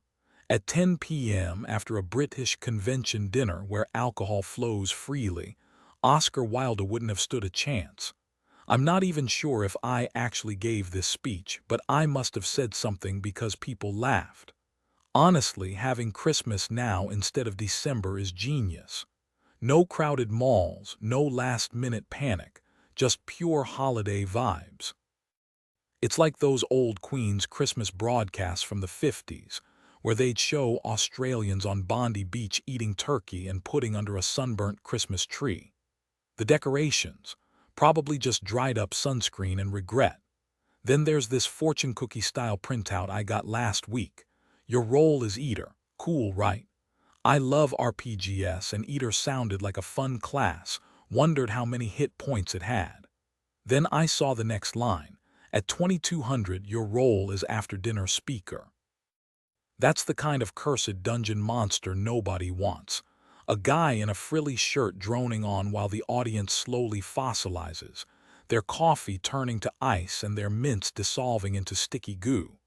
Which, by the way, is why I quit Dungeons and Dragons.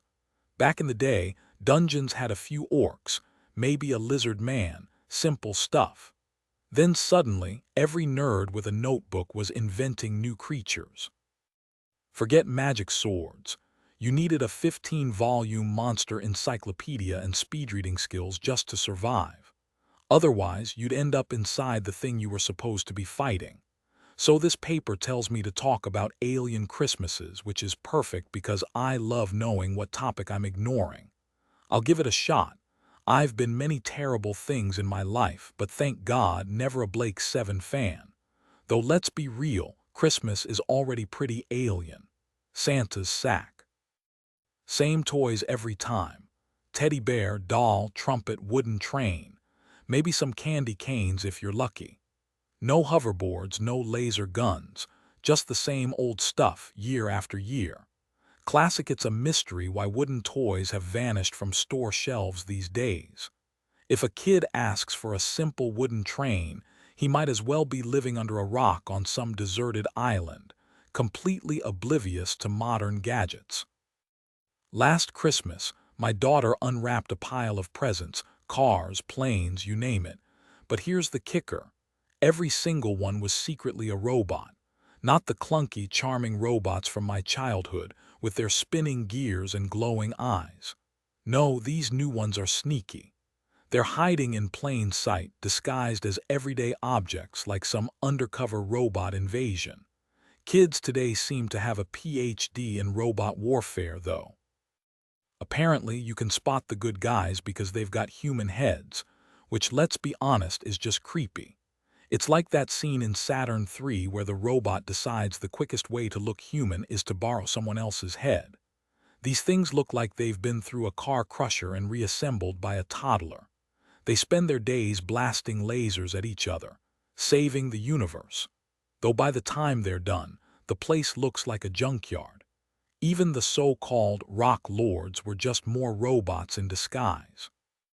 Plastic boulders with names like Boulder and Nugget, because nothing says holiday cheer like a pile of disguised machinery. The only vaguely festive thing in the house was the nativity scene, and honestly, I wouldn't be shocked if Mary and Joseph suddenly sprouted laser cannons and started duking it out with the wise men. But the real star of the show was Croc, Prince of Darkness. For $14.95, he's a steal, if you're into undead robot chickens. He's a Zoid because of course he is, hailing from the planet Zoid in the Zoid galaxy. The backstory is about as deep as a fast food menu, but hey, at least he kept my daughter busy all morning assembling him. Once you shove batteries into his plastic backside, he lurches forward like a zombie with a bad hip, flailing his little pistons before face-planting into the carpet. Merry Christmas, indeed. Croc's survival instincts are so bad they make a kamikaze pilot look like a safety instructor. I have no clue what Zoid's terrain is like, but this guy struggles just crossing a living room rug. No surprise he's terrifying the galaxy. Imagine a 1,000-ton war machine toppling onto you, legs flailing helplessly like an overturned beetle. You'd almost feel bad for the guy if he weren't so tragically inept. And let's not forget his other deadly weapon, his detachable head that rolls under the couch. Real nightmare fuel, right? We've pitted him against other Zoids, and here's the brutal truth. Robot combat mostly boils down to who can faceplant first and take their opponent down with them. It's a tough gig, since these things collapse like a house of cards the second you stop babysitting them. But even Croc looks like a pro compared to the transformer our neighbor proudly showed off. Supposedly, it's this high-tech marvel where a fleet of vehicles merge into one unstoppable warrior. In reality, I'd bet good money that when the fight starts, half its parts are still stuck in airport delays or gridlocked on the freeway. Speaking of disasters, remember Santa Claus, the movie? The only funny moment was when the reindeer clearly needed a little extra fuel to get airborne. No wonder Rudolph's nose was glowing. Santa's workshop was a joke too. Nothing but wooden toys painted in colors that screamed toddlers' first migraine. You'd think there'd be at least one robot hidden in there, but nope, just sad, splintery relics. Not a single plastic mold in sight, and the elves looked like they'd electrocute themselves with a screwdriver. Where were the action figures? The talking gadgets that make kids sound like glitchy GPS systems. Here's my theory. We got the wrong Santa. Somewhere between atomic tests and interdimensional hiccups, our Christmas presents got swapped with Zoids. Their Santa's a plastic robot who only builds what he knows, which explains why we're stuck with wooden abominations while they're probably drowning in malfunctioning battle mechs. Thanks, universe. Real smooth Christmas morning hits the kids on Zoid like a cosmic joke.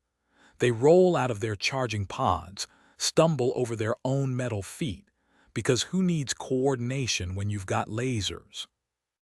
And start blasting each other with harmless stun beams, only to discover their gift piles aren't exactly what they imagined. No high-tech weaponry, no self-assembling battle drones, just wooden trains, rag dolls, and those striped candy canes that somehow vanish from stores by January. Toys that don't even need Wi-Fi. Toys that smell like varnish instead of factory plastic. It's like Santa raided a history museum. And here's the kicker. Thanks to some bizarre time warp glitch, our kids end up with the opposite. Plastic action figures so generic they make a cardboard box look like an adventure. Maybe it's a conspiracy to turn them all into Zoids. Cue the ominous holiday jingle, he sees you when you're sleeping, but I'm not buying it. Peek into my kid's dollhouse and you'll find Croc the Defiler sipping imaginary tea with a wind-up puppy and a Barbie in a business suit. His mega cannons, rusting in the toy bin. The Catwoman, she's claimed the shower. It's chaos, but it's alive. No batteries required. Meanwhile, back on Earth, journalists still can't tell sci-fi from fantasy. When that Martian meteorite made headlines, guess who got the midnight call? Hey, you write about spaceships, explain this in 10 seconds. Newsflash, the future expires fast. By the time you finish this sentence, half the tech in 2001, a space odyssey will look like a rotary phone. But that's the fun of it. Tomorrow's already laughing at today. And speaking of classics, remember that movie? The one where the special effects didn't involve duct tape and wishful thinking. Yeah, they nailed it. No strings attached. The conversations in that film felt oddly natural, not the usual over-the-top sci-fi banter, but the kind of small talk you'd hear at a family barbecue. No dramatic threats or flashy one-liners, just polite chit-chat about someone's daughter. And the science, spot on. Space wasn't some chaotic battlefield. It was vast, silent, and eerily beautiful. We were so captivated that we sat mesmerized watching a ship dock with a station. No lasers, no alien invasions, just the elegant precision of machinery moving like dancers. Ah, those were the days. Real spaceships, not the glorified tin cans we get now, if we get any at all. Back in '68, we dreamed of moon bases and Martian colonies. The future was supposed to be this grand adventure, a tidal wave of progress. Instead, it crept in unnoticed while we were busy paying bills and binge-watching TV. We ended up with GPS gadgets that fit in our pockets, phones that connect across the globe in seconds, and weather forecasts that actually work. Remember when calling overseas was a big deal? You'd save up for that Christmas call, then spend half of it asking, "Is it dark there too?"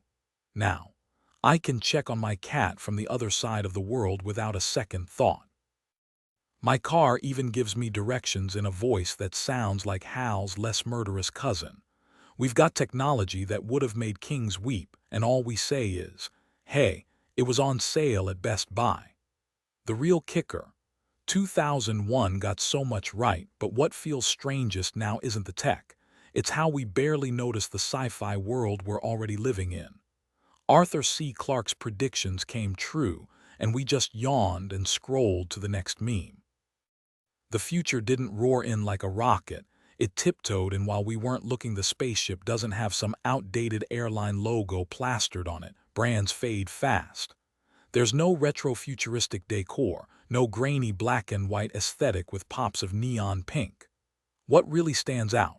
The complete absence of keyboards. Dr. Haywood Floyd gets his own private lunar shuttle, yet he's scribbling notes with a pen. No tablet, no smartphone, no constant stream of notifications. No frantic calls announcing, "Hey, I'm floating in space right now." And that clunky Bell video phone in the film. Seriously, payphones still exist. I've lost count of how many computers I own, probably 5, maybe 6, all of them relics compared to today's tech. Some are gathering dust in closets, others gutted for spare parts. Like most people, I've got a graveyard of once cutting-edge gadgets that became obsolete overnight. And yet, despite being old enough to tell kids, "Yeah, we actually landed on the moon back in my day," I still fumble with new tech like everyone else. Science fiction nailed the rise of computers. Dig through enough old magazines and you'll find predictions for just about anything. The internet. Yep, they kinda saw that coming. But what nobody predicted, that we'd still be the same flawed, ridiculous humans using it. Instead of enlightenment, we got memes, scams, and endless arguments. The dream sold to us. A global village if you speak American English. A business revolution if your business thrives on hype, not profit. A social utopia if you enjoy inboxes flooded with spam from people who have never heard of manners. We're basically cavemen stumbling into the digital age, poking at shiny screens and asking, "Does it have Wi-Fi? Can I watch cat videos on it? Is there a newer model coming next week?" The future's here. We're just not using it the way anyone expected. Is this thing even safe to mess with? Check this out. It claims you can make serious cash just sitting around. Seriously. Can we use this to knock some sense into people? And hey, can we, get intimate with it? We're like cavemen fumbling with fire for the first time, burning our fingers, dropping rocks on our own toes, and yeah, realizing fire isn't exactly romantic. We're stumbling through this tech jungle, tossing ideas around like bones in the air, only for them to smack us in the face later. Who knows where any of this leads? We're back to square one, grunting at the future like it's just another wild boar to club. Reading books on a screen feels off, doesn't it? But then there's e-paper, one sleek, real-feel book that could be 1,000 different stories. Still, that's just us apes trying to dress up our caves. Somewhere out there, tech is brewing that could turn us into minor deities, or at least give us powers we can't even grasp yet. Remember that iconic movie scene where the caveman hurls a bone skyward and it just never lands? Lucky him. Our bones. They're raining down everywhere on us, on others, sometimes too late to dodge. The world's not ending, Earth's survived worse than us.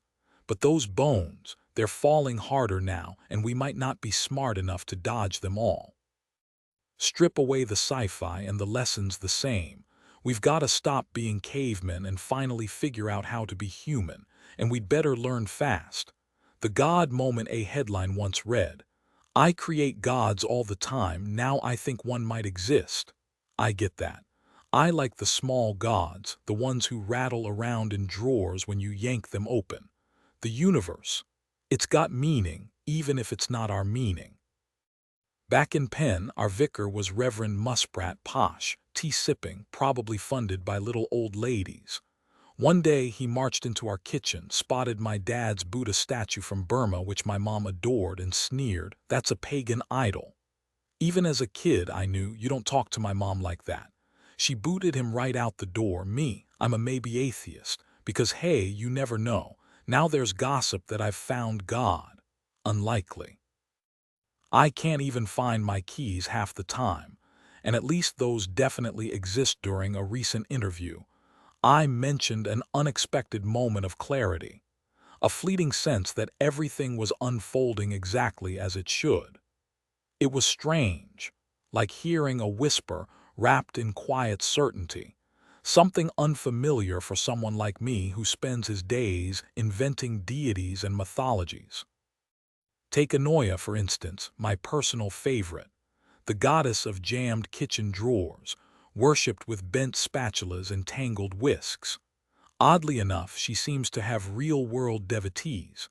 But ever since my Alzheimer's diagnosis, my long walks have become less about crafting new worlds and more about untangling my own beliefs.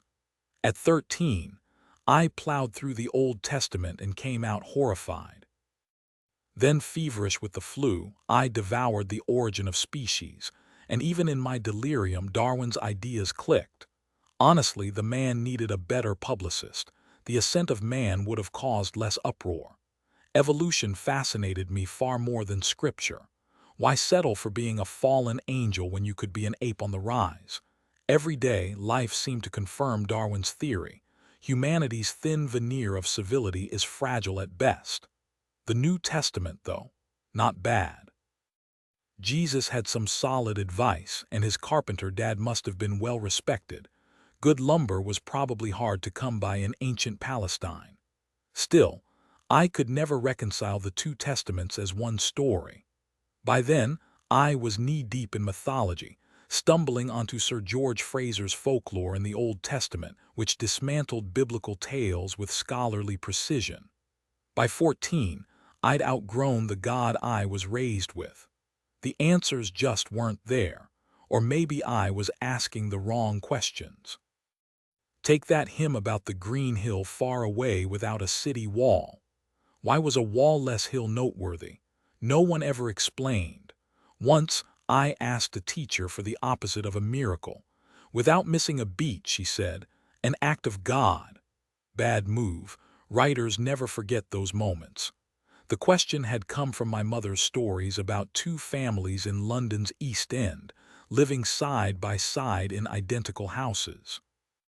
Life's ironies stick with you. The groom's brother, a sailor, was the only one left when a German bomb wiped out both families the night before the wedding. He arrived just in time to dig through the rubble with his bare hands, but there was nothing left to save. Stories like this one stuck with me, haunting, brutal, and somehow miraculous in the worst way. A miracle flipped inside out. Did the sailor praise God for sparing him, or did he scream at the sky for taking everyone else? If he thanked heaven, wasn't that a betrayal? If God could save one, why not all? What kind of twisted game was this? As a kid, I pictured God like some slick businessman, tailcoat, pinstripes, oiled back hair, sharp nose. Looking back, I was definitely an odd child. Maybe if I'd met a decent theologian at 9, things would have turned out differently.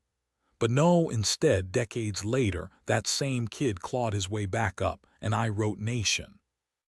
The story hit me all at once. A world like ours, a disaster like Krakatoa, and a boy, 13 and furious, screaming at gods who refuse to answer.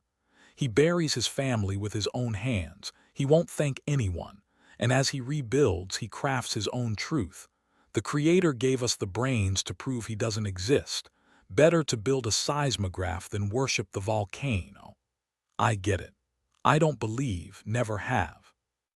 But I was raised Church of England. Not the pew-dusting, hymn-singing kind, just the quiet, decent, don't steal or murder kind. Religion wasn't discussed, but kindness was expected. So I don't hate faith, I think it's part of being human. The whole religion causes wars, argument, please. Wars are started by power-hungry men using God as a shield. Some of my closest friends are believers. They pray for me. I appreciate it, but I'll take science over divine intervention any day. Then again, what do I make of that voice that whispered in my ear as I rushed to another talk show? Maybe some questions don't need answers, just better seismographs. It wasn't just a thought. It was like hearing a voice inside me, reassuring me that everything was unfolding exactly as it should. For a fleeting moment, the chaos of the world melted away into perfect stillness. Where did that voice come from? Deep down, I knew. It was the same part of me that had stood breathless the first time I heard Thomas Tallies's spem in Allium, or the surge of joy I felt last winter when a sunset painted a plowed field in blazing pink. Maybe it was what Einstein sensed when he unlocked E equals mc2, or what Abraham glimpsed on that mountaintop. It's that split-second clarity when the universe pulls back the curtain, revealing a harmony so vast it defies even the sharpest minds. You don't need faith to find it, just curiosity, attention, and a hunger to understand. I'm not saying I've met God, but I might have caught a glimpse of where such ideas begin. Ah, sculleries, remember those. I've always had a soft spot for them. Now let's talk about my very unexpected career twist. Picture this, a guy who once couldn't spell academics suddenly being handed a professorship at Trinity College, Dublin. My first reaction, "Are you serious?" Their response, "Absolutely, we're Irish." So here I am, standing before you, the university's newest and possibly most questionable professor. Me, the guy behind Discworld, a series scribbled over 30 years by someone whose highest qualification was a single A-level in journalism, which, let's be honest, barely counts. Yet somehow, I keep hearing from parents whose kids, usually sons, refuse to touch a book until they stumbled onto my work. Next thing you know, they're devouring literature and acing university. Professors even confess they once queued for my autograph as undergrads.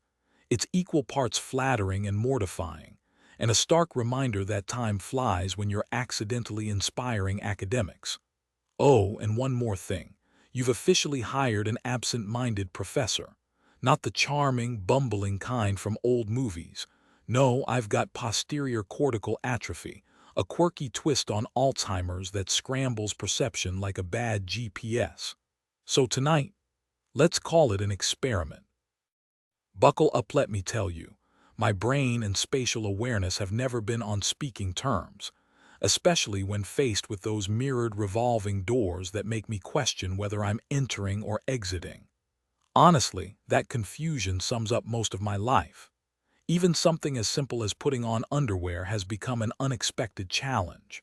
Like any self-respecting man my age, I stick to reliable Y-fronts, yes, take notes, but getting them on correctly is basically a coin toss. It's not that I don't know which holes are for legs, they never wind up on my arms, but figuring out the front from the back. That's where things get philosophical. After years of struggling, I finally cracked the code. If the Y ends up in the wrong place, just drop the underwear, take a quick lap around them and try again from the opposite side. Works like a charm, and hey, bonus cardio. Don't judge. Half the older gentlemen reading this are probably nodding in approval right now. Now let's talk productivity. Yesterday, after my morning pants ritual successfully aligned, thank you very much, I marched into my office and hammered out the second draft of my next book. And let me tell you, it was literature, the kind that makes you feel like you're soaring. Normally, I dictate my first drafts because, let's face it, we're all descendants of chatty primates and speaking feels more natural than typing. Technology, though, unpredictable. My computer has a mind of its own, like a skittish racehorse. Sometimes it bolts, sometimes it needs a gentle tug on the reins. Still, even if my fingers remembered how to type, I'd keep talking my stories into existence. Stories are meant to be heard before they're written. Speaking of which, while I'm here in Dublin, I'll be chatting with aspiring writers, brave souls risking their sanity for this craft. They'll learn quickly that my first drafts are pure instinct, like transcribing the movie playing in my head. The real work begins in the second draft, where I finally wrangle meaning out of the chaos. And honestly, that's the fun part that takes me back. Years ago, I made an offhand comment about not understanding my own writing process, leaving the analysis, and I quote, "to the clever folks in academia." Fast forward and you're dean of research, a decent chap, though in my opinion he could stand to put on a few pounds for the role, quoted it back at me with a grin, pointing out that I'd somehow become one of those clever folks myself. Officially, Life's full of surprises, and mine's been one long parade of them, as I'll get into shortly. But here's the catch. PCA plays tricks on memory and reading from a prepared speech. Forget it. A good speaker needs to glide between their notes and the audience, something I can't do anymore. So instead, I'll wing it with the help of my trusty assistant, Rob Wilkins. We've got an understanding. If I skip something important, he'll chime in with something like, "Oi, you forgot the bit about the hippo, you senile old goat," to which I'll reply, "That's Sir Senile Old Goat, Ob, if you don't mind." Why put you through this? Because it's the messy reality of aging, and honestly, I've got it better than most. Twice now, after speaking about Alzheimer's and assisted dying, well-meaning folks have suggested I see my condition as a divine gift. Personally, I'd have taken a fruit basket instead. But maybe there's a twisted logic there. It's forced me to see everything, even my own underwear, from a fresh angle. And if G.K. Chesterton was right, that's what fantasy does, shifts perspective. Now I'm living in that fantasy, and somewhere along the way, I've grown a spine I never knew I had. These days, my skepticism could make Bob Dylan's protest songs sound like mild complaints. Back in the day, I floated through life, bouncing off walls like a polite ping-pong ball. Then I started really looking, and suddenly questioning authority became a habit. Because unchecked power, that's just tyranny with a fancy title. And I won't bow to that, not even from the heavens. Though let's be clear, asking questions isn't an attack, but authority. It always takes it that way because it's too busy proving it deserves to be in charge. And if the proof comes at the end of a fist, well, congrats, you've built a tyranny. Good grief, I'm lecturing the Irish on rebellion. Give an Englishman 15 minutes of clear thought and suddenly he's quoting rebel songs. Go figure, a company near my hometown recently laid off a chunk of its workforce. The employees got hauled into some corporate drone's office and were told, get this, they were being deleted. The story made the local news, but honestly the real shocker was that nobody clocked the guy delivering this robotic nonsense and torched his fancy desk. I'd have happily paid their bail. We're stuck in a greedy little world run by spreadsheet warriors who treat humans like data points. We swallow watered-down truths, convinced we must obey every government whim, when in reality, governments should be taking orders from us. They're terrified of that idea. Take England. Unlike Ireland, where a good brawl is practically part of the wedding playlist, politicians here avoid referendums like bad Wi-Fi.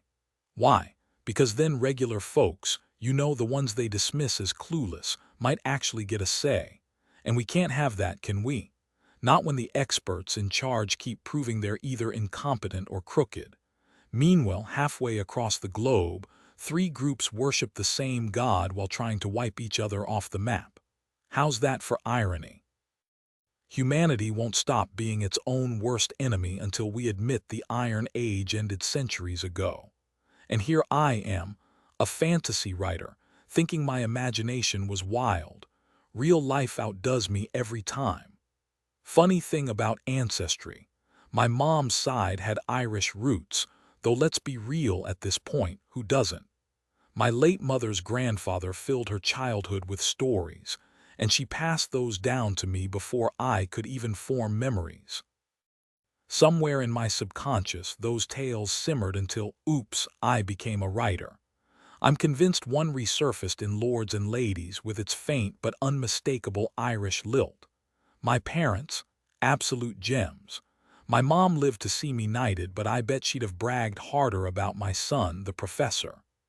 They raised me with warmth, the occasional well-timed scolding, and bless them forever, zero religious indoctrination. As far as I know, neither ever stepped into a church as adults unless it was for a wedding or a really good bake sale growing up.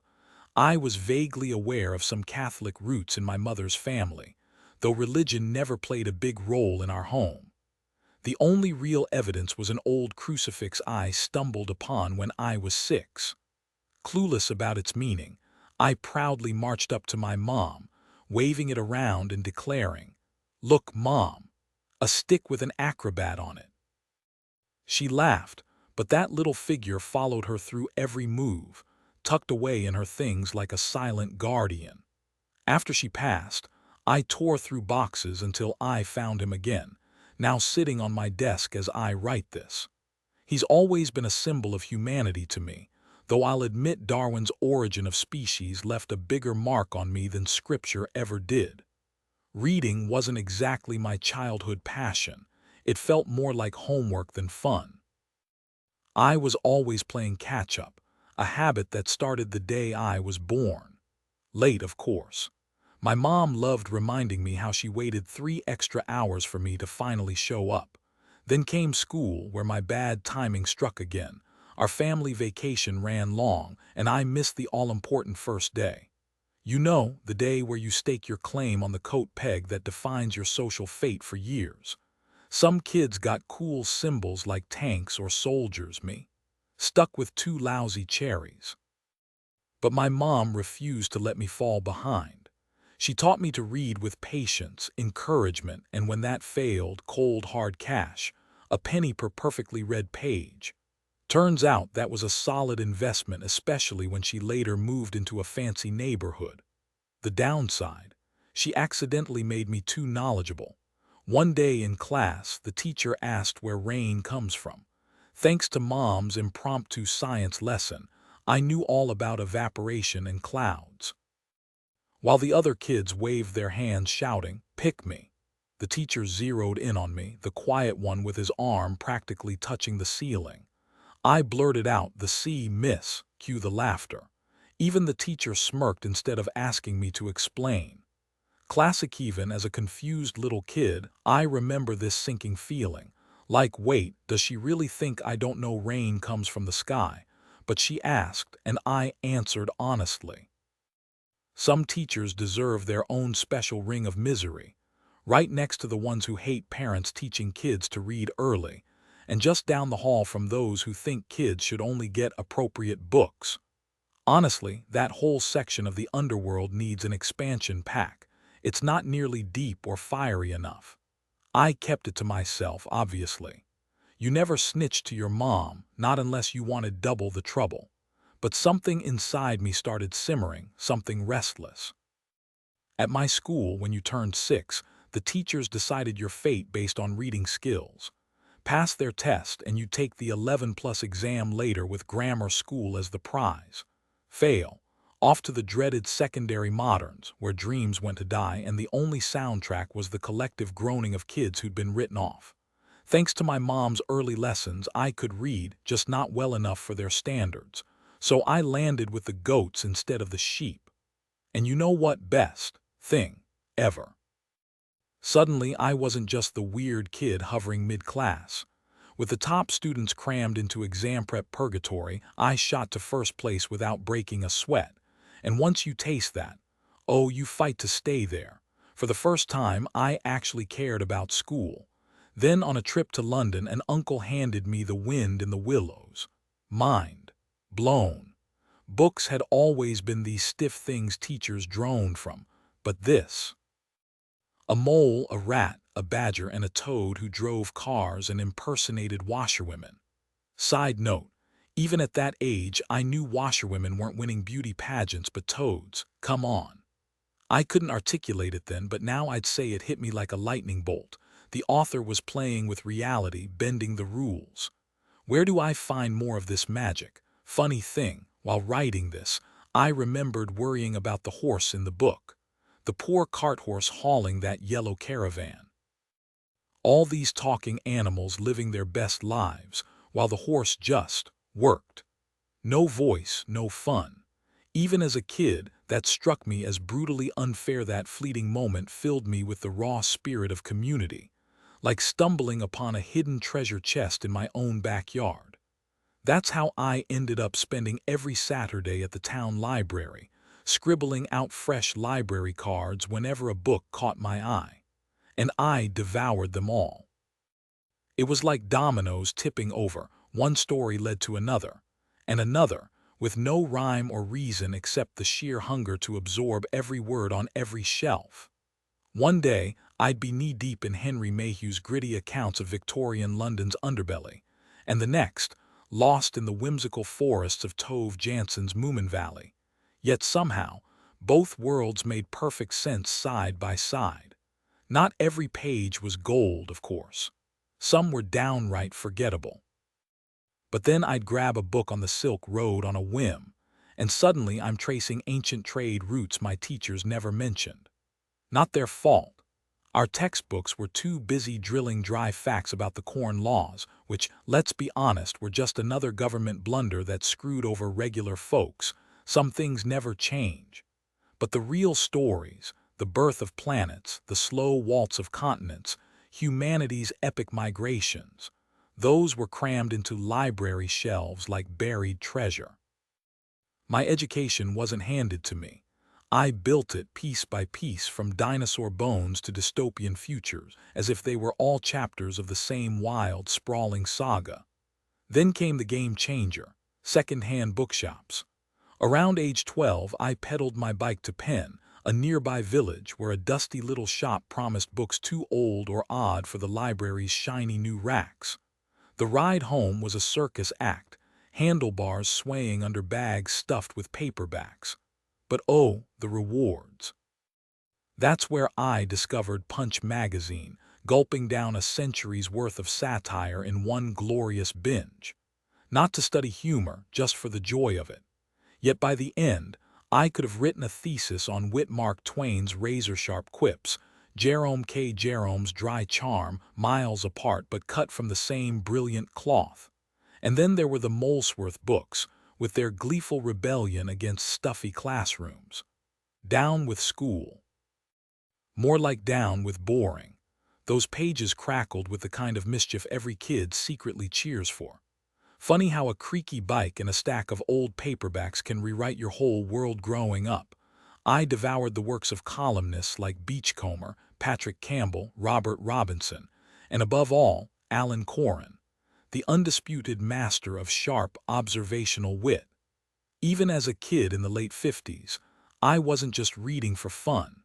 I was unknowingly stepping on the gas toward adulthood.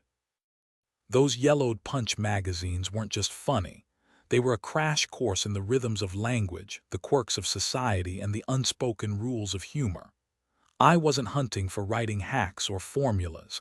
I was soaking it all in like a sponge. Every writer starts as a reader, right? But for me, it felt like stumbling into a treasure trove. The gears were turning in my head, grinding away without me even realizing it. One day, that mill would spit out a writer, but first, it needed fuel. And if you don't know what grist is, go grab a dictionary. You call yourself educated, Coren's genius. He nailed the voice of the everyday Brit, especially the working class. My London grandma dragged me through street markets where every vendor, haggler, and bus driver sounded like they'd stepped out of one of his columns. The man was a wizard. Once, after Granny insisted you could tell a bus's route by the name on the front, I had a hilariously pointless debate with my mom. She just schooled me on Greek myths, Pheidippides sprinting from Marathon to Athens, blah blah, so I hit her with this gem. If he'd worked for London Transport, they'd have called it an Athens run, not a marathon. Shockingly, she didn't smack me. But life loves a curveball. Thanks to my parents' work schedules, I showed up to secondary school a day late. And guess what? Day one is when they dump all the crucial info. By day two, you're already behind, scrambling to catch up while everyone else nods like it's old news. That sinking feeling, everyone knows something I don't, clung to me like cheap cologne. Pretty sure they'd cracked the code of algebra while I was still figuring out where homeroom was. Classic years later, I'd fantasize about conquering algebra and unlocking the secrets of the universe. But back then, my math skills were hopeless. One evening after a university dinner, my friend Ian Stewart, a math professor at Warwick, tried to explain the basics of quadratic equations to me, scribbling furiously on napkins while I stared blankly, responding with the intellectual equivalent of doer. Yes, I actually had to teach my speech software what doer meant, because apparently even computers needed lessons in cluelessness. a perfect rainy day project. So I settled into my usual spot, middle of the class, doing just enough to scrape by. My real education came from the library, especially the science fiction I devoured like candy. The golden age of space-age wonder was alive in those pages, but my only reliable source of second-hand American sci-fi mags was a rickety shack in Frogmore, a quiet corner of High Wycombe.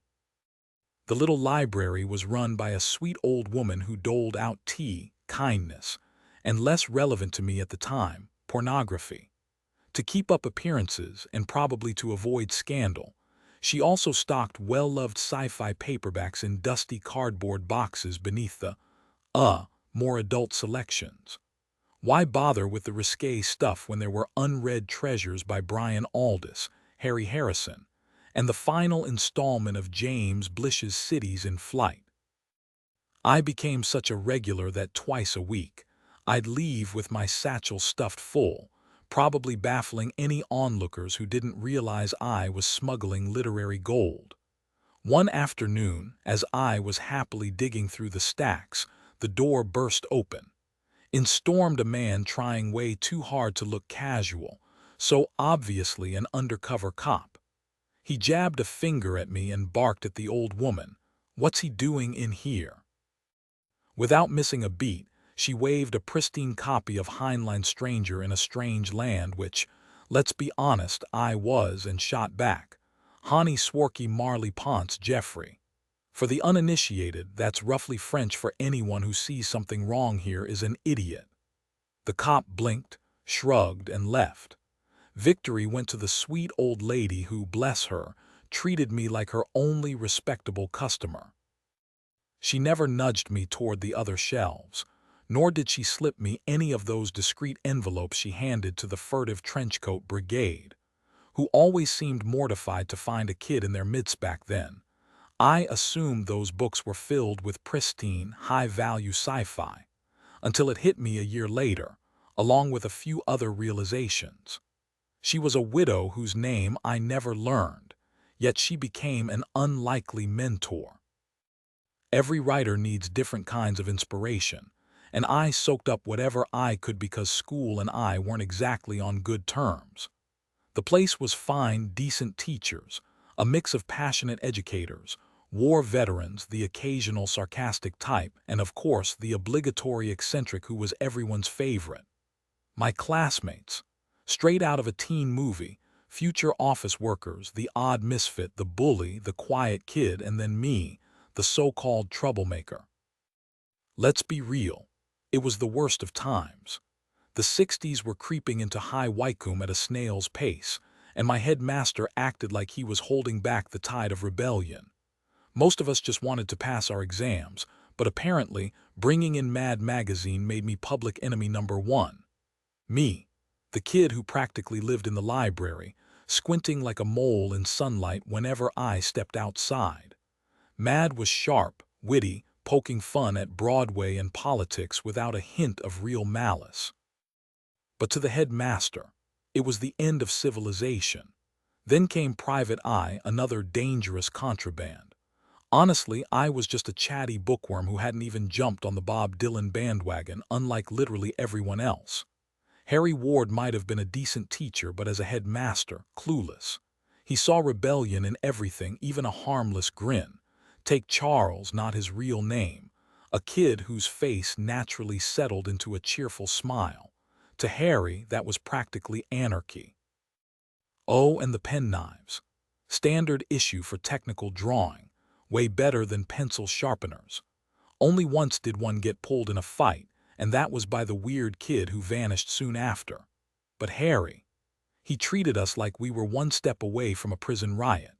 Some of us were just trying to survive adolescence without being labeled criminals for liking satire. The only other expression I remember from him was a sort of confused irritation whenever his cheerful grin landed him in hot water.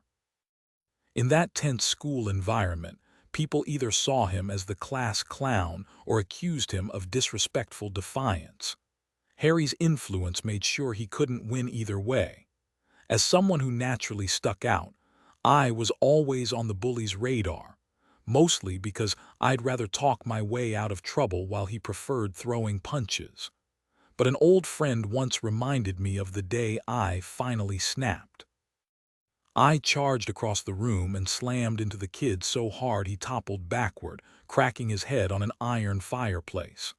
After that, he acted like I didn't exist. Problem solved. Back then, the unspoken rule was simple. Unless someone died, you never snitched. Years later, a former classmate told me that after I'd left school early, thanks to a well-timed exit, he spoke to the headmaster as a senior student.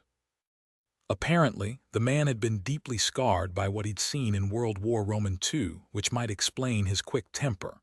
Looking back, I can understand, but as a kid, all I knew was that I wasn't some troublemaker, just a guy who liked to joke around. His heavy-handed discipline only made things worse. Still, I owe him a twisted thanks for pushing me to ditch school before finishing my A-levels, something I'd never considered before. I already knew I wanted to be a writer. I'd won a contest in Punch and sold a couple of sci-fi stories. But being practical and my parents' son, I did the math.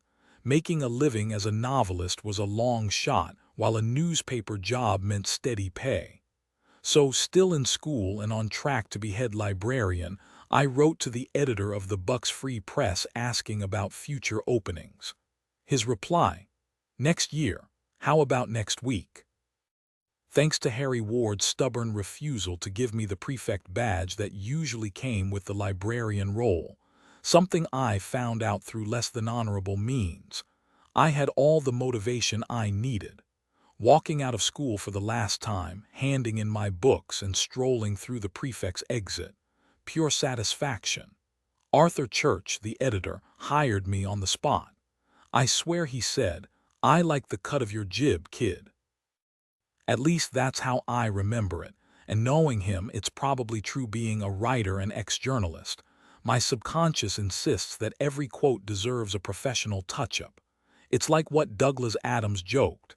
After spinning stories about yourself long enough, you start questioning what's real.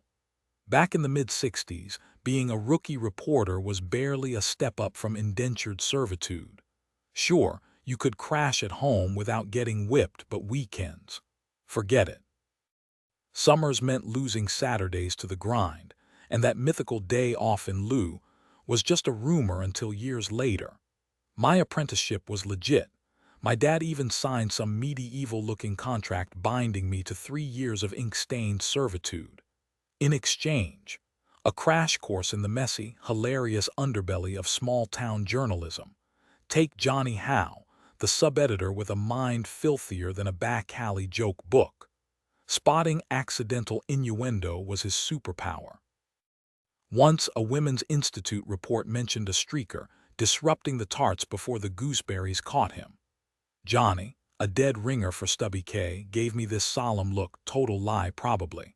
Writers need that same sixth sense like a gamekeeper who thinks like a poacher. And hey, if you think double entendres are tricky, wait till you pull off a triple. Then there was Bugsy Burroughs, the news editor, tall, grim, and paired with Johnny. They looked like the number 10 shuffling to the pub. Bugsy's lessons. Deadlines are sacred, facts are holy, and trying to outsmart him was career suicide. George Topley, the chief reporter, was a natural. He schooled me in truth and human nature's dark corners. And Arthur Church, the hometown editor. He preached integrity, self-respect, and avoiding Methodist outrage.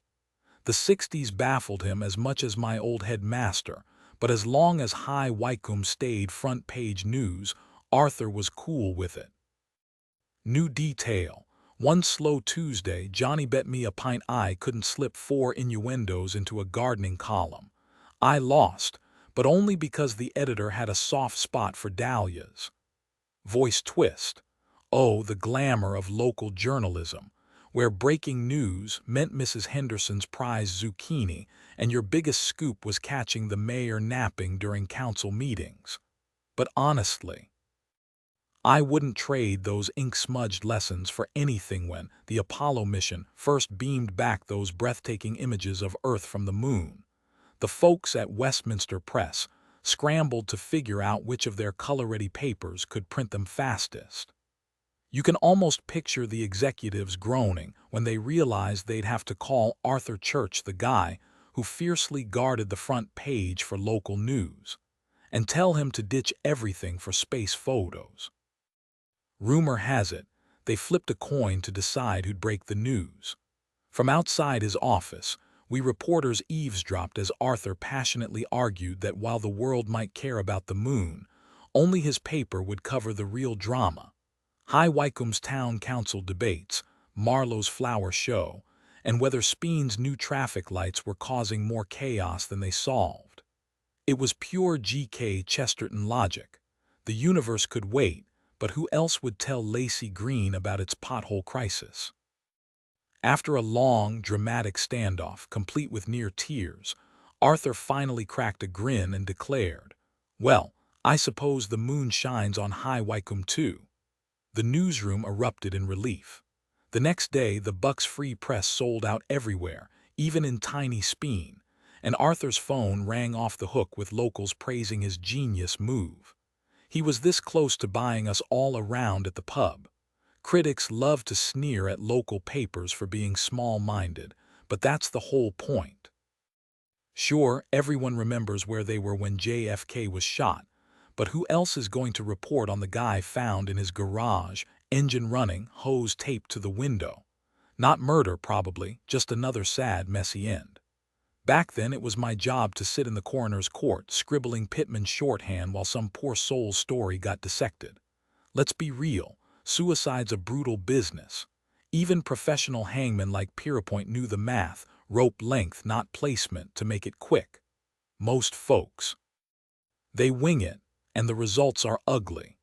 Local papers don't cover these stories for kicks. They do it because someone has to tell the truth, even when it's grim. And that's why, moon landing or not, Arthur was right to fight for his front page one afternoon. A grieving family member approached the coroner after a tragic suicide, pleading with him to keep the inquest details out of the papers. The coroner, though sympathetic, pointed out that the press had every legal right to be there, until he slipped up and muttered something like, "Not that I wouldn't mind seeing the lot of you at the bottom of the ocean." Naturally, that quote made the front page. Arthur Church, a man who treated local journalism like a sacred duty, fired back with a sharp editorial defending the necessity of reporting the ugly truths. His argument: the public deserves facts, not whispers from barstool gossips. If the paper got it wrong, they'd correct it, unlike rumors which fester unchecked. The coroner, to his credit, issued a swift and sincere apology. Arthur didn't tolerate sloppy reporting, and woe betide any rookie who botched a story. Angry readers storming the office on a Saturday faced one of two fates: a red-faced retraction or a polite escort out the door. My own baptism into journalism involved dodging potholes on a rickety motorcycle, chasing down every town meeting and court case within a 50-mile radius. Magistrates' Court, in particular, taught me two things: justice moves in mysterious ways, and some elderly magistrates have a baffling commitment to outdated undergarments.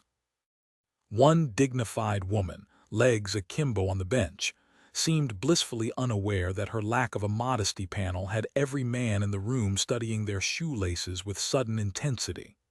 These days, when online journalists reach out for quotes, I test them right off the bat. Name the 6 defenses against defamation. It's oddly reassuring when a few actually know. I'll always take pride in my Pittman shorthand and my old-school training. I was thorough, precise, and reliable. But when it came to the cutthroat world of big league newspapers, let's just say editor Eric Price saw right through me. The Western Daily Press booted me out, and honestly, they weren't wrong. I didn't have the ruthless edge needed to survive in that jungle. Eric wasn't the type to celebrate when a story didn't match his vision. Just ask the string of young reporters whose resumes briefly boasted Western Daily Press before he showed them the door. Oddly enough, years later, he admitted I might have been the best writer they ever had. Maybe because I could grab a topic, make one phone call, skim a newspaper clipping, and churn out a sharp, polished column in 30 minutes flat. Why share these random memories? Because they're the raw material of a writer. Half my past got sanded down, repurposed, and shoved into books. Any sharp-eyed scholar could probably trace unseen universities' faculty straight back to my old teachers at High Wycombe Tech, though thankfully, not all met dragon-related demises. Some, like the history teacher I adored, even got immortalized in ink. My childhood village sneaks into the scenery. My grandmother's voice echoes in certain characters. It's like my brain's this relentless mill, grinding up every person, every moment, and spitting them back out as stories. And sometimes the mill tosses something back at you. Just last week, a friend told me about a brigadier in Afghanistan who stumbled on a stack of Discworld books. Soldiers often write to me, frustrated. We're ordered to ditch everything non-essential, and apparently books qualify. But this guy picked one up mid-evacuation and got hooked. He was baffled. How does he write military life so accurately in monstrous regiment?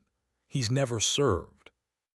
Here's the secret, same reason I snagged the Amelia Bloomer Award twice. It's not research, it's words. Since I was 9, I've loved them, even the loner's conundrum, onomatopoeia, susurration, words that hum with their own energy. I'll defend them like a grammar vigilante shouting at the TV. If a cop said how he saw the suspect, he's either narrating his stakeout or teaching optics 101. Pedantic, maybe, but precision matters. Even when dragons don't, now that I've officially joined the ranks of academia, I can confidently say that dismissing concerns about language usage as elitist, a stance famously taken by Stephen Fry, who practically oozes privilege, is complete nonsense. Imagine a music lover cringing at a sour note. Shouldn't wordsmiths feel the same about clumsy phrasing? Language is what separates us from apes. We shape it, twist it, chase after it, devour it, and survive by it. Words are the unsung workhorses of communication, endlessly adaptable. Sometimes the wrong word is perfect, and sometimes silence speaks louder than any sentence. Mastering their use is part of the craft I've dedicated myself to. Before I wrap up, let me propose banishing one particularly offensive word from English: fun. Oh, what a hollow, greasy, fast food wrapper of a term. Think of its crimes. Just doing it for fun. Thought it'd be fun, or the most vomit-inducing of all, are we having fun yet? Why settle for fun when you could have joy, delight, amusement, thrill, leisure, play, mischief, or even contentment? Fun promises happiness but delivers only the ghost of it. People chase it like zombies, stumbling into places plastered with neon fun signs, usually the kind of spots best avoided. In my experience, fun means slogging through a rain-soaked beach town in a plastic poncho that stubbornly reeks of old fish. But hey, maybe I'm just having fun with you. Our language is the richest in the world, thanks to centuries of shameless word theft and relentless invention. So let's have fun with it. Who knows, it might actually be fun. Now onto Saturdays. For most, Saturdays mean relaxation. For me, they're just another writing day, unless my assistant, Rob Wilkins, is around to keep me in check. Today, I'm drafting a new book, which is fun. See what I did there? I wake to the comforting sound of the kettle boiling, ready for my first cup of tea. Then it's the usual routine: shower, trim the mustache, and sort out my morning pills, mostly for blood pressure, thankfully stable now. The others. One battles sciatica, and the last two hold back the creeping tide of Alzheimer's.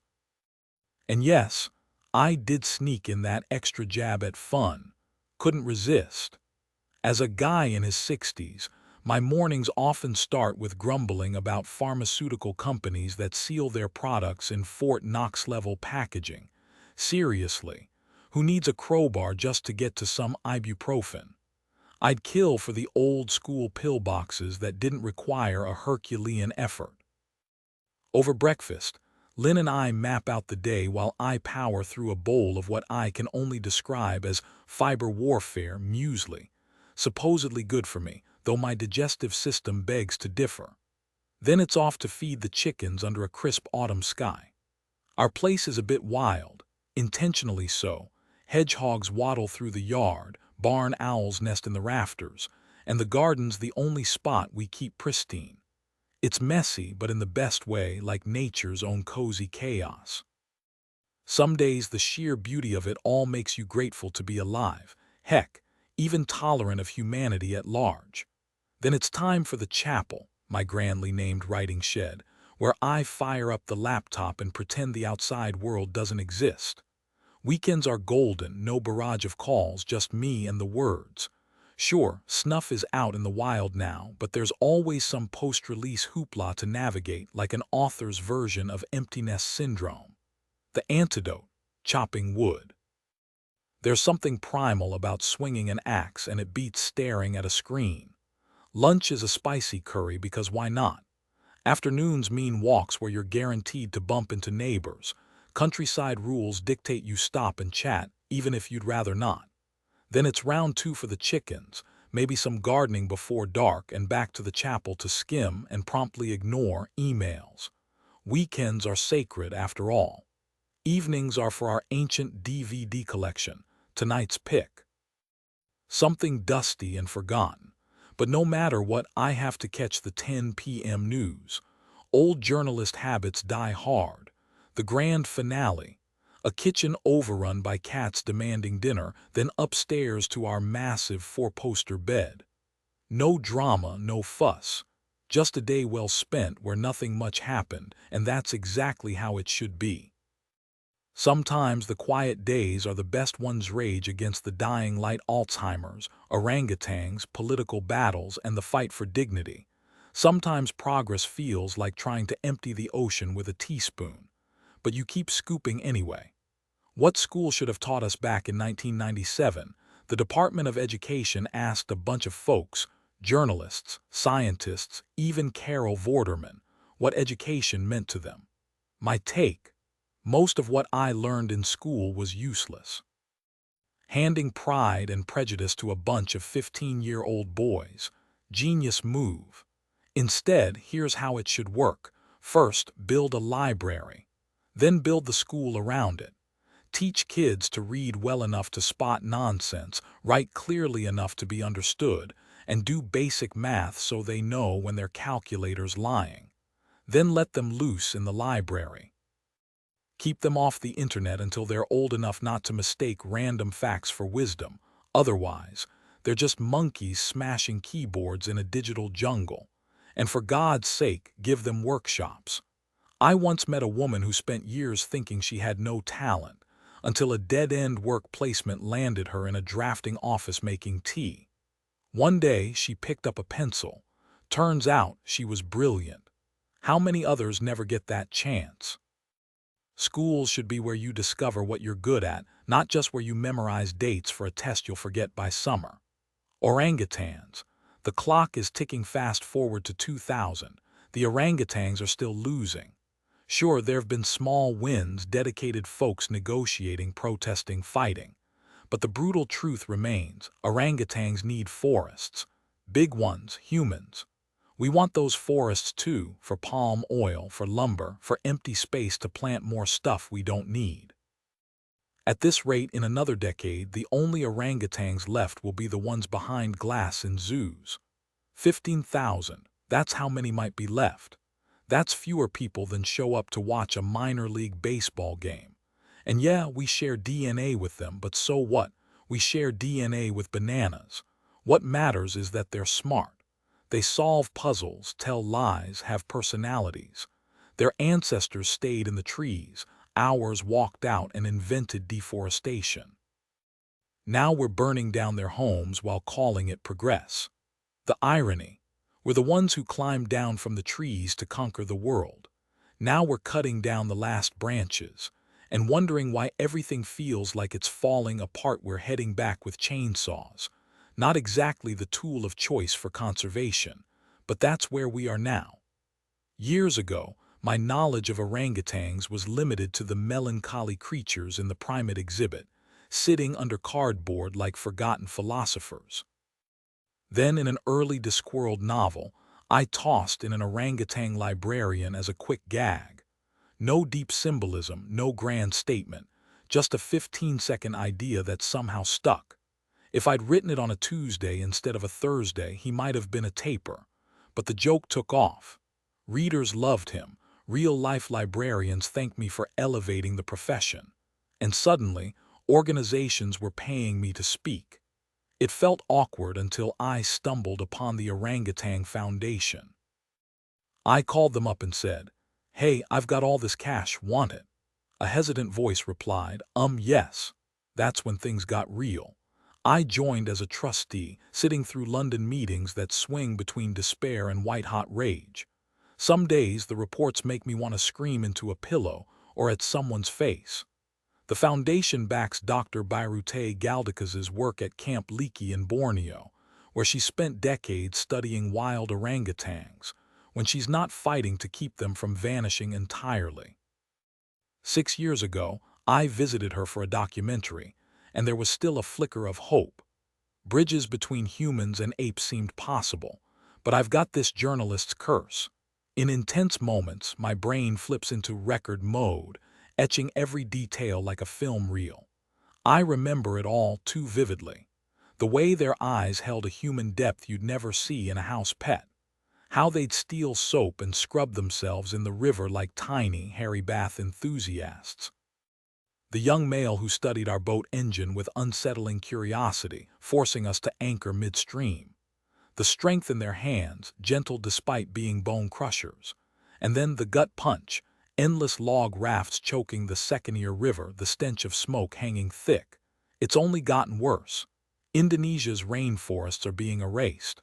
Over half of Borneo and Sumatra's timber is stolen, even from protected parks. Weeks ago, illegal loggers ransacked Tanjung Puting's headquarters. The irony. My throwaway joke about an ape with a library card led me here, to a fight where chainsaws shouldn't be the answer, but they're the weapon of choice. And yeah, I'll admit it, aardvarks wouldn't have wrecked me like this. When you've got enough money and influence and the right people in your pocket, the rules don't apply.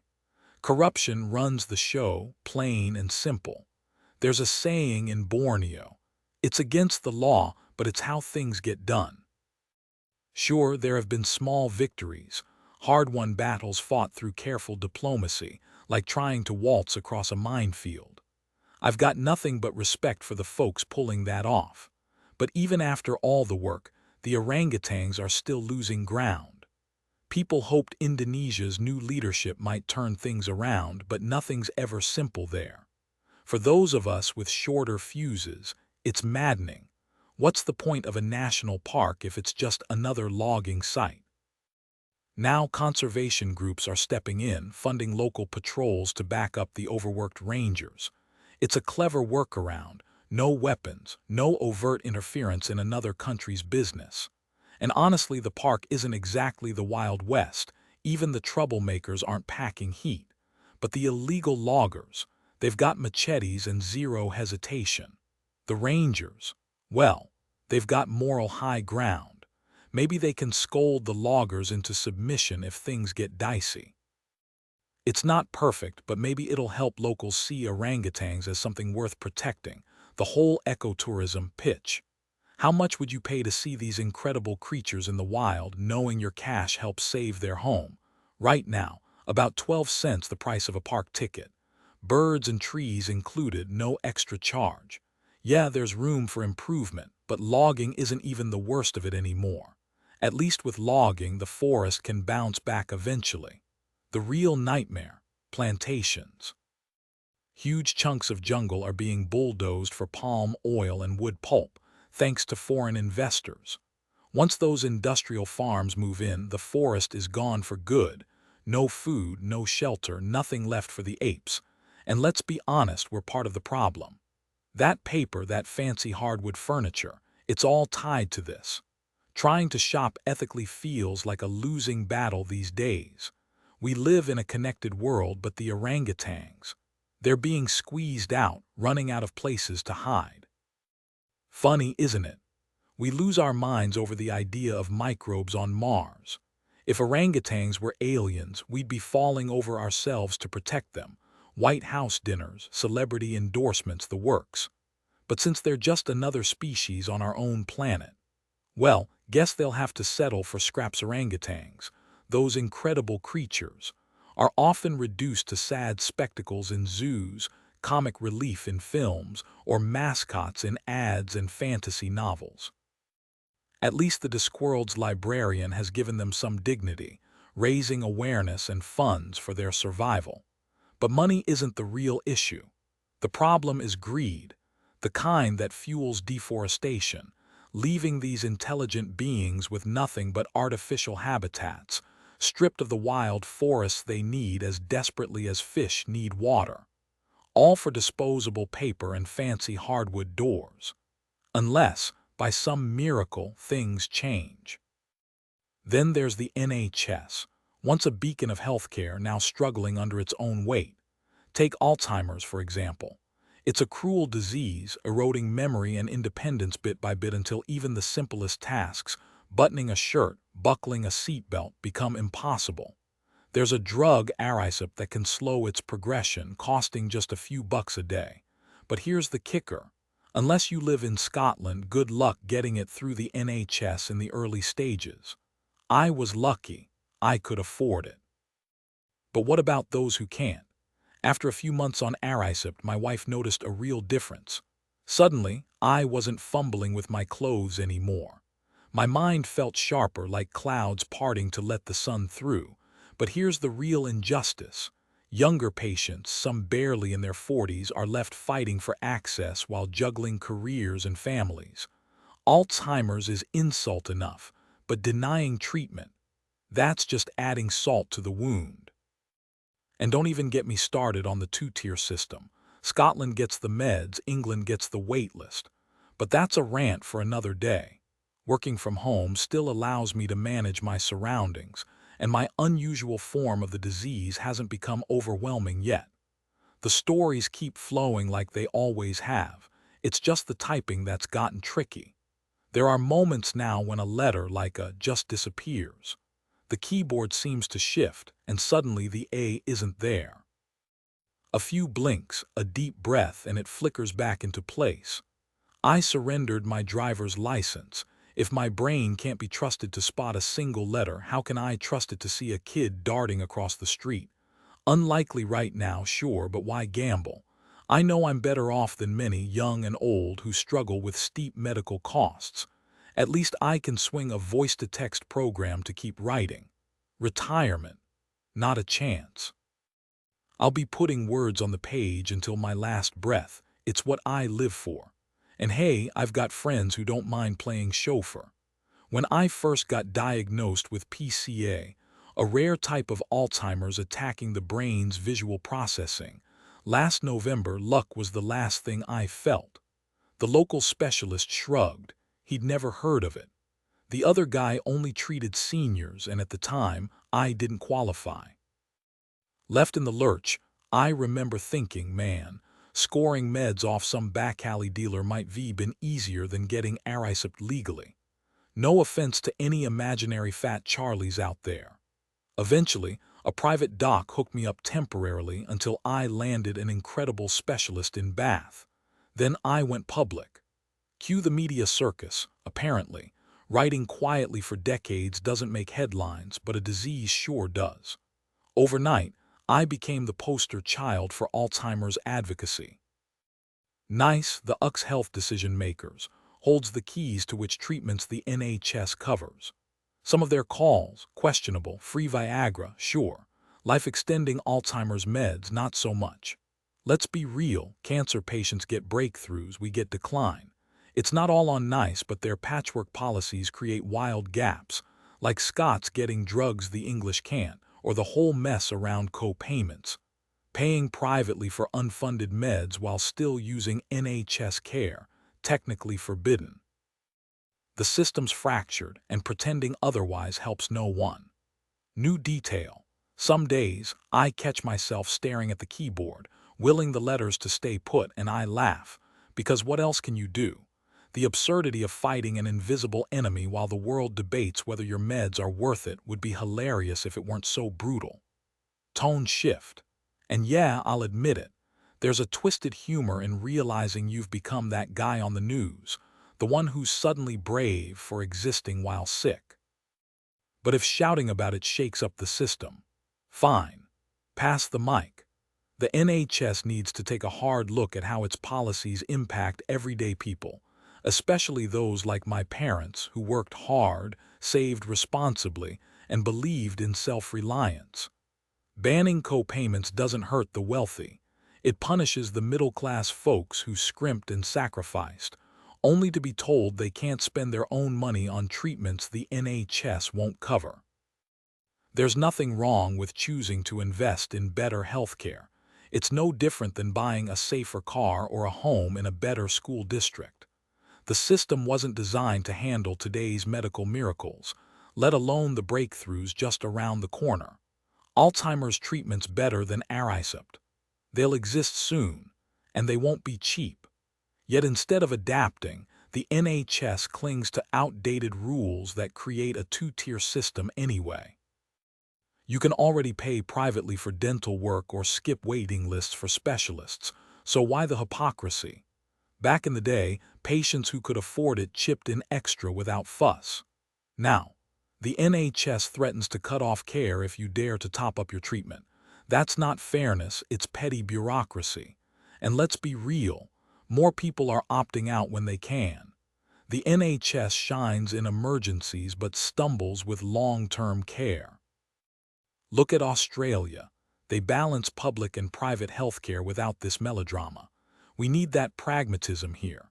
Speaking of long-term, the baby boomers, myself included, are barreling toward old age, and the NHS is woefully unprepared. The coming crisis isn't a ripple, it's a tidal wave, and honestly, watching it unfold feels like standing on the shore as the water pulls back, knowing what's coming. When I got my PCA diagnosis, I refused to whisper about it. I shouted. The outpouring of support was overwhelming. Letters piled up faster than we could read them. Did I change anything? Maybe a little. But the real fight's just beginning. When I first received my diagnosis, Alzheimer's was a dead end. No treatments, no clear guidance, just silence. Things have improved slightly since then, but not enough. Over 700,000 people in this country live with dementia, their voices ignored. I'm luckier than most. People actually listen to me. Funny how writing $1 million check for research suddenly makes everyone pay attention. Why did I do it? Because when I found out I had a form of Alzheimer's, I took it personally. I wasn't going down without a fight. My specific condition is called posterior cortical atrophy, PCA, and some doctors claim, with a straight face, that if you have to get Alzheimer's, this is the best kind. That's like saying being hit by a truck is better than a train. Sure, PCA lets you keep your speech sharp while stealing your vision, memory, and basic spatial awareness. I met another person with dementia, or as I joke, someone who's royally ticked off about their brain betraying them, who spoke like a professor but couldn't see the coffee mug right in front of him. His eyes worked. His brain just refused to cooperate. Looking back, I wonder if dementia lurks in the shadows long before symptoms appear. My own breaking point came in 2007, typos multiplying, words jumbling, days where my brain felt like a train station at rush hour. My first diagnosis, just normal aging. But I knew better. My doctor skipped the useless memory quiz and sent me straight to specialists. After scans and tests, they confirmed PCA, a rare dementia variant the first doctor missed. That day, I understood Milton's Satan in Paradise Lost, but my fury burned hotter. I've never felt so isolated, like the world was shrinking around me. If rage could melt steel, I'd have been a one-man foundry. The only things that kept me from unraveling: My family and a few brilliant doctors who refuse to sugarcoat the truth. It breaks my heart, and honestly pisses me off, to see how many people struggle to even get a diagnosis when I had it relatively easy. The stories I hear from others are shocking. Some wait years just to be taken seriously. Maybe some doctors hesitate to slap the dementia label on someone when there's no real treatment, but that doesn't make the delay any less cruel. I lucked out with my doctor. She was baffled when the so-called specialists in my area turned me away. One had never even heard of PCA, and the other had an arbitrary age cutoff, 65. At 59, I was apparently too young for Alzheimer's. Seriously. That day, I remember thinking cancer would have at least got me a clear path, tests, specialists, a plan. Instead, I got a shrug and an unspoken come back when you're old enough to deserve help. My wife tried to comfort me. At least it's not a brain tumor. But all I could think was, I know people who have beaten tumors. Nobody beats Alzheimer's. The truth hit hardest when my typing and spelling fell apart. Simple words vanished mid-sentence. I blamed it on turning 60 at first, but my wife and assistant had noticed the little things. The seatbelt struggles, the backwards shirts. Some days my brain feels like a tangled subway map, but we've learned to navigate it. Writing used to be effortless. Now I cling to spell check like a lifeline. Yet when asked to name animals, I rattled off obscure ones like the rock hyrax, fun fact, elephant's closest cousin, and the thylacine. That's the cruel joke of PCA. Your hands betray you, but your words can still dazzle. I could probably argue that my mismatched buttons are a fashion statement. So I spoke up. Not out of bravery. Let's be real. There's no heroism in admitting you have a disease that doesn't care if you ate your veggies or partied too hard. Dementia doesn't discriminate. And for a while, it felt like I had two conditions: the Alzheimer's itself, and the crushing weight of knowing it. Sometimes I wondered if ignorance would have been easier, just believing my memory lapses were temporary, that my mind would heal itself with time. But the truth matters, even when it's hard. Speaking openly about my diagnosis has sparked conversations, and that's exactly what I wanted. My $1 million donation to Alzheimer's research wasn't just about funding.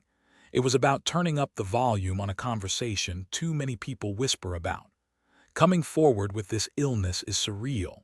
Suddenly, people fumble for words, lower their voices like they're at a funeral.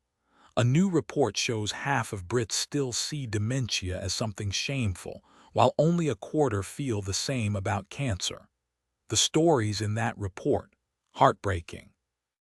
People dismissed for being too young or too sharp to have dementia, friends who vanish overnight. It's like living in a bad horror flick. With cancer, you're a warrior. With Alzheimer's, you're just some forgetful old fool. The loneliness is crushing.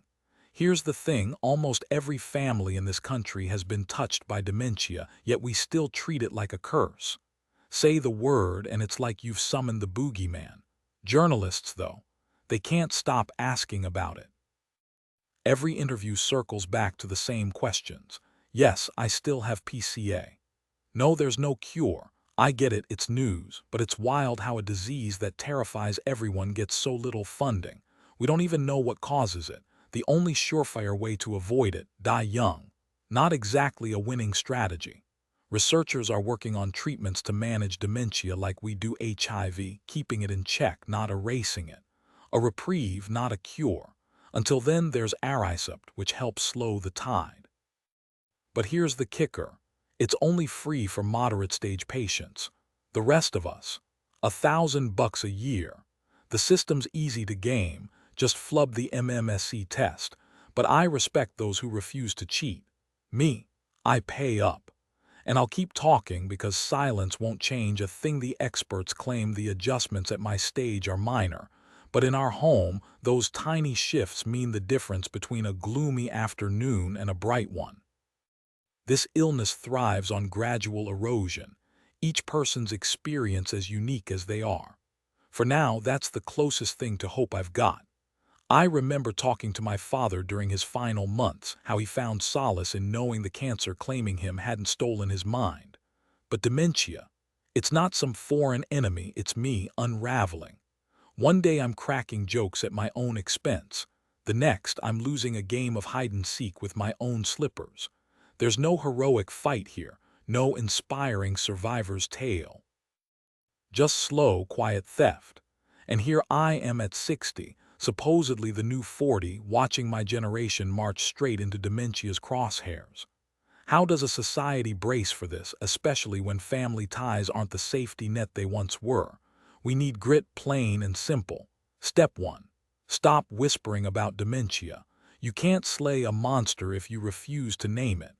Once we face it head-on, no shame, no secrets, we'll find its weak spots.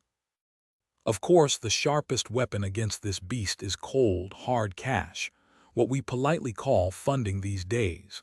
I've got a hunch the real fight against Alzheimer's is coming soon. The whispers from researchers, some formal, some not, tell me this isn't some ancient curse. It's biology, and biology can be beaten. We've still got time to strike before the demon gets stronger. Discworld, what's a writer to do when half his words end up padding the Chancellor's pockets? Letter to the Times, May 23, 2009. Sir, let's be clear. I'm firmly in the high-tax bracket, though I got here the dull way. Decades of churning out harmless books, not, say, gutting the economy with unchecked greed. So pardon my irritation when I realize that from now on, over half my sentences might as well be ghostwritten for the Chancellor, who will undoubtedly blow it on glitchy software and duck houses for strangers. Added detail. The dark humor of losing a solo game of hide-and-seek with his own slippers underscores the absurdity of dementia's grip. The tax rant's sarcastic edge contrasts sharply with the earlier somber tone, mirroring the whiplash of frustration and defiance. It's oddly reassuring when financial experts claim the wealthy will dodge a 50% income tax because their clever accountants will work some magic.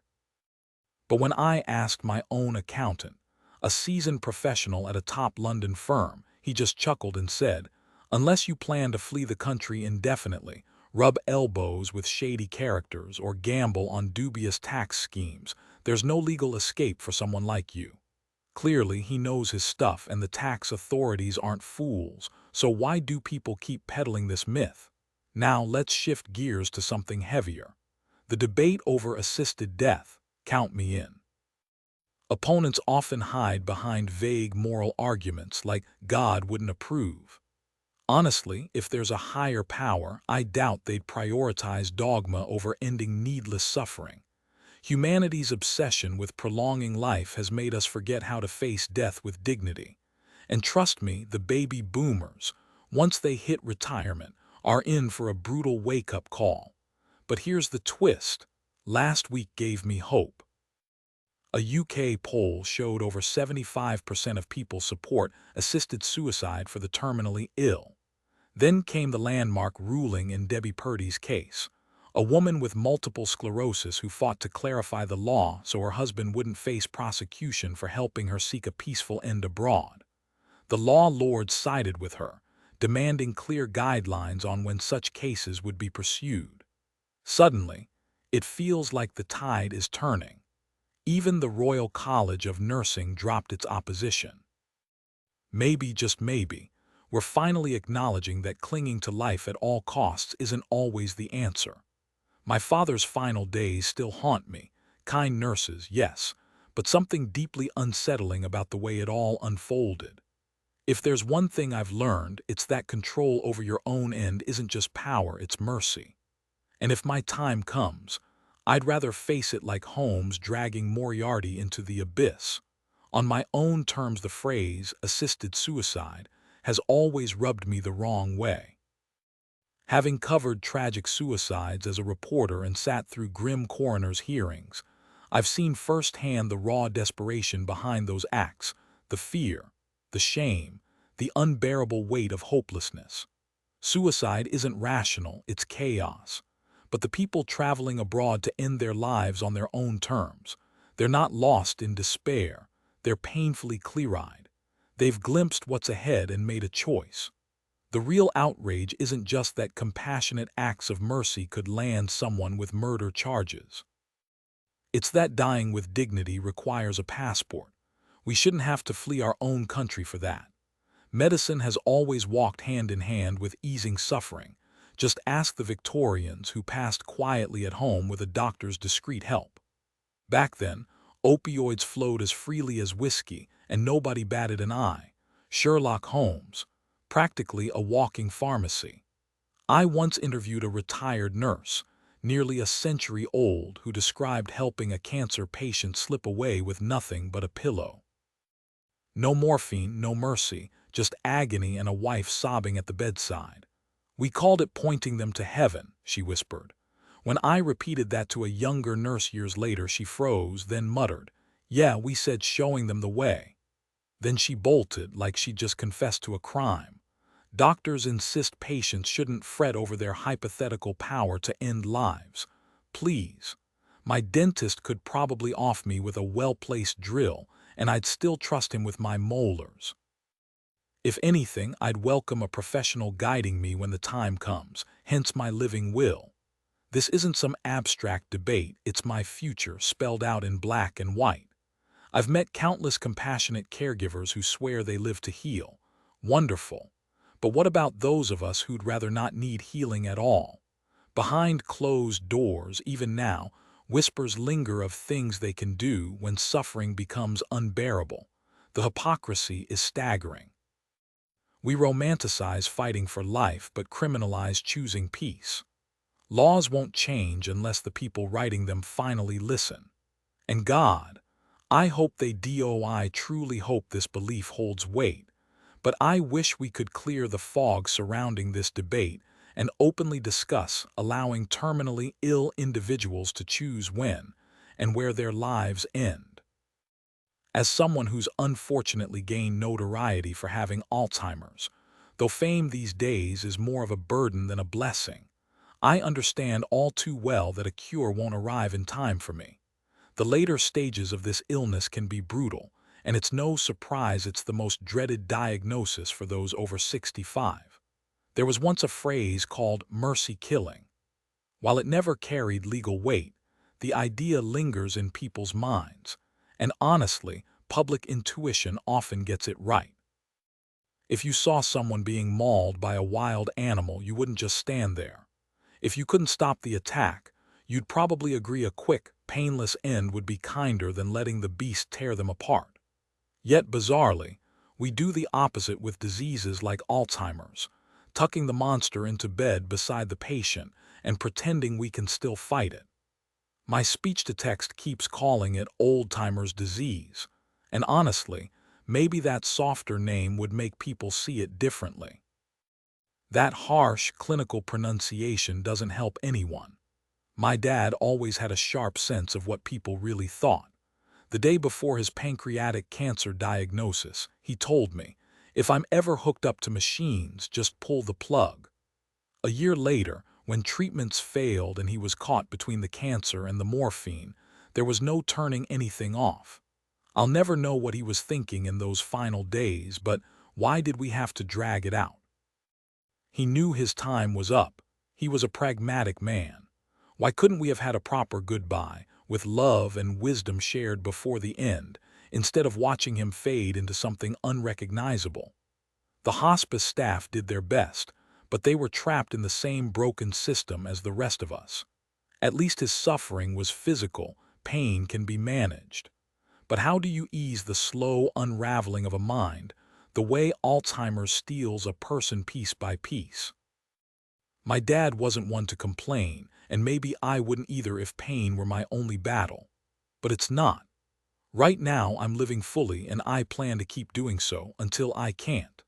And when that day comes, I hope I'll have a choice. I've always imagined my final moments, not with dread but with a quiet kind of contentment.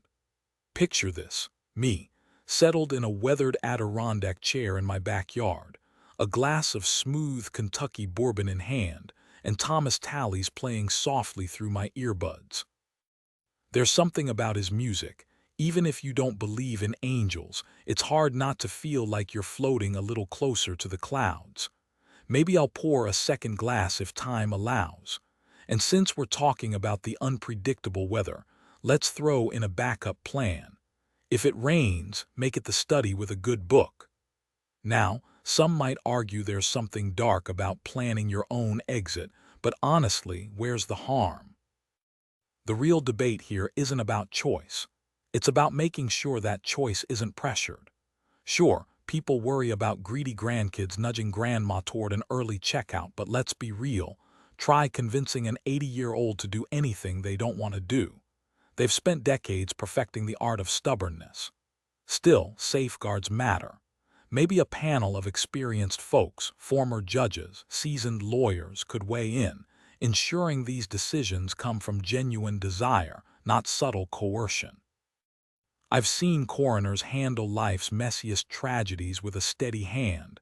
Thalidomide cases, horrific accidents, so why not this? They've got the wisdom and the backbone for it, but keep social services out of it. No offense, but they've got enough on their plates. Here's the cold truth. Our system's already buckling. We've got 70-year-olds caring for 90-year-olds, and the math only gets uglier. Nursing homes. Sure, they exist, but good luck figuring out which ones won't leave you eating Jell-O under fluorescent lights while someone's soap opera blares in the background. Inspections.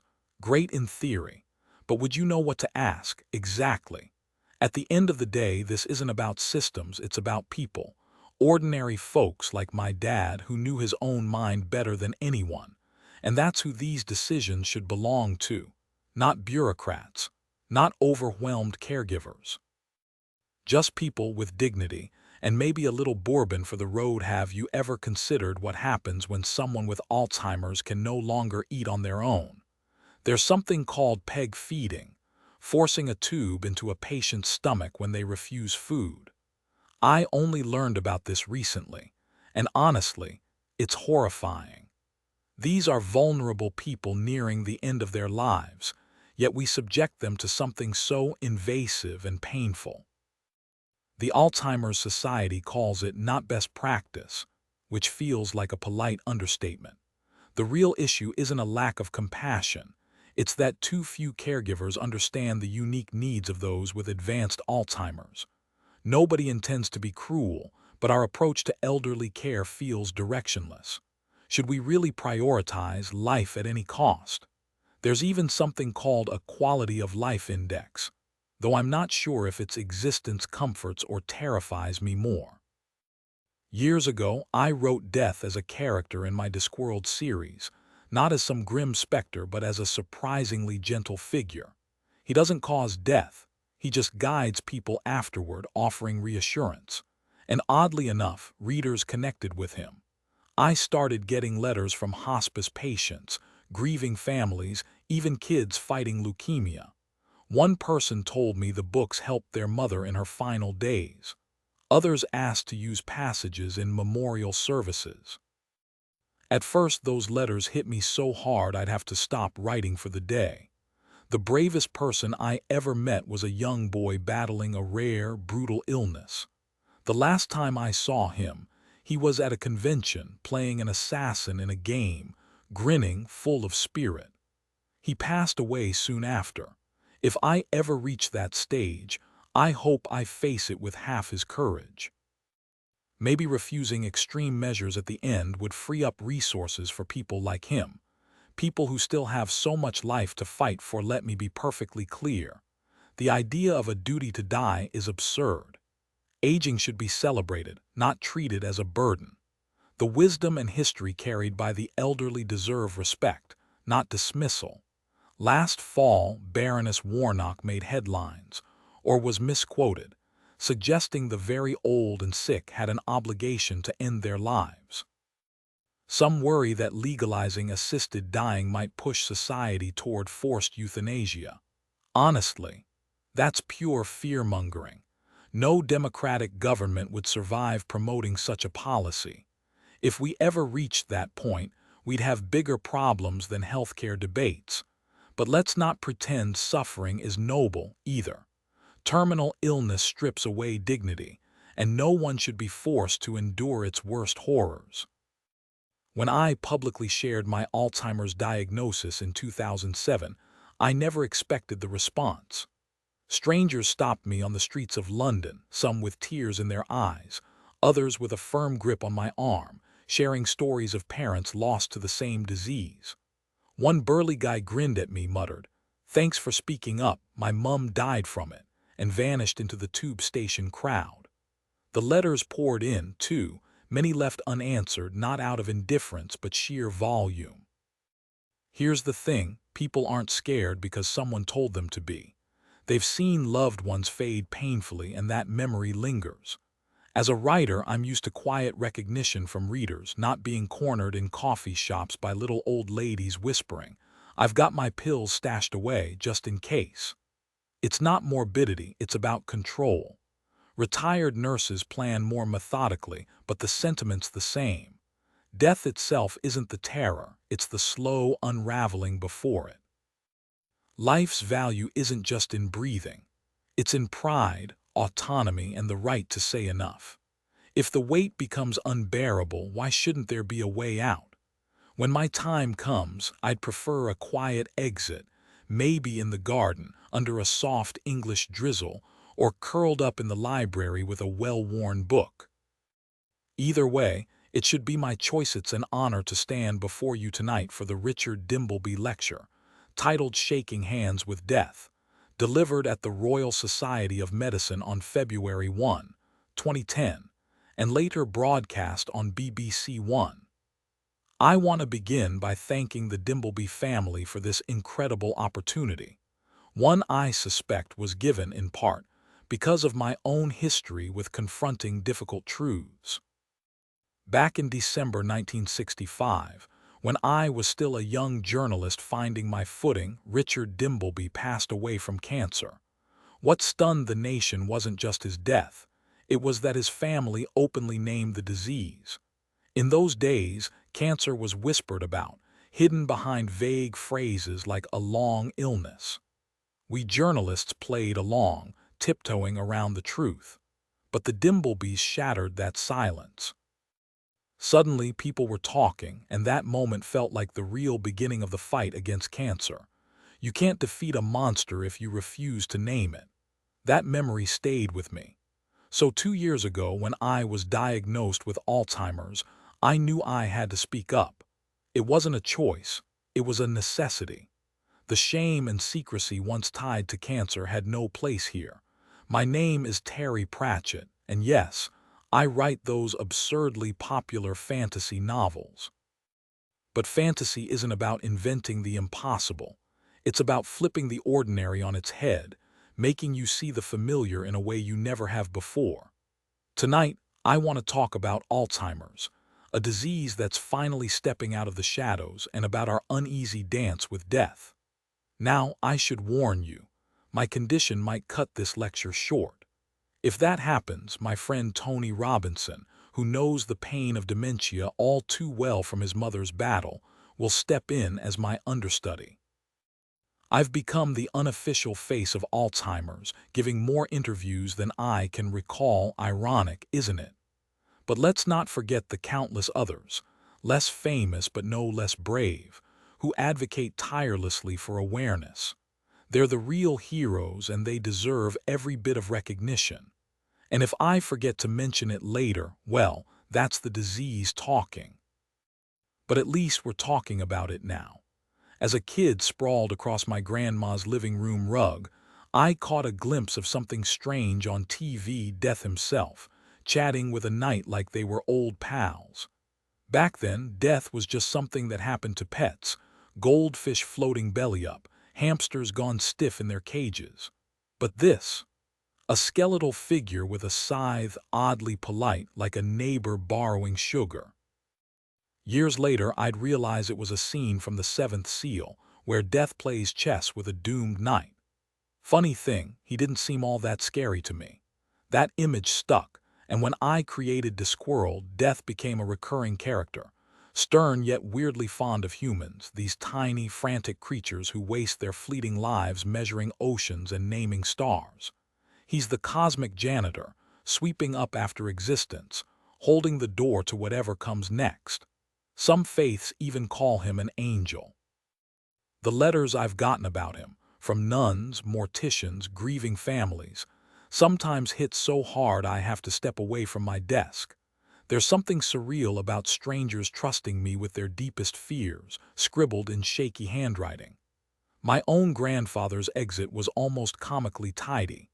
Ate his dinner at 96, or so he claimed. Turns out he fudged his age, called a neighbor when he felt off, then politely expired in the ambulance. Dad swore Grandpa's last words were grumbling about uneaten dessert. Knowing Dad's knack for tall tales, I'm skeptical, though I did inherit his humor, along with his receding hairline and knack for bad timing. Dad's death wasn't as quick. Cancer gave him a year's notice. Machines and meds kept him going, long enough for us to have those raw, late-night talks, the kind where you laugh too hard to cover the ache. He'd joke about the universe's terrible design. If death's so clever, why'd he give me a pancreas that quits first? Dark, sure. But when the end's in sight, you either crack wise or crumble. There comes a moment when you truly understand someone, when you realize it's now your turn to face life's battles, and suddenly, all the wisdom and stories they've shared finally make sense. My father, a man shaped by his wartime years in India, poured out memories I'd heard a dozen times, along with a few fresh ones. Like so many from his generation, the war never really left him. At one point he looked up, eyes distant, and said, "I can feel the Indian sun on my face." His expression transformed, brighter than I'd seen in years. In a just world, or at least one with poetic timing, he would have passed right then, shielding his eyes from Karachi's heat. But life doesn't work that way. When his diagnosis came, he was blunt. "If I'm ever stuck in a hospital bed, useless and wired up, pull the plug." Instead, he spent 2 weeks in hospice, caught in the crossfire between cancer and morphine, fading from a person into something barely alive. The nurses, tough, kind women, did what they could, and I'll always be grateful for the hospice's cranky old cat, a smelly but comforting presence during those endless nights. After he died, I drove home in a daze and clipped my Jaguar against a stone wall in Hay-on-Wye. Let's be honest, those narrow streets are a nightmare even on a good day. But looking back, I wonder if more than grief was at play. Alzheimer's doesn't announce itself, it sneaks in, whispering through forgotten names, misplaced keys, and the slow unraveling of muscle memory. My generation jokes about senior moments, laughing off the signs like we're immortal. I upgraded my glasses, blamed my keyboard, admittedly crusted with coffee and beard trimmings, before finally admitting defeat and seeing my doctor. Denial is a powerful thing, until it isn't. She handed me the standard Alzheimer's test with a hint of apology, asking basic questions like, "What day is it today?" before sending me off for a brain scan nearby. The verdict: no Alzheimer's, just the natural wear and tear of aging. "Happens to everyone," they said. I shrugged it off, thinking, well, first time being 59, guess this is how it feels. Reassured, I carried on with life. A book tour in Russia, another across the U.S., including a White House breakfast. No, I didn't personally serve Laura Bush her cereal. And then Italy, where the ambassador's wife tactfully pointed out my shirt was buttoned all wrong. Early flight, dressing in the dark. What can you do? We laughed it off over lunch, though I wished everyone else would forget it by dessert. Back home, my typing had become so error-ridden that dictating to my assistant was easier.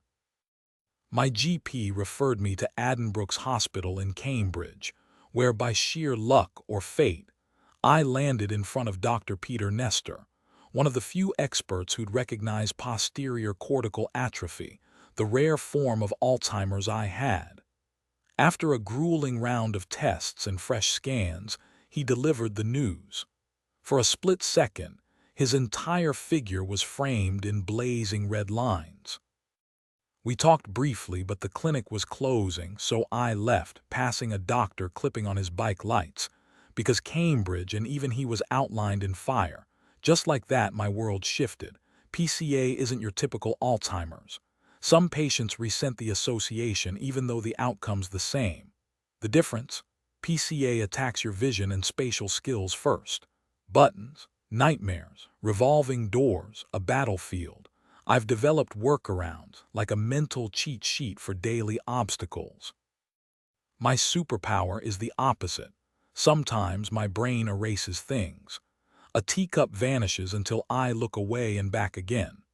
Poof, there it is. Most people wouldn't guess anything's wrong. Unless, of course, they catch me wrestling with a shirt at dawn. People often ask me if I'm really sick after chatting with me for a while. The truth is, yes. This illness is very real, but I've learned to mask it with quick thinking and, let's be honest, the privilege of having resources. Even writing this wasn't easy. I use speech-to-text software to draft it because my hands don't cooperate like they used to.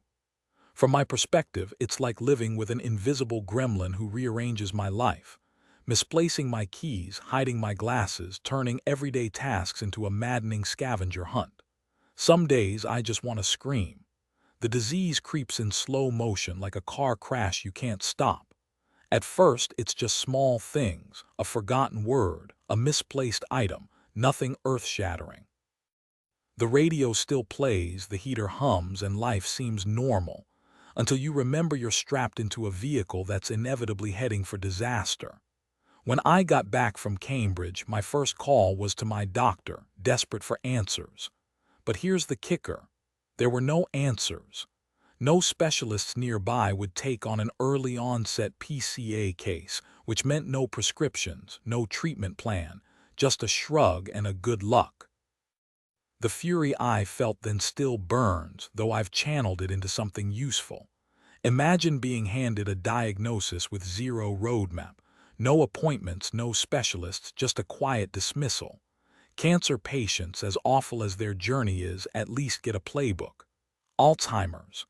Back then, you were basically sent home to figure it out alone. I've heard from others who got the same cold shoulder, not even pointed toward support groups.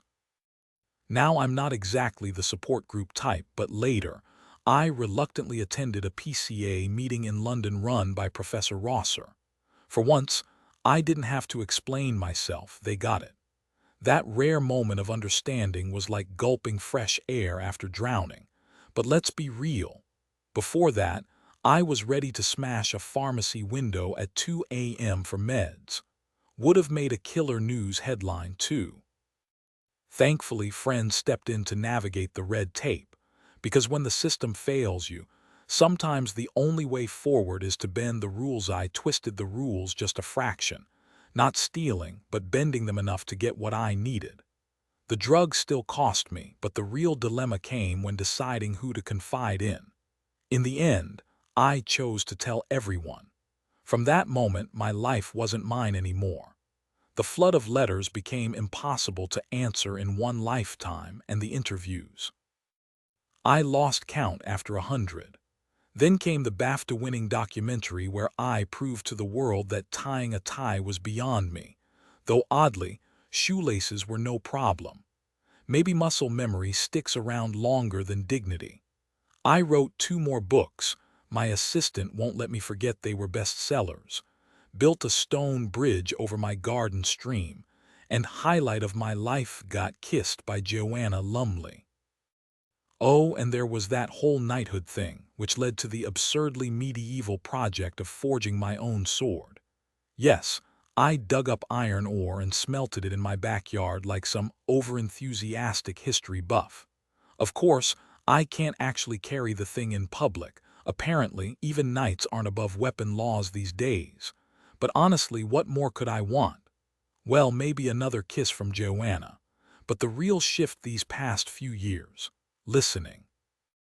As a journalist, I learned how to really hear people, and it's wild how much they'll share if you just let them. My assistant jokes that I listen like a high-powered vacuum, efficient and slightly alarming. And here's the thing. While some people get avoided after an Alzheimer's diagnosis, the opposite happened to me. Strangers stop me everywhere, city sidewalks, theater lines, transatlantic flights, even quiet country trails, to tell me about their loved ones. You can see the fear in their eyes sometimes. And more, they want to talk about what I call assisted death, though the world still insists on that loaded term, assisted suicide. Speaking of loaded words, let's talk about suicide. Back when I was a shaky young reporter, I covered coroner's court. Let's just say I got an education in the darkest corners of human despair. Bridges, trains, messy, brutal exits. The papers back then had some restraint, sparing the gory details, but I heard it all. And one thing stuck with me. Coroners never said insanity. Words matter. They carry weight, history, judgment. And sometimes they're all wrong. The official verdict often softened the harsh reality, stating the deceased had taken his life while the balance of his mind was disturbed. The phrase carried a vague sense of inevitability, as if fate had tipped the scales. But the whispered details from the coroner's officer, always a cop, stayed with me, grim reminders of what wasn't said in court. Over time, I've come to believe that choosing to die can be the clearest, most rational decision a person makes. Their mind isn't clouded. It's sharp, deliberate, even courageous. That's why I bristle at the term assisted suicide when describing someone who, after careful consideration, opts for a peaceful medical end. Those who have made the journey to Dignitas in Switzerland aren't lost souls. They're resolute, their reasons painfully clear. If anything, their clarity outshines the chaos of the world they're leaving behind. My father's unfulfilled request still lingers. Lately, I've found myself in countless conversations about assisted dying, always because someone else brings it up. People flinch at assisted death, panic at assisted suicide. But when I mention my dad's refusal to live hooked to machines, their faces soften. "Oh, that," they say, nodding. "That makes sense." Strip away the clinical jargon and suddenly it's personal. A real person's choice, one they might make themselves. When I first started writing about this, the debate felt like shouting into a void. Now it's everywhere: headlines, dinner tables, even Martin Amis's inflammatory suggestion of euthanasia booths on every corner. Honestly, put one next to a photo booth and watch the confusion.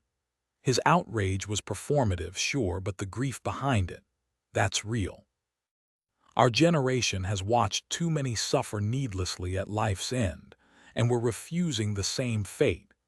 Recent surveys back it up. 71% of religious folks and 92% of non-religious support medically assisted dying for the terminally ill. The tide's turning. Maybe finally, we're ready to talk about death with the same honesty we bring to life. The debate over assisted dying often splits into two camps. Dignity in dying, which supports the option under specific conditions, and the Care Not Killing Alliance, which insists that proper care can handle end-of-life suffering. Thinking about this, I recall my father, a man who never wanted to linger in a half-life, trapped by illness. He would have preferred a final moment with me, likely cracking one last joke before saying goodbye. If the nurses had handed me that syringe, I wouldn't have hesitated. It would have felt like an act of love, not just duty. Of course, grief would have followed, raw and unstoppable. But the law held us all in place, rigid as frozen gelatin. In the end, morphine carried him away peacefully and honestly. I'm jealous of that mercy. My own journey into this debate started unexpectedly after facing my future with Alzheimer's head-on. Writing about it publicly flung doors open. Suddenly, I was swapping emails with researchers from Boston to Berlin. While breakthroughs might be years off, there's cautious hope for treatments that could buy time, bridging the gap until something better arrives. PCA, my particular flavor of this nightmare, mirrors Alzheimer's in its cruel finale. I was diagnosed at 59, but it's terrifyingly democratic. It struck people barely into their 30s. Right now, I'm still me, clinging to the joy of recognizing my wife's laugh or my grandkid's birthday. But the end game, let's just say money might soften the blow, but nobody dodges the inevitable. Fun fact, Google appointment in Samara. It's a 4,000-year-old spoiler alert about fate. Here's something I picked up as a rookie journalist. Doctors don't get the final say. My editor, a grizzled guy named George Topley, once tossed my draft back with a growl. Patients aren't released like prisoners, they're discharged. And newsflash, you can walk out anytime, Roman 4 pole and all. Turns out, autonomy doesn't vanish at the hospital door. Funny how that lesson circles back now. When choice matters more than ever, George was a brilliant journalist. The kind of guy who, in his younger days, would have charged straight into the Spanish Civil War to fight fascists if he hadn't accidentally boarded the wrong ship and wound up stranded in Hull instead. He once joked that hauling around a life support system wasn't exactly ideal, and that stuck with me. So I made a promise to myself. If Alzheimer's ever came knocking, I wouldn't wait for it to take me. I'd go out on my own terms, sitting in my favorite chair on the back porch, a glass of smooth brandy in one hand, and whatever painkiller cocktail modern medicine could offer in the other, with Thomas Tallis playing softly in the background as I welcomed death like an old friend. Some might call that morbid, but to me, it's just practical. When you're facing something as relentless as dementia, why shouldn't you have a say in how it ends? These days, dying peacefully at home is rare. Most people spend their final moments in hospitals, surrounded by beeping machines instead of familiar walls. The Victorians had it figured out. Death wasn't some distant, sterilized event back then. It happened where you lived, often with a little pharmaceutical help from your doctor. Opium-laced tonics, perfectly normal. A dignified exit. Just part of the job description. Now, of course, we've got groups preaching care, not killing, insisting no one should ever choose to die early because care is always available. But let's be real, how good is that care really? Hospitals are stretched thin, nursing homes are understaffed, and families are drowning in the emotional and financial toll of long-term illnesses like dementia. Baby boomers are aging, cases are skyrocketing, and the system's buckling under the weight. So yeah, maybe it's time we stopped pretending and had an honest conversation about what care actually means and who's really paying the price. Added detail. I can still picture George laughing over a pint, shaking his head at the irony of his misadventure. Imagine, he'd say, I was ready to storm the barricades, and instead I got fog and fish markets. Somehow that feels fitting. Life's full of wrong turns, but it's how you face the end that counts. The grim realities of elder care aren't something I'll dive into here. That's better left to someone like Sir Michael Parkinson, the government's so-called dignity ambassador, who's described some situations as, in his words, completely insane and unbelievably cruel. He's even gone as far as calling care homes little more than holding pens for the inevitable. For many, the care system feels like a roll of the dice. Some of us don't want to be looked after at all. We don't want to sit in some sterile room, waiting for the end, obediently following every nurse's order or doctor's command. Personally, I want the right to decide what happens to the version of Terry Pratchett that might exist someday, the one who's no longer fully himself. My loved ones know exactly what I'd want, and so do you. Opponents of assisted dying love to trot out the same tired argument, that vulnerable seniors could be pressured into choosing death. Sure, it's a possibility, but the Journal of Medical Ethics found no evidence of such abuse in Oregon, where assisted dying is legal. Why would it be any different here? Nobody treats death like a casual errand, as if people would suddenly decide to check out just because some imaginary quick exit depot popped up on the corner. But I can imagine someone, worn down by illness and terrified of a future trapped in so-called care, seeing a peaceful, doctor-assisted death at home as the more dignified option. Last year, the government finally released guidelines on assisted dying, guidelines that managed to please exactly no one. The rules are so strict that anyone helping a loved one risks murder charges unless they jump through every legal hoop. At least there's a chance they won't be prosecuted, but it's hardly reassuring. That's why some of us have proposed an impartial tribunal, one that reviews each case thoroughly before any decision is made. Sure, the idea of the government having a say in who lives or dies feels unsettling, but they do have a duty to protect the vulnerable.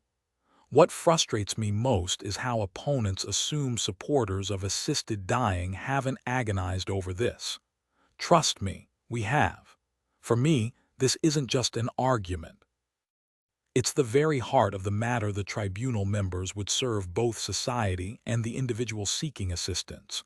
Though applicant feels like such a cold, bureaucratic term, their role: to verify that the person is mentally sound, fully informed, resolute in their decision, facing an incurable and terminal condition, and free from outside pressure. Figuring out who gets to sit on such a panel isn't my job, thank goodness, because smarter minds than mine should handle that. But here's my take. You'd need a sharp lawyer, preferably one who's dealt with messy family dynamics and can sniff out hidden agendas or coercion.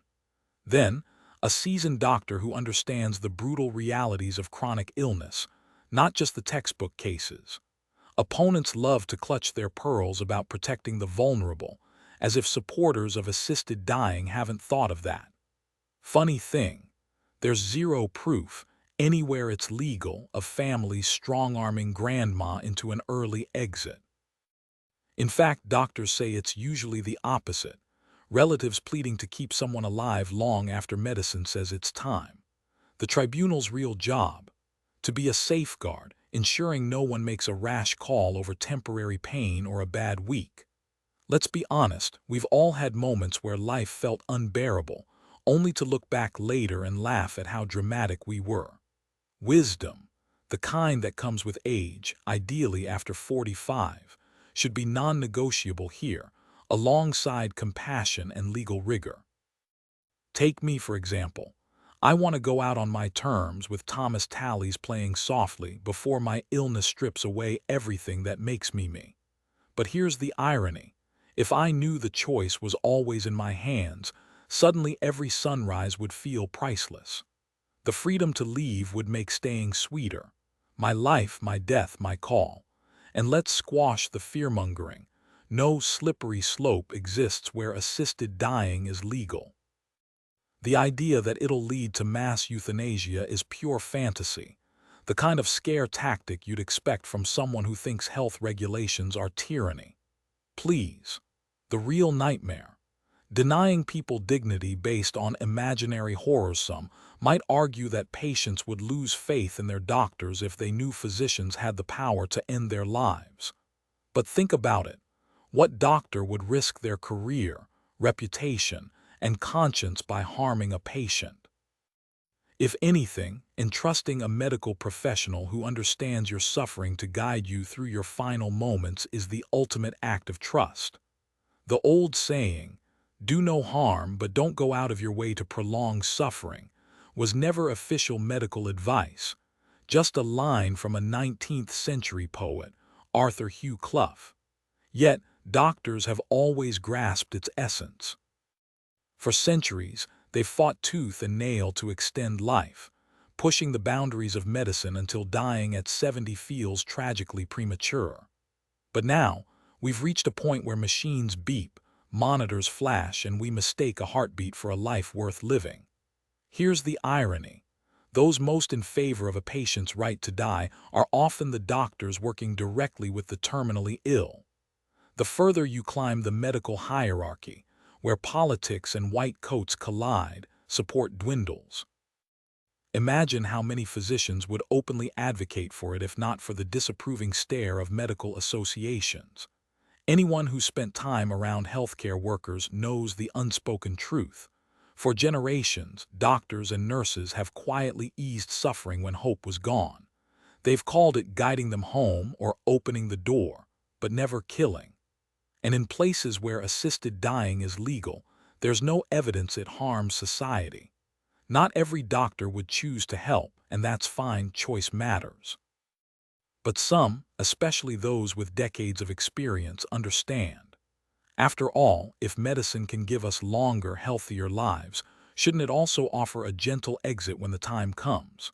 And as for the religious debate, these days it's less about divine wrath and more about protecting the vulnerable. Though whether that fear is justified remains to be seen. The issue with arguments centered on God is that they only hold weight if you already subscribe to that belief. Specifically, faith in Jehovah, which I don't. My mind has always found more resonance with thinkers like Spinoza, Darwin, and Carl Sagan than with any divine doctrine. That's why I align with humanism. I see humanity as an evolving species, not some fallen celestial being. Still, I can't deny a quiet respect for institutions like the Church of England, even when I disagree with them. After all, the most vital debates are the ones that challenge our core beliefs. Ideas should be scrutinized, not shielded. Take assisted death. When someone suffering pleads for release, opposing it feels almost cruel if you have any empathy. But we also need voices reminding us of life's inherent value. What matters isn't just existence, but how we live. The joy we find, the love we share, the legacy we leave. A life well lived deserves an ending as dignified as its journey, surrounded by loved ones in peace on our own terms. Finally, real compassion emerges in the new assisted dying guidelines. The focus shifts where it belongs, onto people, not their illnesses. The mourning feels surreal, like a scene from Trading Places, except instead of commodities, we're waiting on legal clarity. Sleep-deprived and wired, I watch the clock tick toward Keir Starmer's announcement. By 11 a.m., Millbank is swarming with reporters, so many you'd trip over them. Debbie Purdy and I crisscross the building, bouncing between interviews like contestants in some bizarre game show. The frenzy leaves me wondering what I even said half the time. But the guidelines, their progress. The draft last September felt cold, bureaucratic. This version dares to mention compassion, not just rules, but the humanity behind them. Maybe now, helping a loved one escape unbearable suffering won't mean fearing prosecution. Still, I'd push further. A legal tribunal, reviewing cases beforehand, would bring the clarity and fairness this debate desperately needs. The freedom outlined in these guidelines must never become a loophole for exploitation. For everyone's safety, these decisions should be carefully reviewed in a calm, non-confrontational setting, like a tribunal, where experts can offer guidance, issue warnings, or even reject requests if something feels off. Take Oregon, for example, one of just 3 U.S. states where assisted suicide is legal. There, terminally ill patients, after consulting 2 doctors, can get a prescription to end their suffering. But here's the kicker: 40% of those who receive the prescription never use it. Just knowing they have the choice gives them control, not the illness. That's real power. That's victory. That's how dignity in death should look. Assisted dying. It's time for the government to give us the right to choose. Not long ago, I had to explain to a skeptical journalist that, back in my youth, failed suicide attempts landed people in jail, as if locking them up would magically make life worth living. Soon, people might find it just as absurd that a mentally sound British citizen, trapped in a painful, terminal illness, has to flee to another country just to die with dignity. Ask me why, and I wouldn't have a good answer. 3 progressive European nations already allow physician-assisted suicide, and polls show most Brits support it, yet the government still refuses to budge. A cabinet minister once flat out told me it would never happen in Britain. When I pointed out how undemocratic that sounded, all I got was a glare. At first, I blamed outdated religious hang-ups, even though the Bible doesn't actually forbid it. The ban traces back to the 1300s when wars and the Black Death had people rushing toward death, hoping for a better afterlife. The powers that be panicked, who'd work the fields, who'd fight their wars, so they made suicide a crime, framing suffering as some kind of divine punishment. And guess what? That medieval mindset still lingers today, as if pain is payback for sins we don't even remember. Well, to hell with that. New detail added. The journalist's skepticism and the cabinet minister's glare add tension, emphasizing the frustration of outdated policies. Tone shift. The sarcastic jab about jail making life magically worth living lightens the mood before diving back into the serious argument. Whenever the topic of assisted dying comes up in the UK, there's always the same predictable uproar. Accusations of Nazi-like eugenics, exaggerated fears of greedy relatives offing grandma for inheritance money. And somehow, the loudest voices always win, because British society still clings to this outdated notion that the elite should dictate morality to the so-called common folk. As if ordinary people can't be trusted to make their own choices. But here's the thing, those common folk aren't stupid.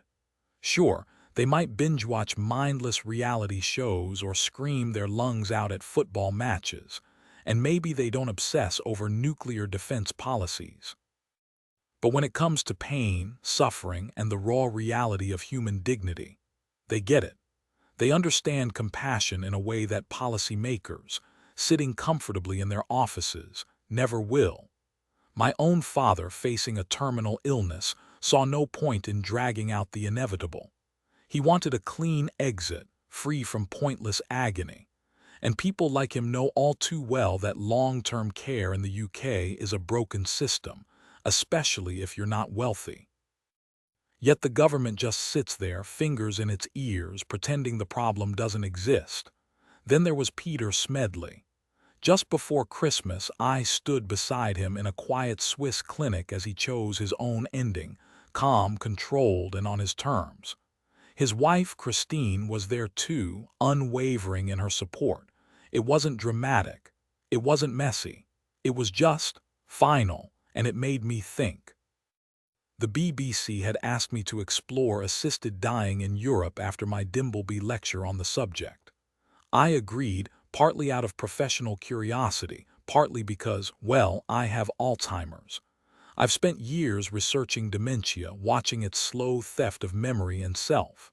But would seeing death up close change my mind? In the UK, helping someone die, no matter how desperate their suffering, could land you in prison. Meanwhile, across the channel, places like Dignitas offer a dignified alternative. Funny how borders can make the difference between mercy and a criminal charged. In the UK, there's an odd legal gray area when it comes to assisted dying. Technically, it's not allowed, but judges tend to look the other way if someone helps out of love or compassion. Basically, amateurs can assist other amateurs in ending their suffering, which sounds absurd but is the closest thing to mercy the law allows. Meanwhile, places like Belgium, the Netherlands, and Switzerland have figured it out. They let terminally ill patients choose a peaceful, dignified death under medical supervision. These aren't reckless nations. They're stable, thoughtful democracies where personal choice outweighs outdated moral panic. Sure, some religious groups grumble, but ultimately it's left to the individual's conscience. I met two men who made that choice, Peter Smedley and Andrew Colgan. Different lives, different illnesses, same unshakable resolve to escape unbearable suffering. Peter lived in a gorgeous countryside home with his wife, Christine, who had the kind of effortless charm that could disarm even the stiffest Brit. She would have preferred to keep him at home with top-tier care, but in their marriage, love meant respecting his wishes, laws be damned. For a second, I imagined Christine getting arrested for helping him travel, knowing her. She'd probably turn prison into a book club and have the guards serving crumpets by tea time. Instead, they took one last trip to Switzerland, visiting friends before the inevitable. Then there was Andrew, a wiry 42-year-old with MS who looked deceptively healthy, until you noticed the exhaustion in his eyes. He was a sci-fi nerd, and we kept derailing our serious conversation to argue about whether Blake 7 was as hilariously bad as we remembered. But when we got back on topic, the frustration hit hard. Like Peter, he was cutting his life short not because of inadequate care, but because the UX laws forced him to.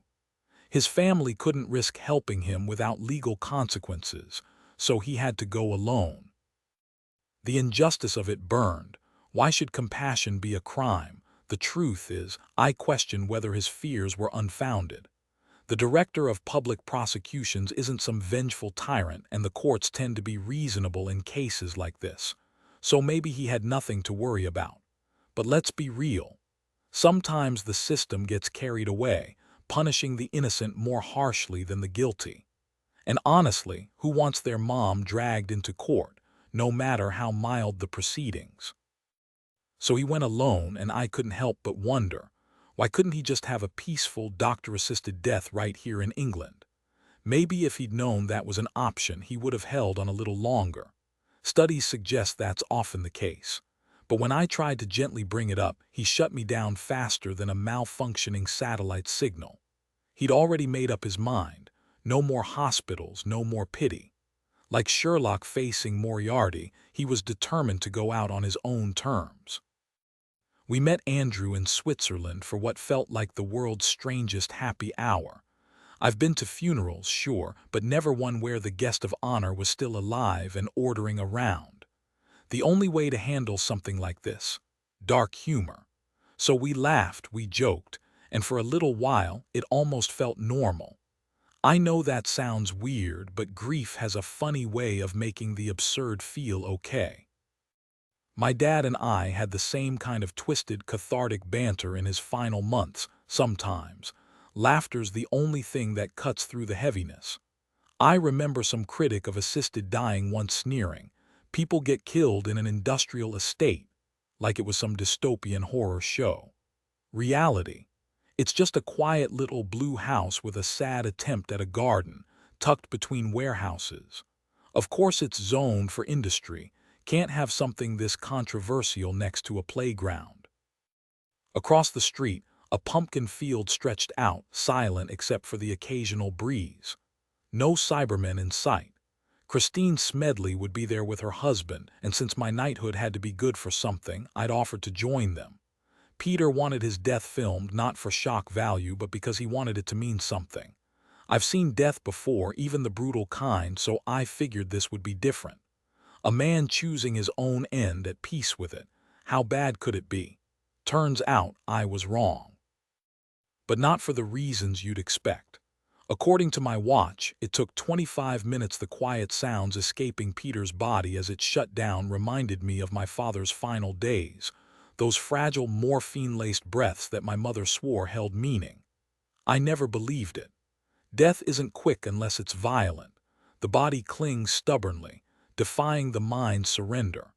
His wife gripped his hand, her face unreadable, and honestly, I couldn't pinpoint the exact moment he slipped away. Erica, a soft-spoken Swiss woman with no uniform but undeniable authority, knelt beside him. Through the window, snow drifted down like feathers, muffling the world outside. On the porch, her husband Horst, a man who looked like he'd stepped out of a storybook, complete with a pipe so absurdly large it could have been a prop, puffed away, his smoke curling into the winter air. The irony wasn't lost on me. In Switzerland, you can choose to die with dignity but lighting up indoors. That's where they draw the line. Christine leaned in, whispering if I was okay. Normally, I'm not one for embraces, but in that moment I held on tight. The police arrived soon after, perfunctory and detached, just doing their jobs. One officer eyed us and muttered, "BBC." as if our affiliation with the network was some kind of moral insurance. I almost laughed. Trust the British to assume bureaucracy equals integrity. Peter's death, peaceful as it was, will undoubtedly stir controversy. After my Dimbleby lecture advocating for assisted dying, politicians clutched their pearls, tossing around phrases like sanctity of life, without bothering to define what that even means. Meanwhile, people like Peter and Andrew had to fly to Switzerland, spending their last savings just to die on their own terms. It's not complicated. My parents understood it. Most people do. Places like Oregon and the Netherlands have figured it out. Why can't we? The blueprints exist. But here we are, stuck in debates led by those too afraid of offending the loudest voices. The snow kept falling that day, silent and indifferent. And for once, so was I a year ago, a high-ranking conservative politician dismissed my concerns about assisted dying with a casual, "That's a matter for doctors." Maybe he's since realized that in places like the Netherlands, Belgium, Switzerland, and even certain U.S. states, it is left to doctors, while countries like France and Italy, weighed down by religious influence, lack formal systems. Germany. Well, history has left its mark there too. But why not here in Britain? And no, the answer can't just be some vague moral panic or hand-wringing about protecting the vulnerable. The truth is, with some thought and respect for personal freedom, a concept that seems to be fading here, it could be done responsibly. Yet the same tired objections keep getting recycled by people who ask questions but never listen to the answers. Meanwhile, desperate individuals at great expense and emotional toll still travel to Switzerland, leaving the Swiss mildly inconvenienced and the British deeply ashamed. Will I end up among them? God, I hope not. Like most people, like Peter and Andrew, I just want to pass peacefully at home, surrounded by those I love. Is that really too much to ask? A week in the death of Terry Pratchett, the beloved author, battling Alzheimer's, reflects on the aftermath of his Right to Die documentary. Monday D-Day, Documentary Day, kicks off with the usual office chaos before we finally gather to watch the film with director Charlie Russell and his crew. The room falls silent, save for a few stifled tears, as Peter and Andrew's story unfolds.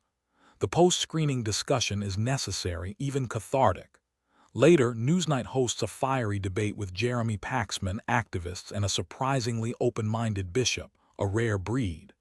But the standout, Erika Preissig, the Swiss physician I deeply respect, who shared a startling story.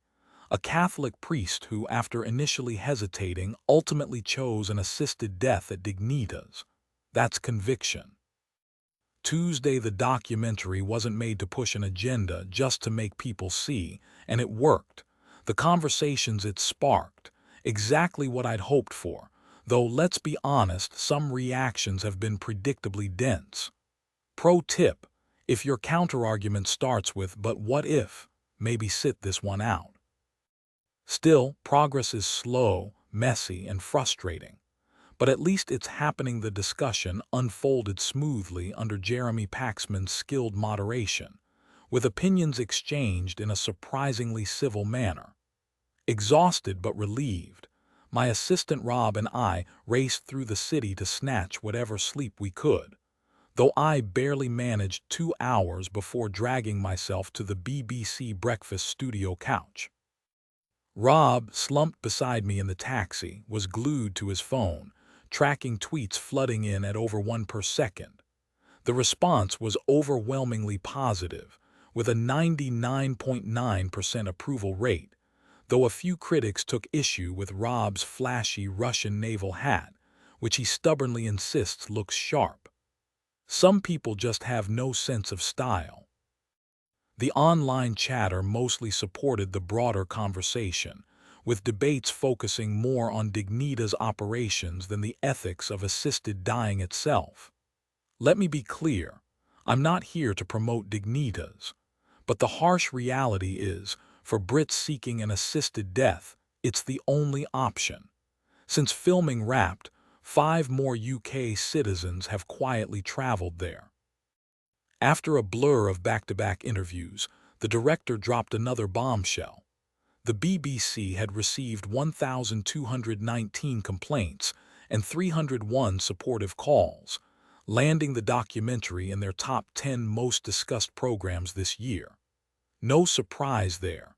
The opposition clearly knows how to rally a phone campaign. The Care Not Killing Alliance must be worn out their dial pads.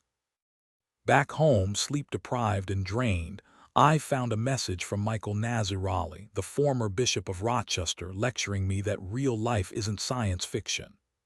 Oh, but it is, Your Grace. My heart stents, science fiction. The pills keeping my Alzheimer's at bay, science fiction. Half the marvels we take for granted today were once wild fantasies, some so outlandish, not even sci-fi writers dreamed them up. The bishop should show some respect. He's literally living in the future. Then, like clockwork, he wheeled out the tired old question. How do we protect the vulnerable if assisted dying is legalized?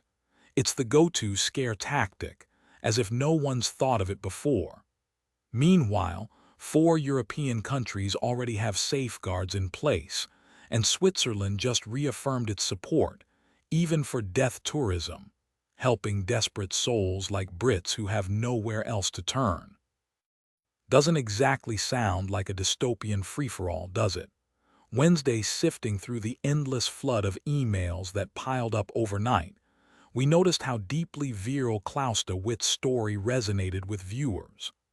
Her husband, Hugo, was granted a compassionate assisted death by doctors who understood his suffering, something that hit close to home for me, given our shared diagnosis. While some will always reject the idea of assisted dying outright, the overwhelming response suggests that public opinion is shifting, even if the government lags behind. Sure, the usual critics in the press are still sniping, like Alex Hardy's tasteless jab in the Times at Christine Smedley, a widow trying to cope with grace. Honestly, I'd expect that kind of cruelty from the Daily Mail, but the Times. Disappointing. Thursday, now we're holed up in the chapel, surrounded by towers of books waiting to be signed and shipped to New Orleans ASAP. The emails and letters haven't stopped. Requests are pouring in from all over the world to discuss the documentary. I'm hesitant, though. What I really want is a carefully regulated assisted dying option here in the UK, which is why I backed a commission of open-minded experts to explore practical, humane solutions. If the government won't act, then ordinary people have to push for change. For now, we're writing a book, and no, it's not about death. Friday last night, Question Time in Scotland tackled the issue again. I remember a previous episode where the topic was brushed off like an unwelcome guest. This time, the panel actually engaged thoughtfully and the audience listened, most of them open to the conversation. Progress is slow, but it's happening. Terry Pratchett's wild, unattached footnotes to life space. At the Bar, a Compute for Charity magazine compiled by Octarine Science Fiction and Fantasy Humor Appreciation Society. July 1, 1990. Hull. Antipasta, inspired by seeing it on an Italian menu, the most luxurious and absurdly expensive dish in existence. You'd need a particle accelerator and enough electricity to light up New York City just to whip up a single plate. Why? Because like all antimatter, antipasta travels backward through time. Good luck getting a reservation. Ever wonder why antipasta tastes so explosive? It's all about timing. Regular pasta is prepped hours before your meal, while antipasta magically appears just after you've eaten. Get it right, and both can land on your fork simultaneously, creating a flavor bomb. Of course, the real expense comes from scrubbing tomato sauce off the walls afterward. Now let's flush out the truth about Sir Thomas Crapper. Sure, he revolutionized plumbing with his efficient flush toilet, a star at the 1851 Great Exhibition. But here's the kicker. His name didn't inspire the slang. Crap was already around in the 1500s, with crapping castles being a charming term for outhouses. Imagine poor Thomas growing up with that name. No wonder he dedicated his life to making crappers work. Speaking of traps, ever stepped on a loose sidewalk slab that shoots water straight up your pants? That's a bow trap, a sneaky relic of 19th century slang. Thatcher-era streets are practically booby-trapped with them. And who hasn't dreamed of ordering absurd dishes at a restaurant? Try demanding liver with bigger tubes, whitebait with extra eyes, or a smorgasbord where everything still has its lid on. Hollywood's full of bizarre jobs, like the guy who reverses semis into car chases. Meet Hiram Kapotnik, the unsung hero of action scenes. He's just trying to make deliveries, but somehow his truck always ends up shearing off villain roofs. His family's been at it since the 1920s. His dad once spent weeks hand-delivering a single pane of glass. About the author, Terry Pratchett, the genius behind Discworld, has won everything from the Carnegie Medal to a knighthood. His books are legendary and his wit, unmatched.